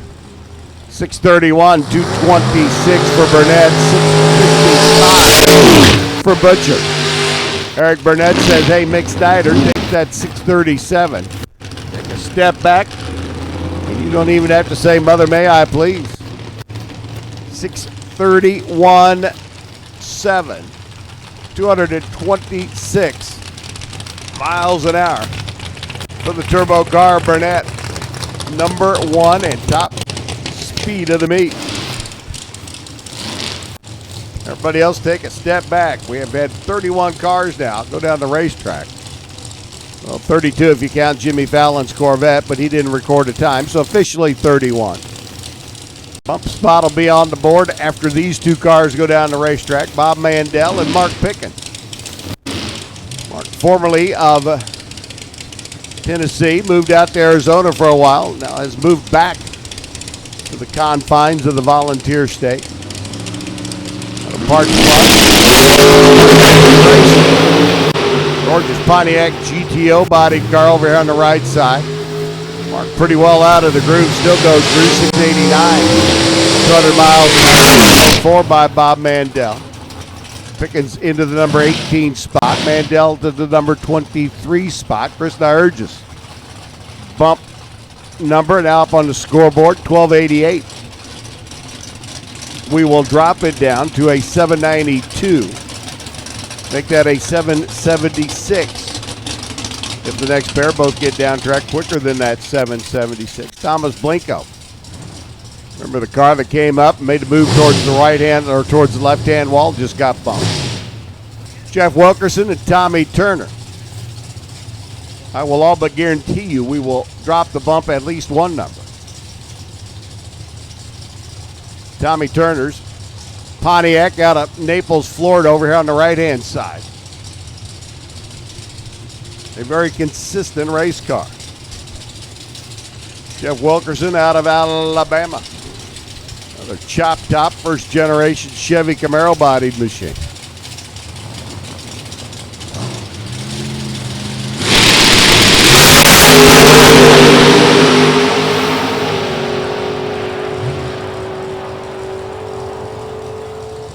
$75, 208, 699, 191. Up the 2 to the number 13 spot. Wilkerson, 699, puts him number 22. The bump just got dropped to the 776 you now see on the scoreboard. And I'd be willing to venture a guess that we could easily be down to a 725 bump here momentarily. What did I say the bump was earlier? 692.7. We are currently 1, 2, 3, 4, 5, 6, 7, 8, 9, 10, 11, 12, 13 cars from that. And we've got 6 cars that haven't run yet. And this is just first session. We may very well reset that.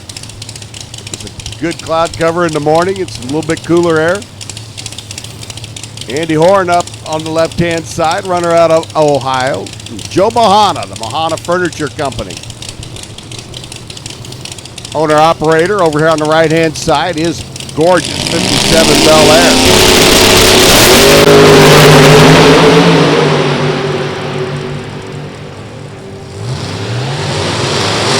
Mohana, 6'7", dropped her another couple of notches. Andy goes to the number 7 spot.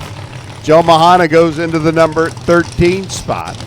The bump now is 725, and we are 10 cars away from the quickest ever field. And I do believe we have 3 more to go. Maybe 4.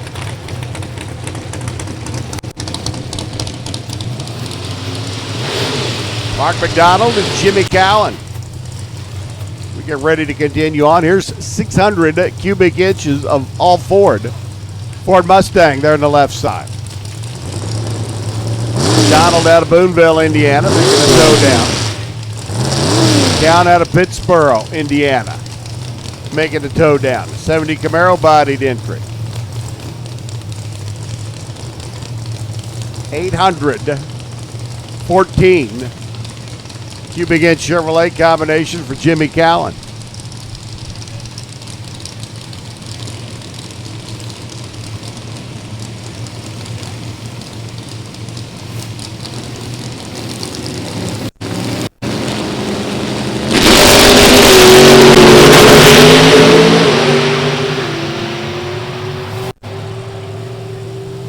How about the pony? 676, 202 by 755 by Jimmy. At 676 by McDonald puts him on the number 16 spot. The bump just became a 715. We're currently 9 cars away from the quickest ever field.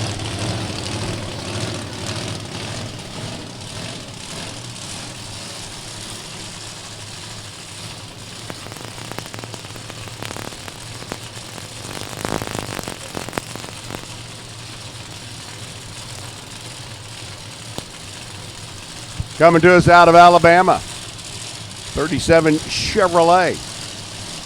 Casey Spradlin, former Division II top dragster champion.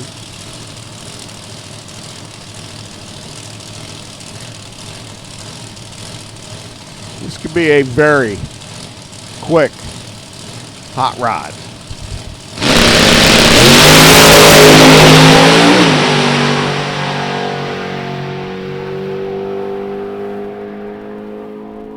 $699, $199, and look at the ET and the speed. $699 at only 199 miles an hour. So Casey goes into the number 26 spot on the qualifying sheet. Another 6-second player. So we're now 8 cars away from the quickest ever field of top sportsman cars in NHRA competition. We did the dragster category a couple of weeks ago. Well, it's been 4 now, I guess I should say. Over in St. Louis. Has it been a month already? 3 weeks. Just seemed like a month with those 2 Topeka races in between. Well, I'm telling you. Those of you that made the trek to Topeka know what I'm talking about. That was 2 races in 4 days. Whew. Comp Eliminator getting ready to come up next, and I love my comp cars.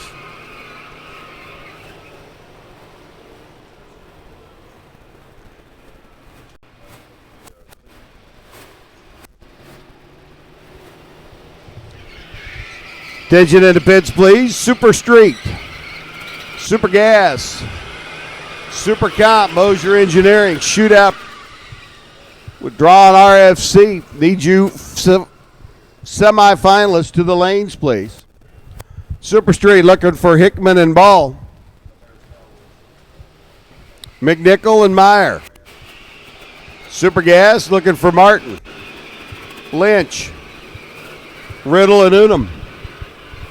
Super Comp looking for Reinshaw, Brannon, Schmidt, and Richardson. We need those. 12 cars to the staging lanes, please. Super Street, Super Gas, Super Comp, Shootout contestants, need you to the lanes, please. We need our 4 semifinalists in each category. To the staging lanes, please. Comp Eliminator getting ready to come up next. Talked earlier in the day about comp. I love Comp Eliminator. If you will, it is, for all intents and purposes,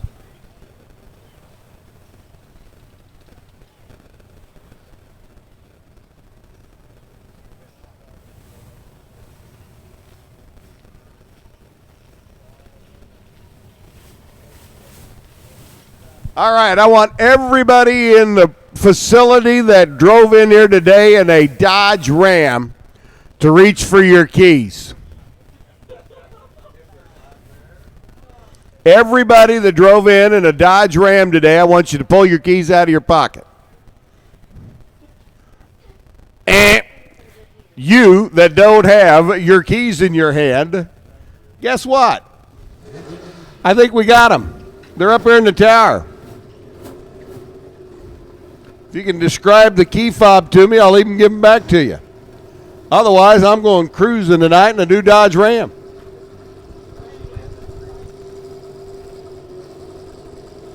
That's right. Warren just reminded me we had a Harley left at the...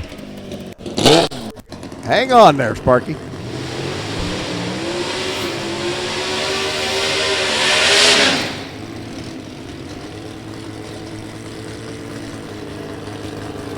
We had a Harley Davidson left in St. Louis. We had keys to a Harley, and nobody ever really came and claimed it that I remember.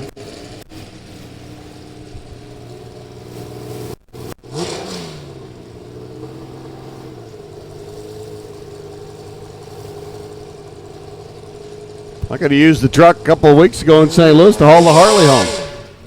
Man, that would have been a nice, profitable weekend.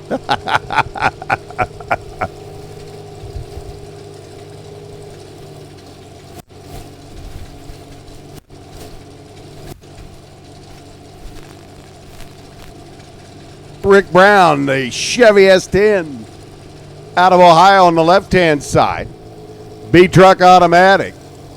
And Steve Rosen, G-Econo Dragster. 6-cylinder, front-motored, Chevrolet. That is an all-aluminum power plant like you would find in a late-model Chevy Trailblazer, I do believe, in Rosen's Hot Rod. Young gunner out of Louisiana, right lane. Got a little twitchy doing the burnout out of the water box. Rosen's going to motor on through 820 at 161, 833 by Rick Brown. Rick at 44 under the index for his category. Steve Rosen at 21 under the index for his category.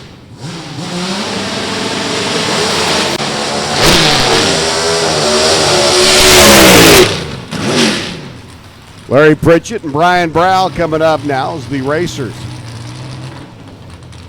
in qualifying here in Comp Eliminator. Also shooting for some extra Comp Eliminator bonus fund money. Memory of our good friend and fellow announcer Leo Tower passing away earlier this year.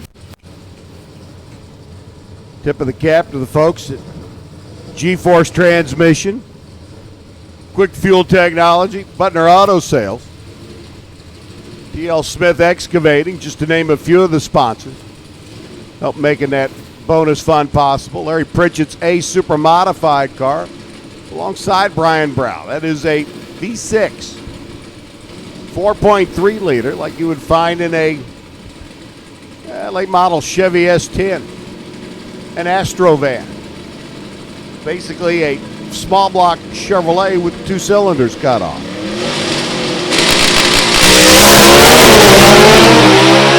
I've been fighting the car a bit of late. Larry and Eunice Pritchett getting the Pontiac out, bringing it up from Clark Range. It goes 785 at 174. 721 by Brow at 183 miles an hour. Brian at 54 under the index. Larry at 49 under the index. With the variety of cars, the variety of power plants, the different opportunities to effectively build just about anything you could possibly want to race. We qualify the cars against their category index, their class index, here in the Comp Eliminator category. 50 under, a good run. 60 under, a better run. 70 under means you got one really nasty hot rod. You go 80 under, well, let's just say that everybody else in the country is going to be looking at you going, oh, man. Glenn Treadwell up, another one of the 6-cylinder Chevy Trailblazer power plants. All aluminum power plant. Very well designed engine. Lightweight and strong on the inside. You can really tweak them and make power. Treadwell's got one in the dragster, but this time sitting behind him, where Rosens was sitting out in front of him. David Billingsley, the late model Chevrolet Camaro out of Illinois.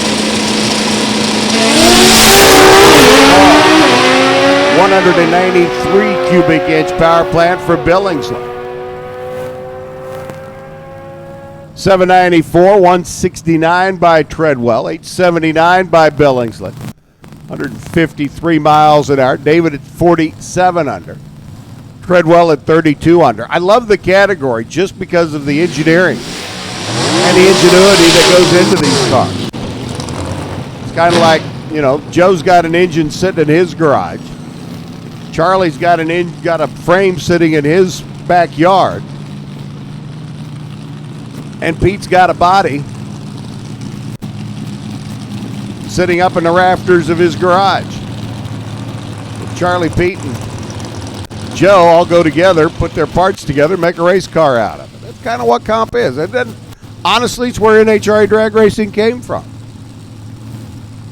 Build it, race it. Comp Eliminator gives us an opportunity to do that. Craig Bourgeois over on the left-hand side of the racetrack, out of Louisiana. Looking at a potential Division IV championship. It is a nostalgia dragster. Engine out in front, injected 408 cubic inch, small block Chevrolet. For Bob Bailey out of Wabash, Indiana, one of our players.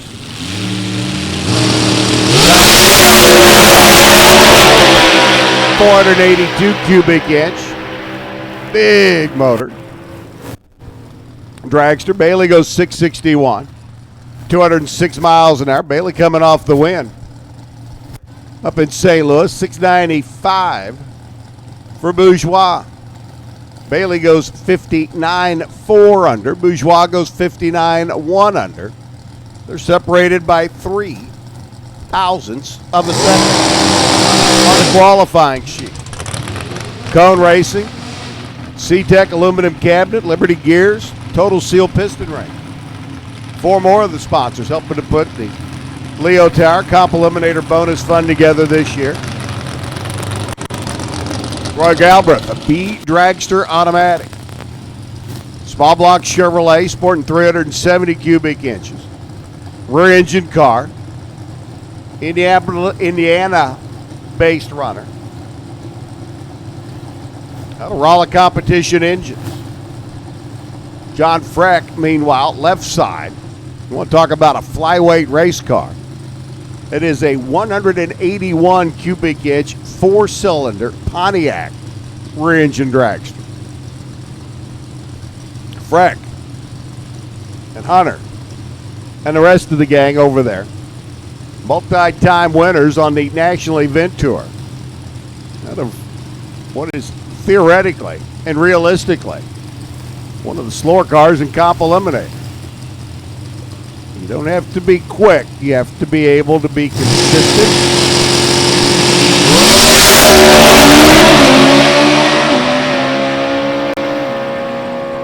It's not a little Pontiac singing down the other end. 677, 182 by Galbraith.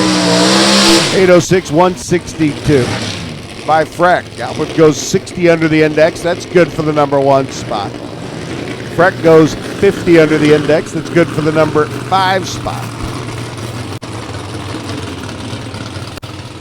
Steve Ambrose and Jim Greenheck roll in next. Ambrose, your number 1 qualifier for our Spitzer race cars. Indy Gear Shootout, we'll see tomorrow. Top 4 points earners over the last year. Division III competition. Ambrose, out of that number 1 spot. That is a 300 cubic inch inline 6-cylinder Ford. I think you used to see it every Ford truck going down the highway, it seemed like. Another engine just built with indestructible on the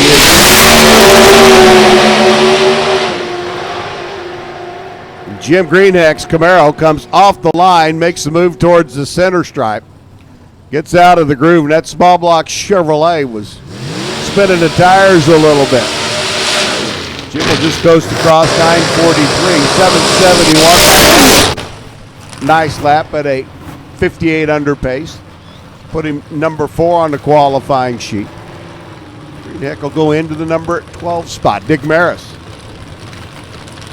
runner out of Montgomery, Texas. 70 years young. A former division champ down in Division 4 territory. Oklahoma, Texas, Arkansas, Louisiana, New Mexico. That neck of the woods.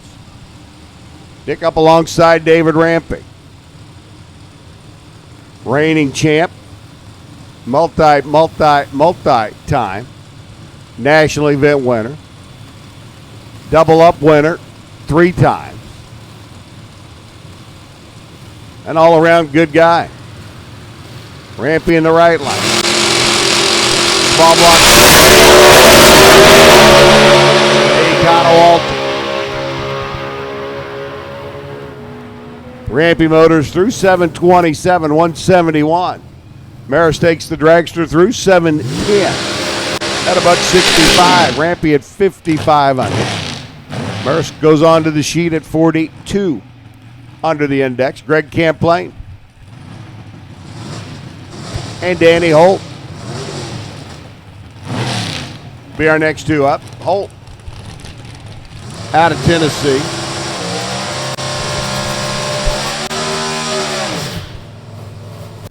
Driving to see Econo Walter. Now you see these full-bodied cars.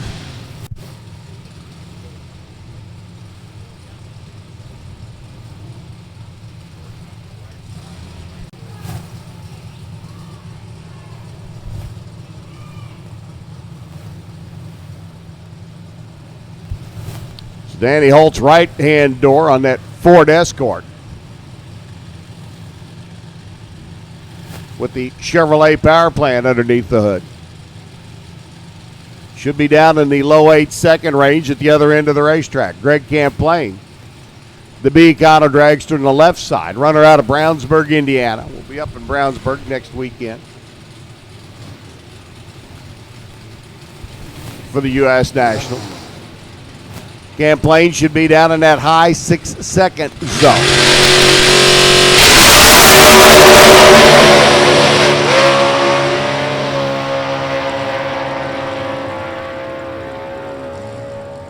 688, 170 miles an hour by Camplain. That puts him where he wants to be. 6 under the index and up to the number 5 spot. Danny Holt, you can see the car out there about the 300-foot mark. Looked like it may have just been a tad late on the shift. But you can see the car unsettled just for a second and then get back into it.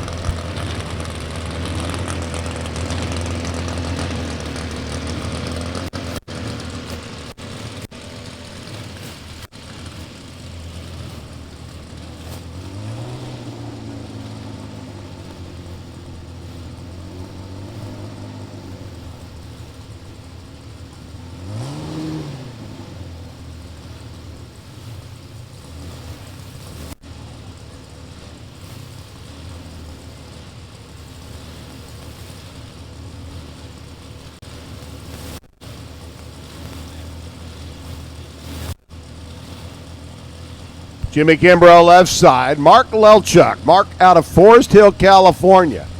Performance welding on the side of that D Econo dragster. He is a welder.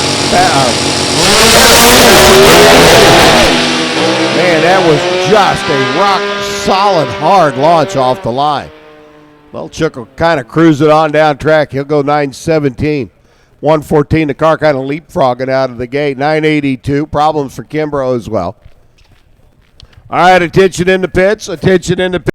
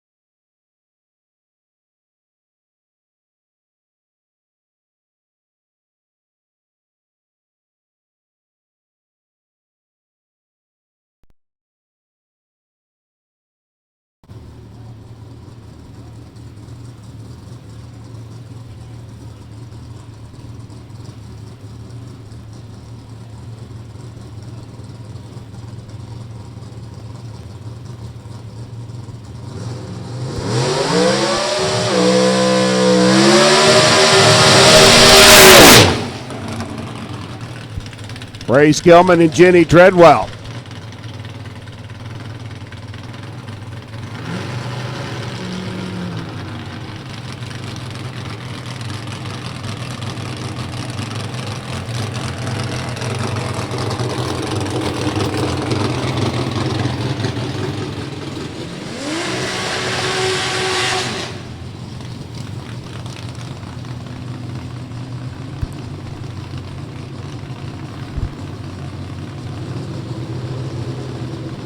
Jenny Treadwell, another 6-cylinder power plant, this time a 6-cylinder Ford, sporting 250 cubic inches. Ray Skillman's right over here on the left, on the right lane.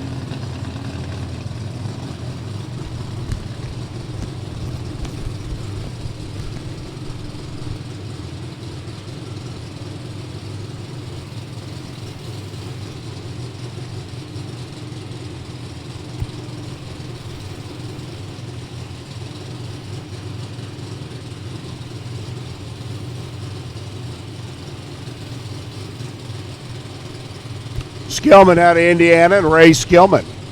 Auto Mall. This is a Chevrolet powered Mustang. And it's okay, they sell Chevrolets and Fords both.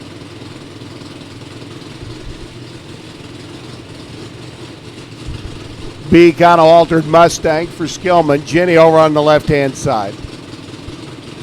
6-cylinder Ford.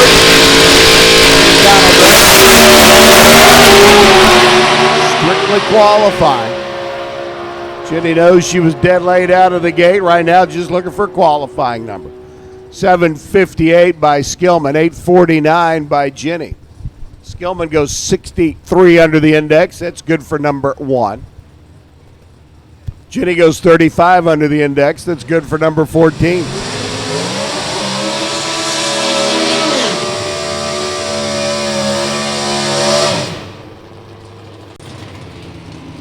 Cone Racing, one of our sponsors in the Leo Tower Comp Eliminator Bonus Fund, as well as Jack's Wax, Bullet Racing Camp, RaySkillman.com, RaySkillmanCars.com, excuse me, Camp Lane Machine, Indy Gear, Brow Bell Housing, T&E Enterprises Auto Haulers, and Book Racing Enterprises.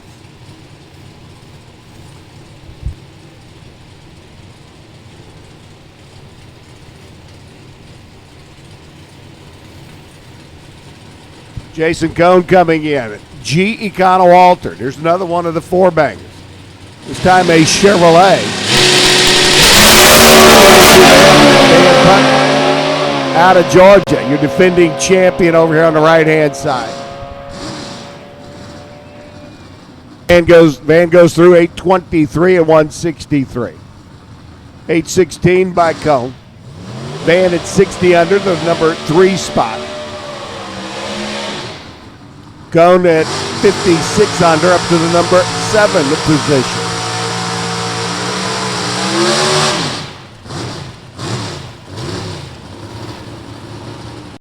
Yeah, all of the door cars that you've seen go down the racetrack so far, well, they've been purpose-built race cars. Fabricated solely in a race car building shop. Chromoly tube chassis and carbon fiber bodies. Both of these cars started off life on a GM assembly line. Pontiac G5 for Todd France in the right lane.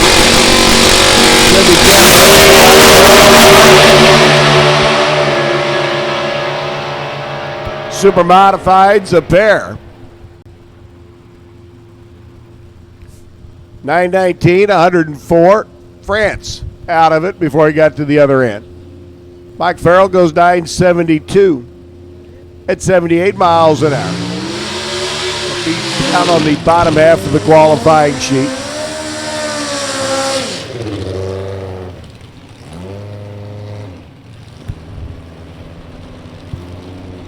Super Gas and Super Stock, 1 or none. Need you to the lanes, please. Super Gas, Super Stock, and now Super Comp, 1 or none. Need you to the staging lanes, please. Super Gas, Super Stock, and Super Comp, 1 or none.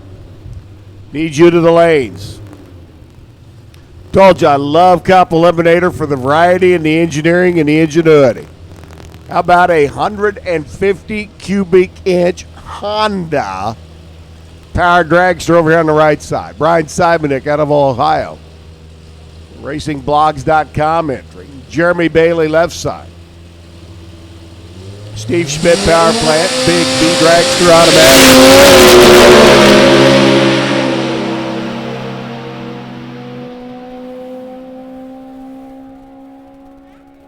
Little Honda puffing a little bit smoke, goes 885, 147. 730 at 140 miles an hour by Jeremy Bailey.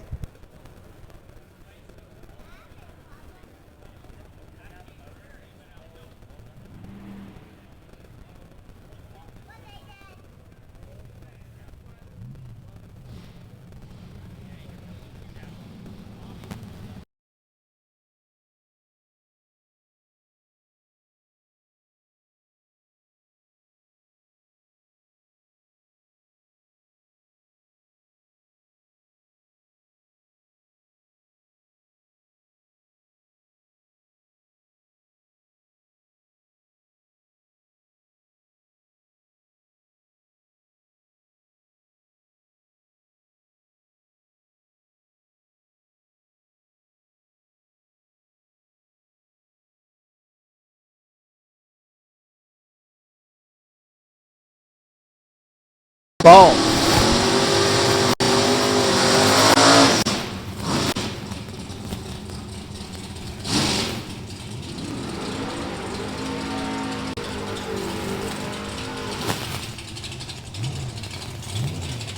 Ball on the left side out of Ohio, the 400 cubic inch Chevy S10. Looking to go to the final round of the draw, Racers for Christ, Mosier Engineering Shootout. For Ball to do it, he's got to put together a better package than Gaines Hickman. 65 Malibu wagon. Over here on the right-hand side. Gaines needs a roof rack on top of that and a couple of surfboards strapped to it. Maybe a little wood down the side. Yeah, it'd be cool.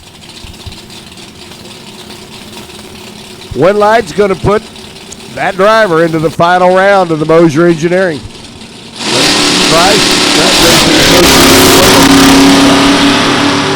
They out of the gate and running. Gaines going to use the big motor to track down that little S10. Coming at the stripe. Got him. Dead on 3, 140. 12 thousandths package for Gaines. 1089.9 by Ball. Comes up short by that much.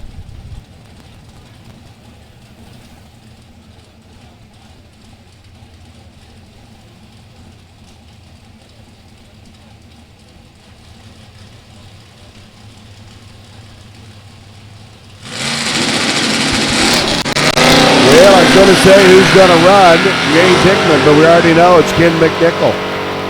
Craig Meyer goes 0-1 red off the starting line. And a 1086 free ride for the runner out of Tennessee in the Pontiac. 1086 at 131. Craig Meyer misses the perfect light by a thou, then runs 1091.4.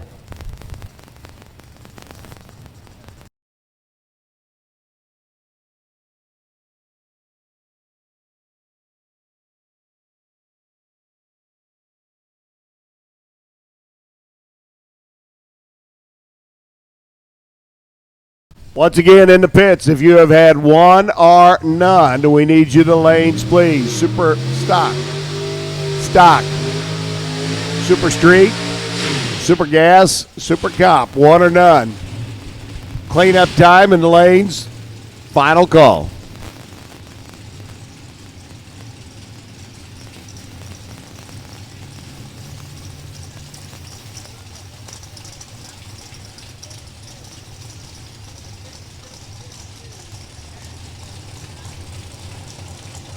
Jason Lynch should be taking on the Roadster out of Armor Paving and Sealing, but Pat Martin not answering the bell for the semifinal.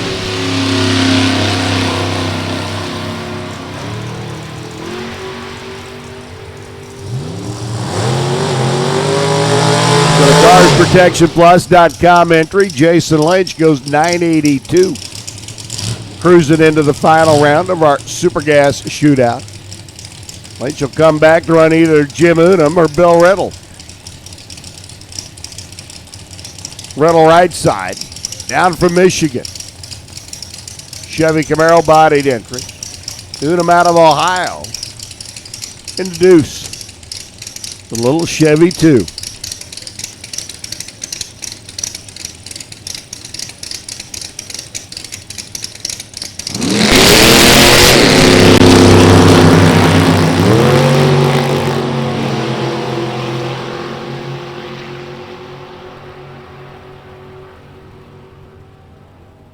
Better out of the gate was Bill Riddle.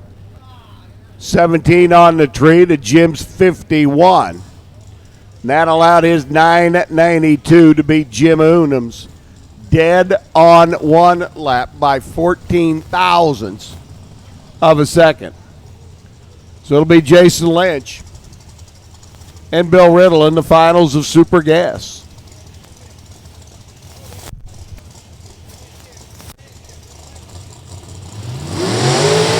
Super Cop now with the young gun, Ryan Richardson, second generation racing. Taking on Dave Schmidt's Georgia-based machine.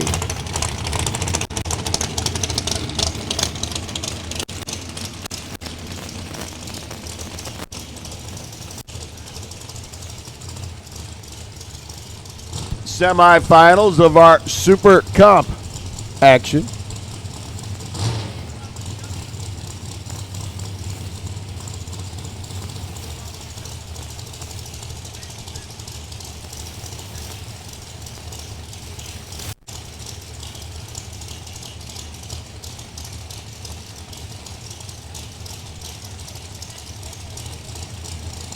All right, Dave Schmidt, Ryan Richardson, first pair, semifinals, Super Comp Shootout.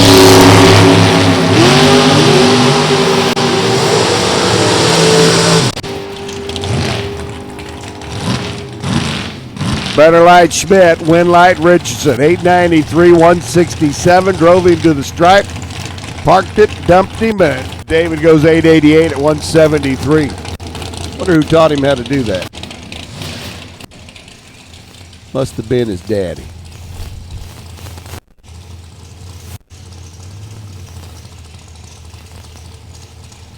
Final pair of our semifinal competition. Kevin Brandon taking on Kendra Reinschild. Kendra out of Indiana, the fast loop. Armor sealing entry over here on the right lane. Kevin coming up from Boiling Springs, South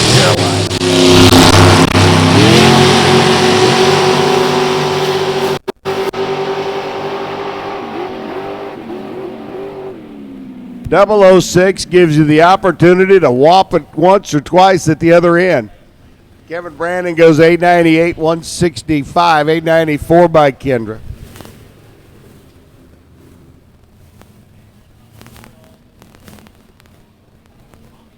So our finals are set in our draw. Racers for Christ Super Shootout presented by Mosier Engineering.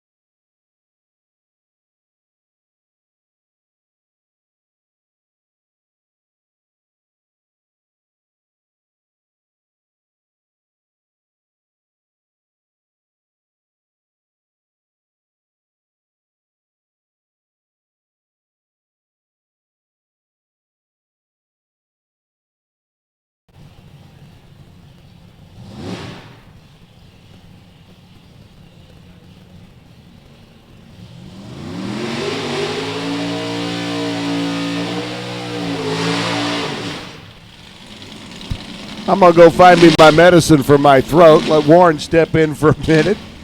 Bring you the ones or nones. Thanks, Warren.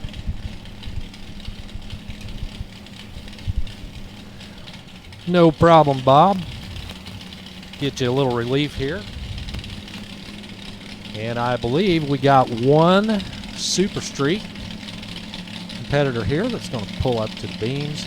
Running back to Carthage, Tennessee. Well,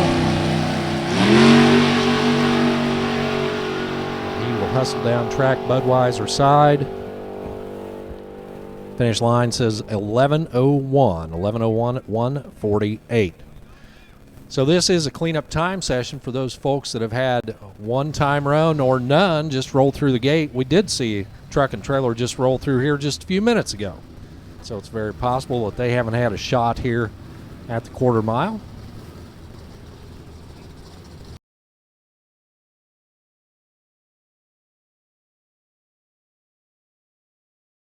Budweiser side, that's Danny Bird out of Sykeston, Missouri. The Junkyard Dog Machine.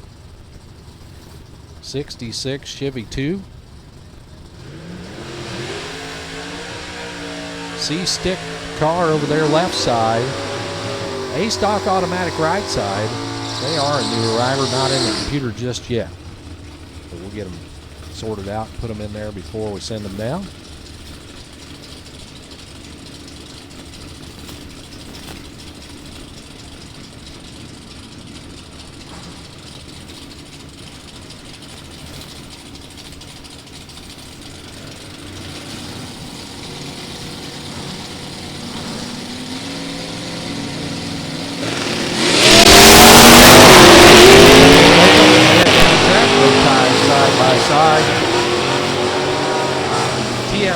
Side's going to get there first, looks like, from here.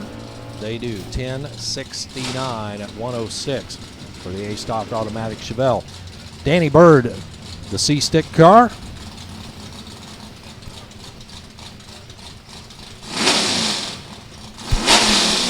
I got to move a little quicker than the computer operator. Austin Richardson, E-stock automatic, Greenbrier, Tennessee. One of the Richardson boys, Edmund out there behind the car. Austin already picked up a Walla this year on the division trail alongside Jimmy Gower. O-stock wagon.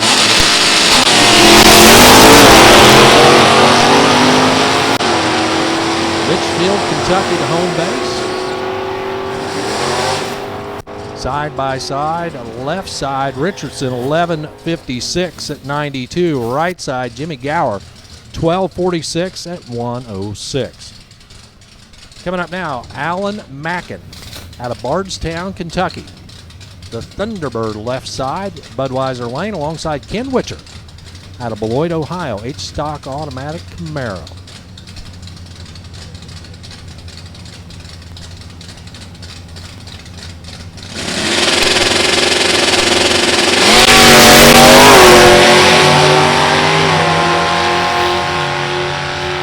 Trucking on down the right side there. 11:39 right side for Ken Witcher. Left side, Alan Mackin with a 12:82 at 1:04. Bruno Massel, factory stock A Copo Camaro. Left side, alongside Drew Skillman. How about this side-by-side matchup? Factory stock B Cobra Jet Mustang. Skillman out of Greenwood, Indiana. Massel out of Woodridge, Illinois. If you ever watch that ESPN broadcast, you might see Bruno holding the microphone, talking through.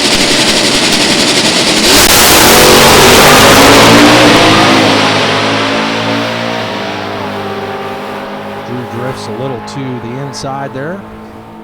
887 for Bruno Massel, 887 at 155. Drew Skillman, 908. He's 90 under the index, 908 at 149.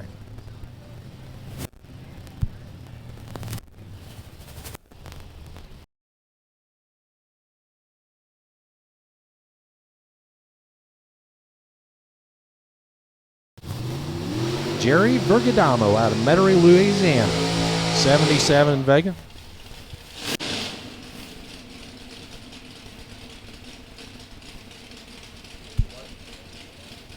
They call him the Thriller.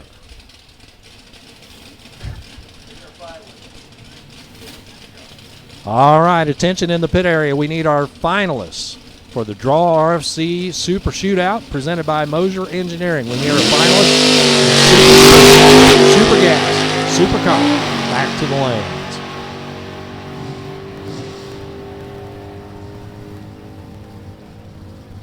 How about a 994 for the Thriller, Jerry Vergadamo. I like, for the announcers, they put this, I won Super Comp at Bowling Green, blah, blah, blah. So for Jerry Vergadamo, he's got the banana contest, the hot dog contest, the meatball contest, and then there's a heart attack listed in there. So you get the whole history. Super Stock coming at you now. The GTD automatic left side for Tyler Bohannon. That's an 85 Firebird alongside the 66 Belvedere Jim Lavallo out of Godfrey, Illinois. He's driving the GTH automatic, what it says here in the computer.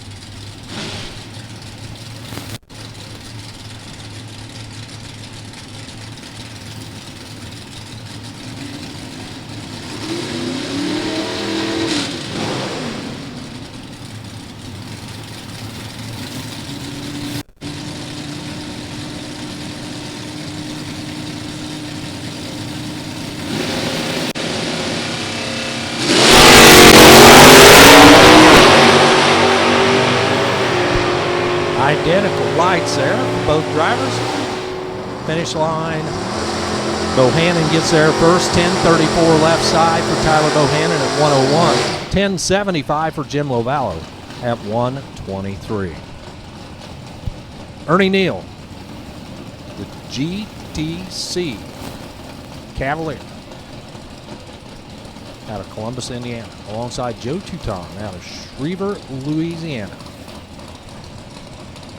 68 Dart, Superstock A, Hemi car.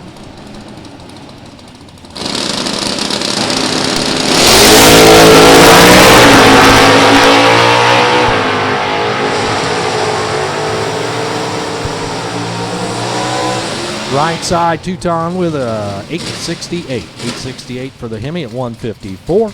Ernie Neal 930 at 142. Tom Nolan pulls up now.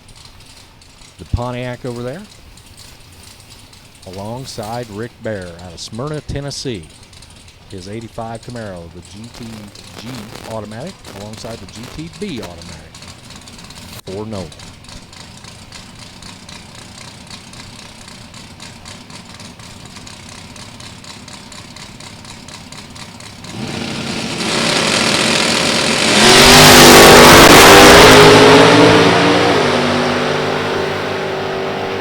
Red on the tree, don't matter. It's just a time run. 9:38 left side for Tom Nolan. 9:38 at 141. 10:67 right side for Rick Bear at 99.99. Once again, we need our finalists for the Draw RFC Super Shootout presented by Moser Engineering. That would be our finalists in Super Street, Super Comp, and Super Gas. Super Street was Hickman and McNichol. Lynch and Bill Riddle in Super Gas. And Kevin Brannon and one of the Richardson boys, Ryan Richardson, in Super Comp. So once again, we need you to the lanes to finish up our shootouts.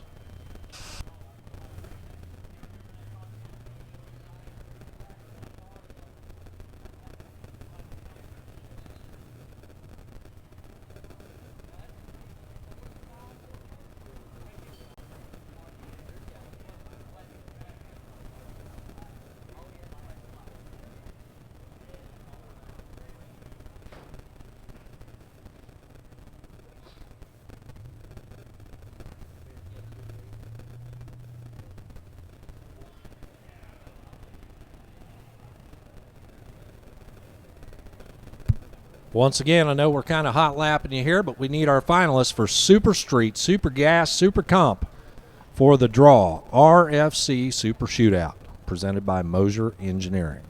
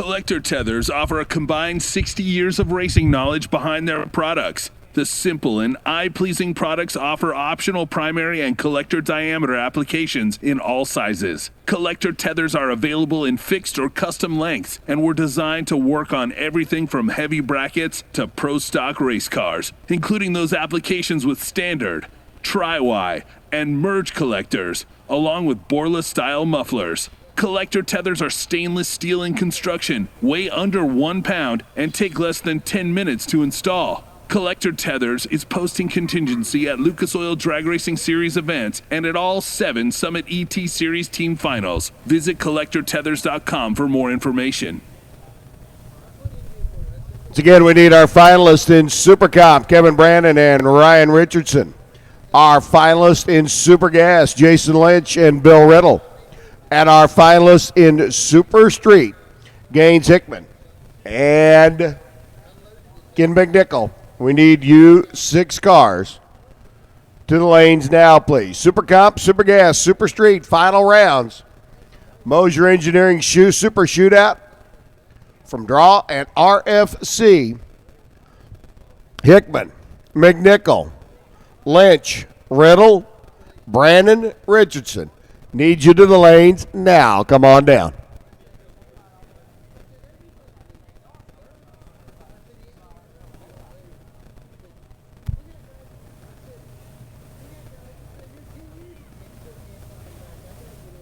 Low-Car Motorsports is pleased to be a continuing contingency sponsor for the divisional Lucas Oil Drag Racing Series, as well as the Summit ET Series for sportsman racers using our header tether system. Low-Car's patent-pending header tether system has been accepted by NHRA for use in all categories of competition and is built with the high standard of quality that Low-Car is known for. The Low-Car header tether system features our unique U-cut-to-fit design, allowing the user to place the brackets in their desired location for a clean install. Low-Car products are made in the USA and backed with a lifetime warranty.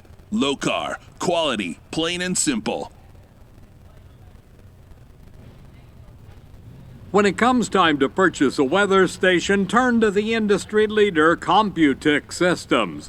Computech's been providing racers with the best in weather monitoring and ET prediction since 1986. Just ask any of our NHRA contingency winners, including past world champions Alan Johnson, Warren Johnson, David Rampey, and Jimmy DeFrank.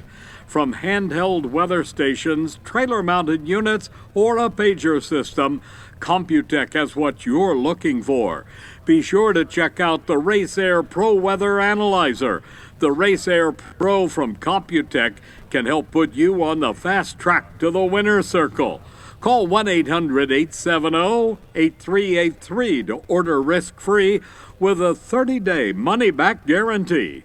Also, visit us on the web at www.computech.com. Stock Eliminator number 2213, Ken Stott. We need for you to report to race control in the tower, please. Car number 2213 in Stock Eliminator, Ken Stott. Need you to report to race control, please. Second floor of the tower. Kenneth Stott, car number 2213. Stock Eliminator, need to see you on the second floor of the tower, please.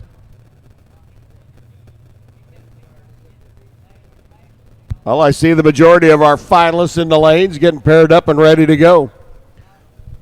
Brandon and Richardson in Super Cup. Lynch and Riddle in Super Gas. Hickman and McNichol in Super Street. Gentlemen, if you would, please, need your lanes now. Come on down.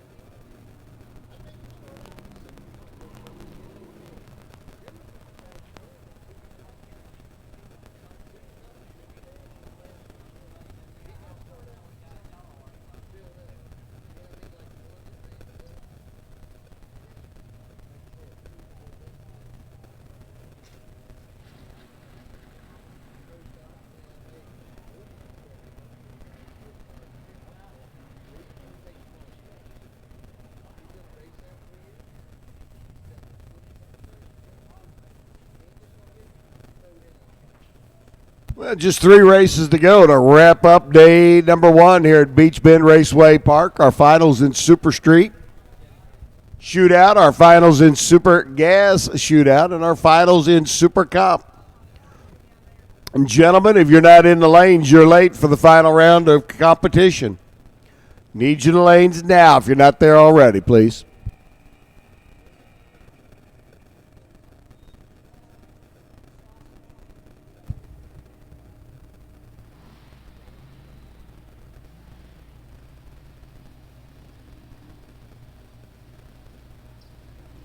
Quick Fuel Technology, the innovators in fuel systems, is proud to continue its support of NHRA drag racing in 2015. It has never been easier to get to the winner's circle with carburetors that are legal for most classes, along with a strong contingency program that includes QFT fuel pumps. Quick Fuel Technology, your choice for performance fuel systems. Check out their website at quickfueltechnology.com. Strength, durability, and repairability are just a few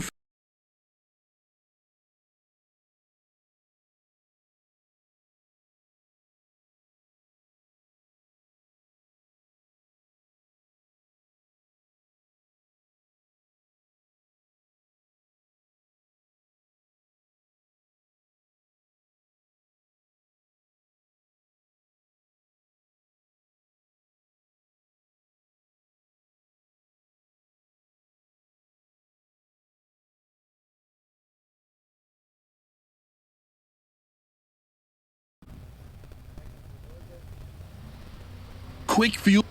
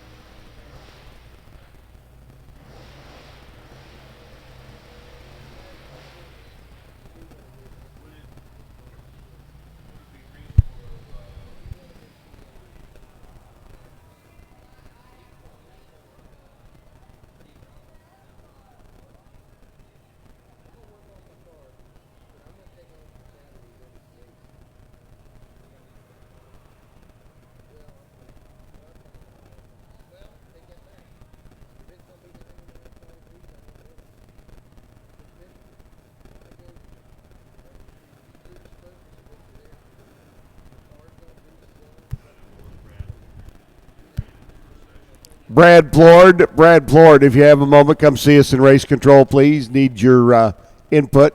Brad Plord, need to come see us in race control, please.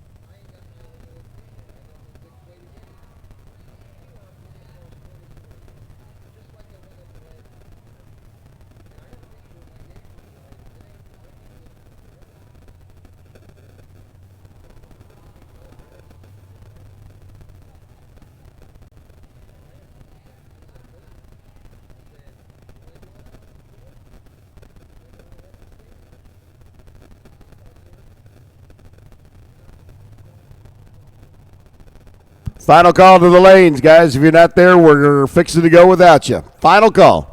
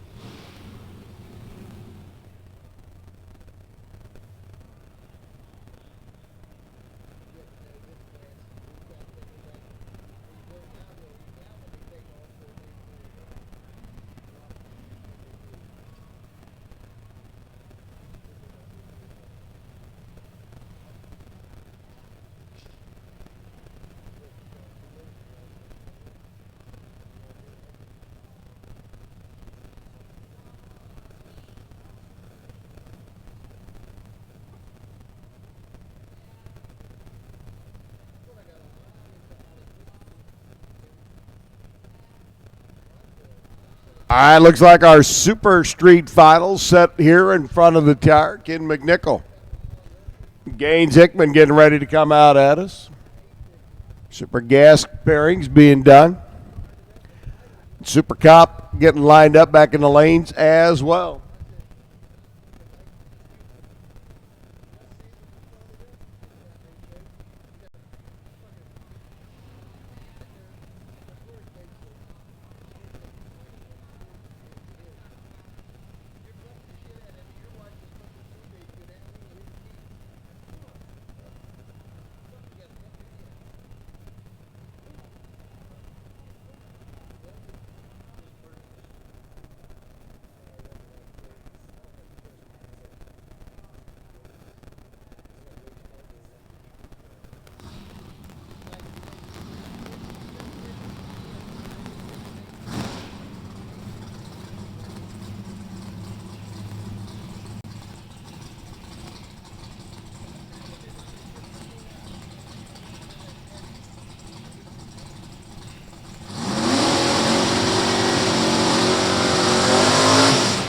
All right, Gaines Hickman out of Georgia. A Malibu wagon. Big 582 combination. Uses a whole lot of throttle stop action to come from behind. See if he can do the same. Ken McNichol out of Hendersonville.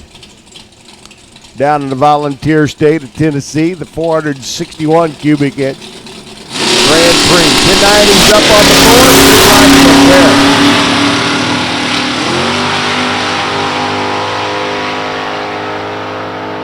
Here comes Hickman. At the stripe, 1089 beats a 1085. So Gaines Hickman gets the W in our Mosier Engineering Super Street. Drawing Racers for Christ Super Shootout. Congrats to Gaines. 1089 Fort 143. 1085 6 by McNichol at 129.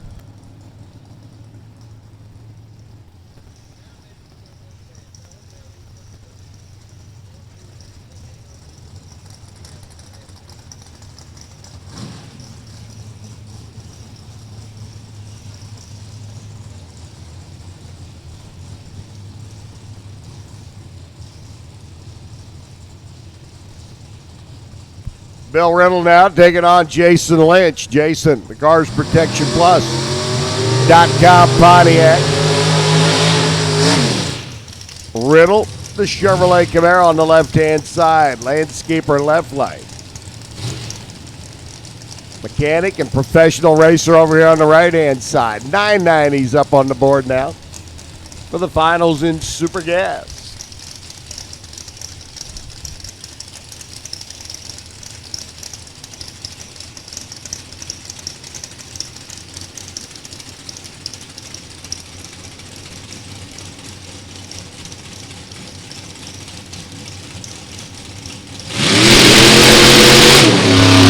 Comes up, trans brakes off, throttle stops, kicking in and kicking out. Riddle a little bit better on the tree, better at the stripe. Dead on 3 and a 10 light. 13 thou package for Bill Riddle. 988 170 by Jason. Riddle 13 package, 13 better at the stripe. Bill Riddle needs to find him a casino and play them lucky number 13s.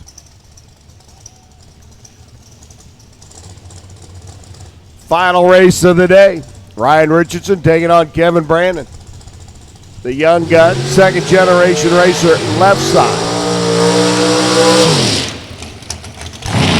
Taking on Brandon, number 5 in the national points chase last year. Runs out of Maddox race cars. South Carolina-based runner. 890's up on the board. Final pair of the day.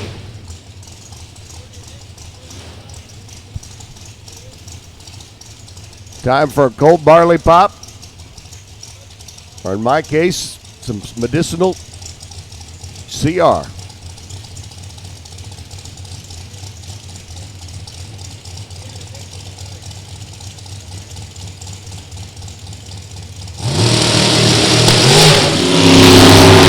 Red line start by Brandon. Richardson goes 11 on the tree.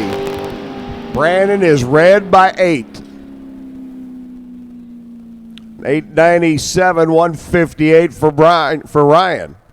946 by Kevin after going 008 red. So Richardson gets the super comp. Shootout money. And that, boys and girls, is going to put a wrap on day number 1. Appreciate everybody being here. Get started again tomorrow morning. Do want to remind all of our racers helping fellow super stock racer Jeff and Charlotte Dona are heading up a fundraising activity here this weekend for fellow super stock racer John Hour. They'll be collecting money tomorrow during qualifying and at their trailer in the pit area. John Hour, a second-generation super stock racer from Scott City, Missouri, recently diagnosed with a rare form of cancer and has begun his treatment. But a fundraiser will take place this weekend.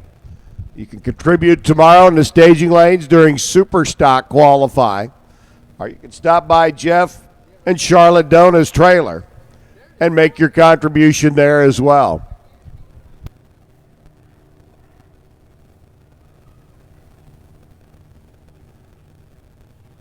Do want to remind all of our racers, tomorrow's race schedule will start an hour early. We will be on the track an hour earlier than we were today. Cars on track at 8 a.m. Drivers, we still have a driver's glove up here in the tower. It is a Simpson glove. If you are missing one, we have the